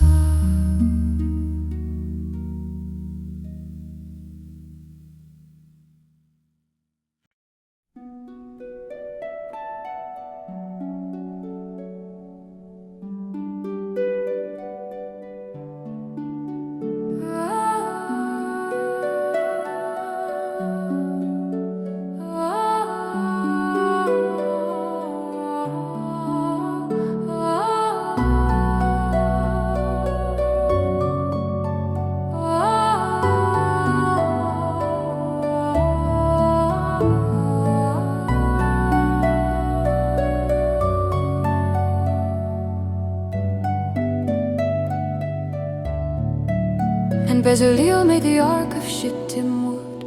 2 cubits and a half was the length of it, and 1 cubit and a half the breadth of it, and 1 cubit and a half the height of it. And he overlaid it with pure gold within and without, and made a crown of gold to it round about. And he cast for it 4 rings of gold to be set by the 4 corners of it, even 2 rings upon the one side of it, and 2 rings upon the other side of it. And he made staves of shittim wood and overlaid them with gold. And he put the staves into the rings by the sides of the ark to bear the ark. And he made the mercy seat of pure gold. 2 cubits and a half was the length thereof, and 1 cubit and a half the breadth thereof. And he made 2 cherubims of gold, beaten out of 1 piece made he them on the 2 ends of the mercy seat. 1 cherub on the end on this side, and another cherub on the other end on that side. Out of the mercy seat made he the cherubims on the 2 ends thereof.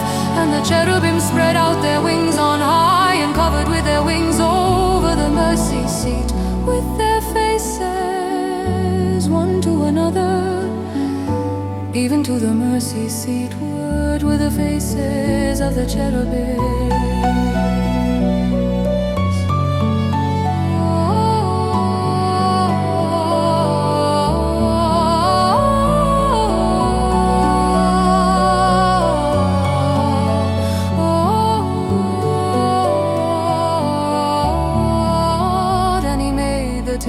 Shittim wood. 2 cubits was the length thereof, and 1 cubit the breadth thereof, and 1 cubit and a half the height thereof. And he overlaid it with pure gold, and made thereunto a crown of gold round about. Also he made thereunto a border of an handbreadth round about, and made a crown of gold for the border thereof round about. And he cast for it 4 rings of gold, and put the rings upon the 4 corners that were in the 4 feet thereof. Over against the border were the rings, the places for the staves to bear the table. And he made the staves of shittim wood, and overlaid them with gold to bear the table. And he made the vessels which were upon the table, his dishes and his spoons and his bowls, and his covers to cover with all of pure gold. And he made the candlestick of pure gold, of beaten work made he the candlestick. His shaft and his branches, bowls, his knops and his flowers were of the same. And 6 branches going out of the sides thereof, 3 branches of the candlestick out of the one side thereof, and 3 branches of the candlestick out of the other side thereof. 3 bowls made after the fashion of almonds, in 1 branch a knop and a flower.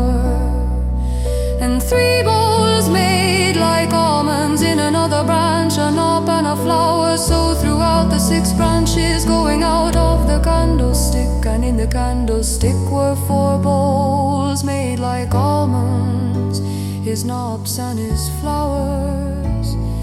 And a knob under two branches of the same, and a knob under two branches of the same, and a knob under two branches of the same, according to the 6 branches going out of it. Their knobs and the branches were of the same, all of it was one beaten work of pure gold.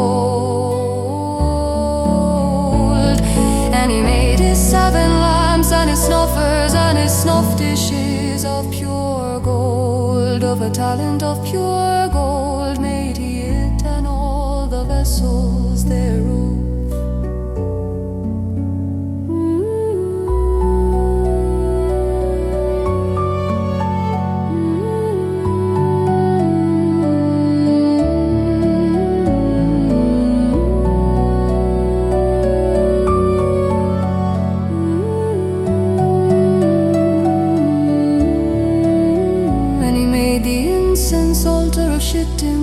The length of it was a cubit, and the breadth of it a cubit. It was 4 square, and 2 cubits was the height of it. The horns thereof were of the same, and he overlaid it with pure gold, both the top of it and the sides thereof round about, and the horns of it.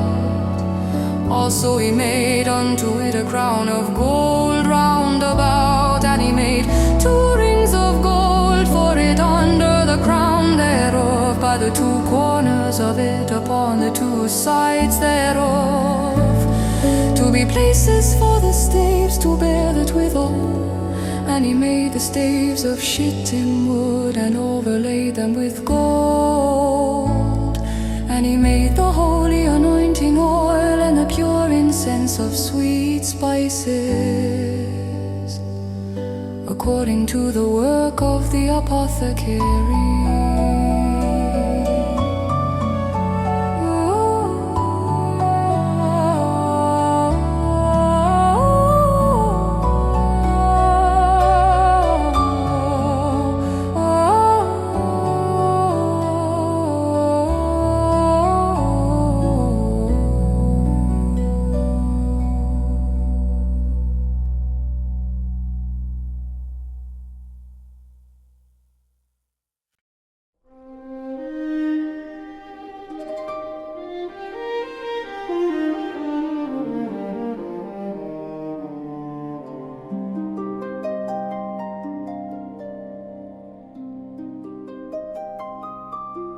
And he made the altar of burnt offering of shittim wood.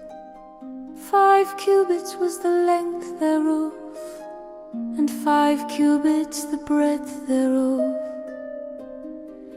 It was 4 square and 3 cubits the height thereof. And he made the horns thereof on the 4 corners of it. The horns thereof were of the same, and he overlaid it with brass. And he made all the vessels of the altar, the pots and the shovels and the basins and the flesh hooks and the fire pans. All the vessels thereof made he of brass.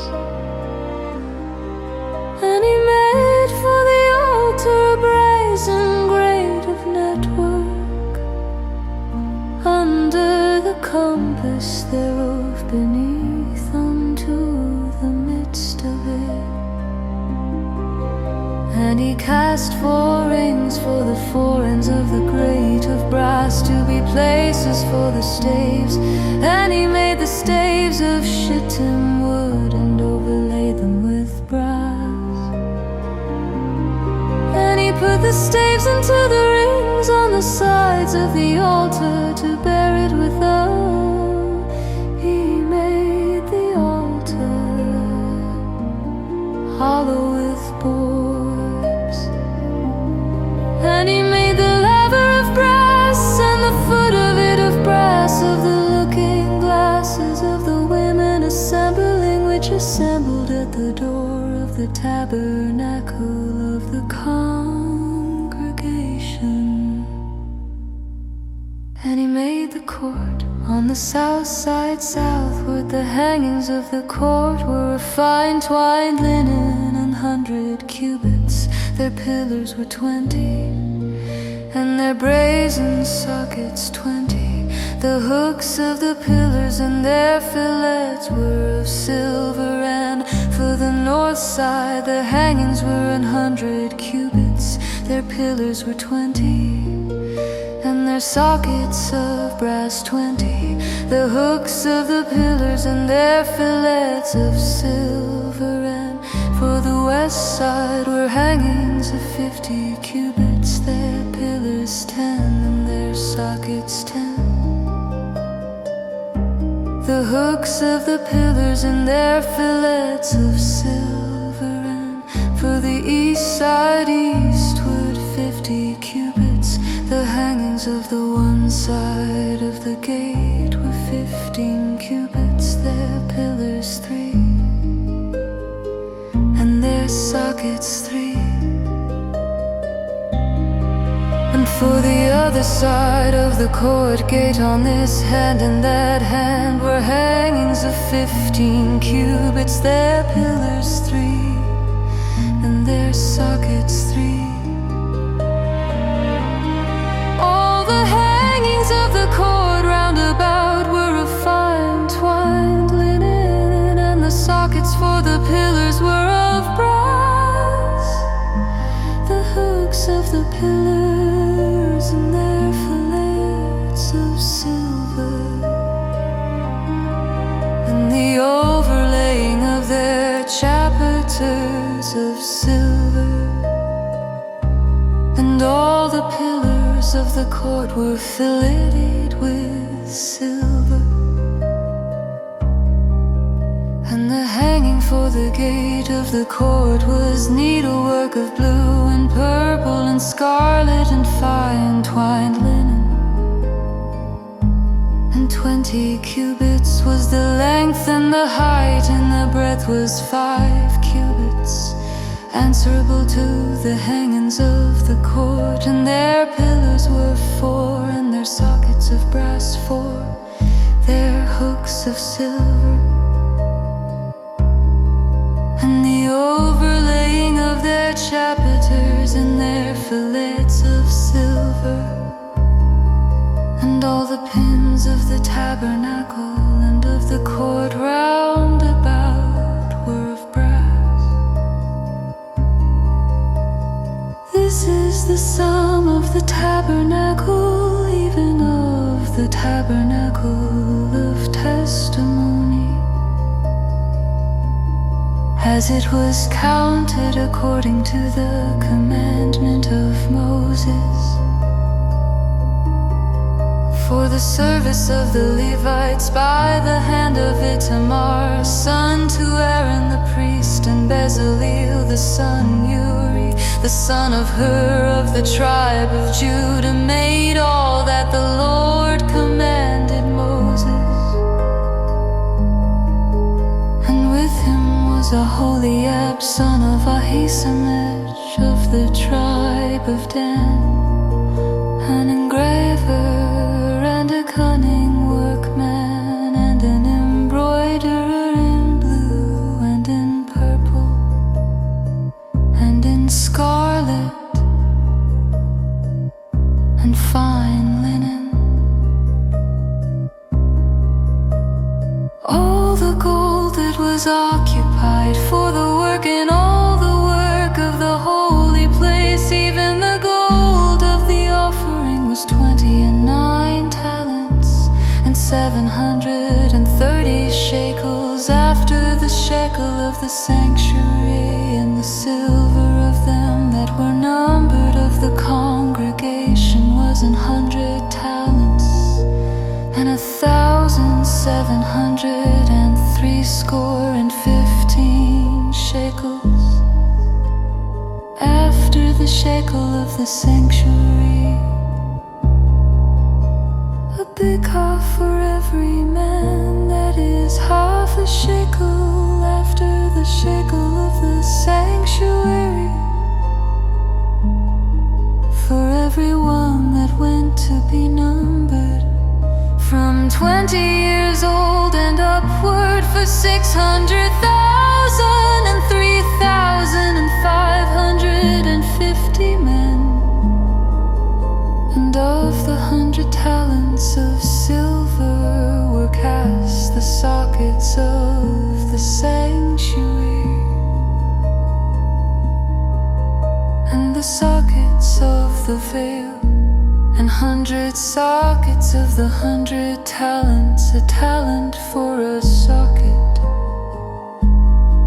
And of the 1,775 shekels he made hooks for the pillars, and overlaid their chapiters and filleted them. And the brass of the offering was 70 talents and 2,400 shekels.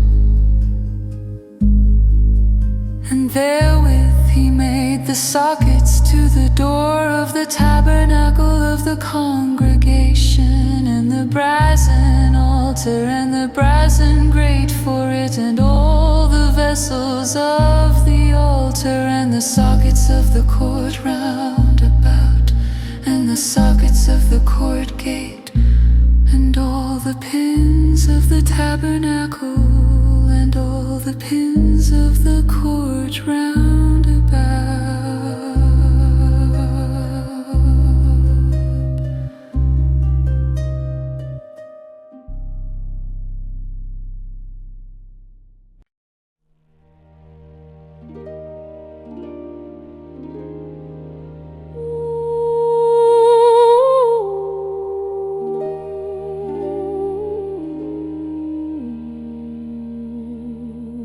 Of the blue and purple and scarlet they made cloths of service, to do service in the holy place, and made the holy garments for Aaron, as the Lord commanded Moses.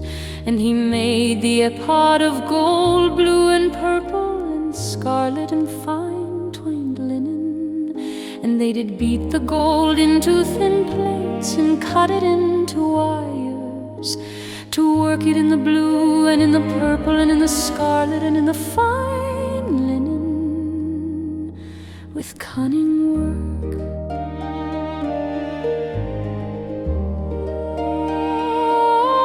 Oh, they made shoulder pieces for it, to couple it together. By the two edges was it coupled together.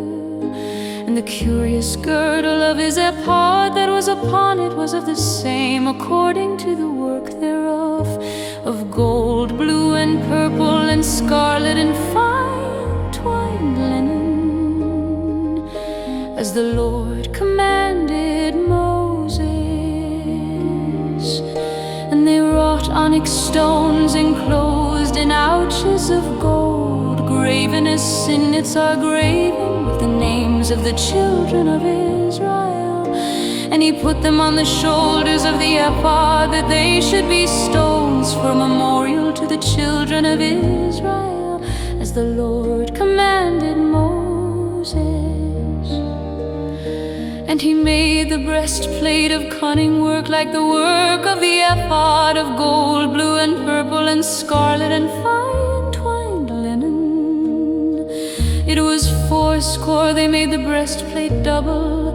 A span was the length thereof, and a span the breadth thereof, being doubled. And they set in it 4 rows of stones. The first row was a sardius, a topaz, and a carbuncle. This was the first row. And the second row an emerald, a sapphire, and a diamond. And the third row a ligure, an agate, and an amethyst. And the fourth row a beryl, an onyx, and a jasper. They were enclosed in ouches of gold in their enclosings. And the stones were according to the names of the children of Israel, 12. According to their names, like the engravings of a signet, every one with his name, according to the 12 tribes. And they made upon the breastplate chains at the ends of wreathen work of pure gold. And they made 2 ouches of gold and 2 gold rings. put the 2 rings in the 2 ends of the breastplate, and they put the 2 wreathen chains of gold in the 2 rings on the ends of the breastplate, and the 2 ends of the 2 wreathen chains they fastened in the 2 ouches, and put them on the shoulder pieces of the ephod before it. And they made 2 rings of gold and put them on the 2 ends of the breastplate, upon the border of it which was on the side of the ephod inward. And they made 2 other golden rings and put them on the 2 sides of the ephod underneath toward the forepart of it, over against the other coupling thereof, above the curious girdle of the ephod. And they did bind the breastplate by his rings unto the rings of the ephod with a lace of blue, that it might be above the curious girdle of the ephod, and that the breastplate might not be loosed from the ephod, as the Lord commanded Moses. And he made the robe of the ephod of woven work, all of blue, and there was an hole in the midst of the robe as the hole of an habergeon, with a band round about the hole, that it should not rend. And they made upon the hems of the robe pomegranates of blue and purple and scarlet and twined linen. And they made bells of pure gold, and put the bells between the pomegranates upon the hem of the robe, round about between the pomegranates, a bell and a pomegranate, a bell and a pomegranate, round about the hem of the robe, to minister in, as the Lord commanded Moses. And they made coats of fine linen of woven work for Aaron and for his sons, and a mitre of fine linen, and goodly bonnets of fine linen, and linen breeches of fine twined linen, and a girdle of fine twined linen, and blue and purple and scarlet of needlework, as the Lord commanded Moses. And they made the plate of the holy crown of pure gold, and wrote upon it a writing like to the engravings of a signet, holiness to the Lord. And they tied unto it a lace of blue, to fasten it on high upon the mitre, as the Lord commanded Moses. Thus was all the work of the tabernacle of the tent of the congregation finished. And the children of Israel did according to all that the Lord commanded Moses, so did they. And they brought the tabernacle unto Moses, the tent and all his furniture, his taches, his boards, his bars, and his pillars, and his sockets, and the covering of ram skins dyed red, and the covering of badger skins, and the veil of the covering, the ark of the testimony, and the staves thereof, and the mercy seat, the table, and all the vessels thereof, and the shewbread, the pure candlestick, with the lamps thereof, even with the lamps to be set in order, and all the vessels thereof, and the oil for light, and the golden altar, and the anointing oil, and the sweet incense, and the hanging for the tabernacle door, the brazen altar, and his grate of brass, his staves, and all his vessels, the laver and his foot, the hangings of the court, his pillars and his sockets, and the hanging for the court gate, his cords and his pins, and all the vessels of the service of the tabernacle for the tent of the congregation, the cloths of service to do service in the holy place, and the holy garments for Aaron the priest and his sons' garments, to minister in the priest's office, according to all that the Lord commanded Moses. So the children of Israel made all the work, and Moses did look upon all the work, and behold, they had done it as the Lord had commanded. they done it. And Moses blesseth them.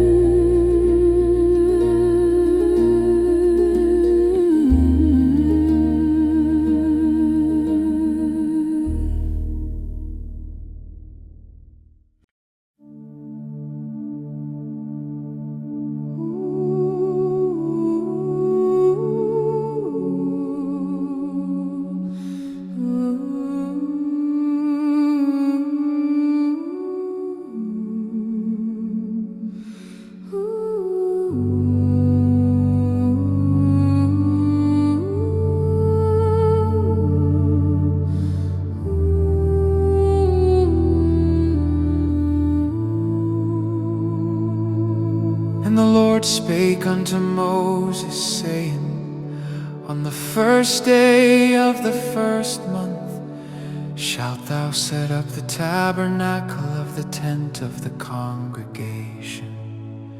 And thou shalt put therein the ark of the testimony, and cover the ark with the veil.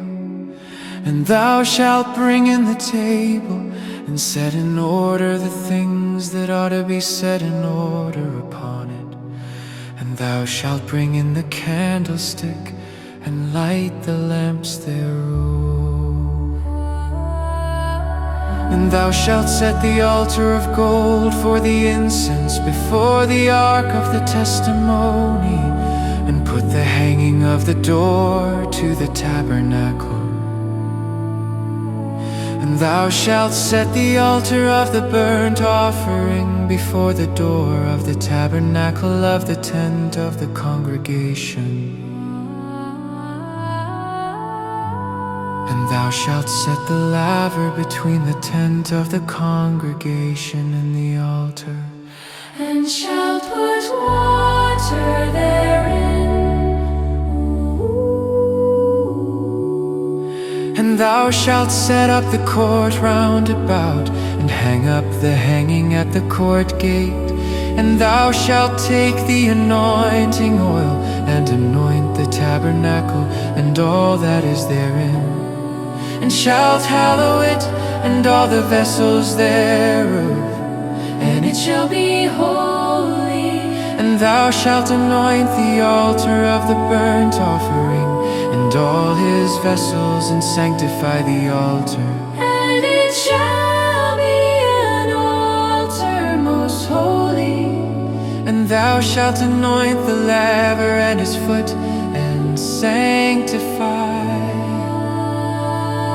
And thou shalt bring Aaron and his sons unto the door of the tabernacle of the congregation, and wash them with water. And thou shalt put upon Aaron the holy garments, and anoint him, and sanctify him, that he may minister unto me in the priest's office. And thou shalt bring his sons, and clothe them with coats. And thou shalt anoint them, as thou didst anoint their father, that they may minister unto me in the priest's office. For their anointing shall surely be an everlasting priesthood throughout their generations. Thus did Moses, according to all that the Lord commanded him, so did he. And it came to pass in the first month, in the second year, on the first day of the month, that the tabernacle was reared up. And Moses reared up the tabernacle, and fastened his sockets, and set up the boards thereof, and put in the bars thereof, and reared up his pillars. And he spread abroad the tent over the tabernacle, and put the covering of the tent above upon it, as the Lord commanded Moses. And he took and put the testimony into the ark, and set the staves on the ark, and put the mercy seat above upon the ark. And he brought the ark into the tabernacle, and set up the veil of the covering, and covered the ark of the testimony as the Lord commanded Moses. And he put the table in the tent of the congregation upon the side of the tabernacle northward without the veil. And he set the bread in order upon it before the Lord as the Lord had commanded Moses. And he put the candlestick in the tent of the congregation over against the table on the side of the tabernacle southward. And he lighted the lamps before the Lord as the Lord commanded Moses. And he put the golden altar in the tent of the congregation before the veil. And he burned sweet incense therein as the Lord commanded Moses. And he set up the hanging at the door of the tabernacle, and he put the altar of burnt offering by the door of the tabernacle of the tent of the congregation, and offered upon it the burnt offering and the meat offering as the Lord commanded Moses. And he set the laver between the tent of the congregation and the altar, and put water there to wash withal. And Moses and Aaron and his sons washed their hands and their feet thereat when they went into the tent of the congregation. When they came near unto the altar, they washed as the Lord commanded Moses. And he reared up the court round about the tabernacle and the altar, and set up the hanging of the court gate. So Moses finished the work. Then a cloud covered the tent of the congregation, and the glory of the Lord filled the tabernacle. And Moses was not able to enter into the tent of the congregation, because the cloud abode therein, and the glory of the Lord filled the tabernacle. And when the cloud was taken up from over the tabernacle, the children of Israel went onward in all their journeys. But if the cloud were not taken up, then they journeyed not till the day that it was taken up. For the cloud of the Lord was upon the tabernacle by day, and fire was on it by night in the sight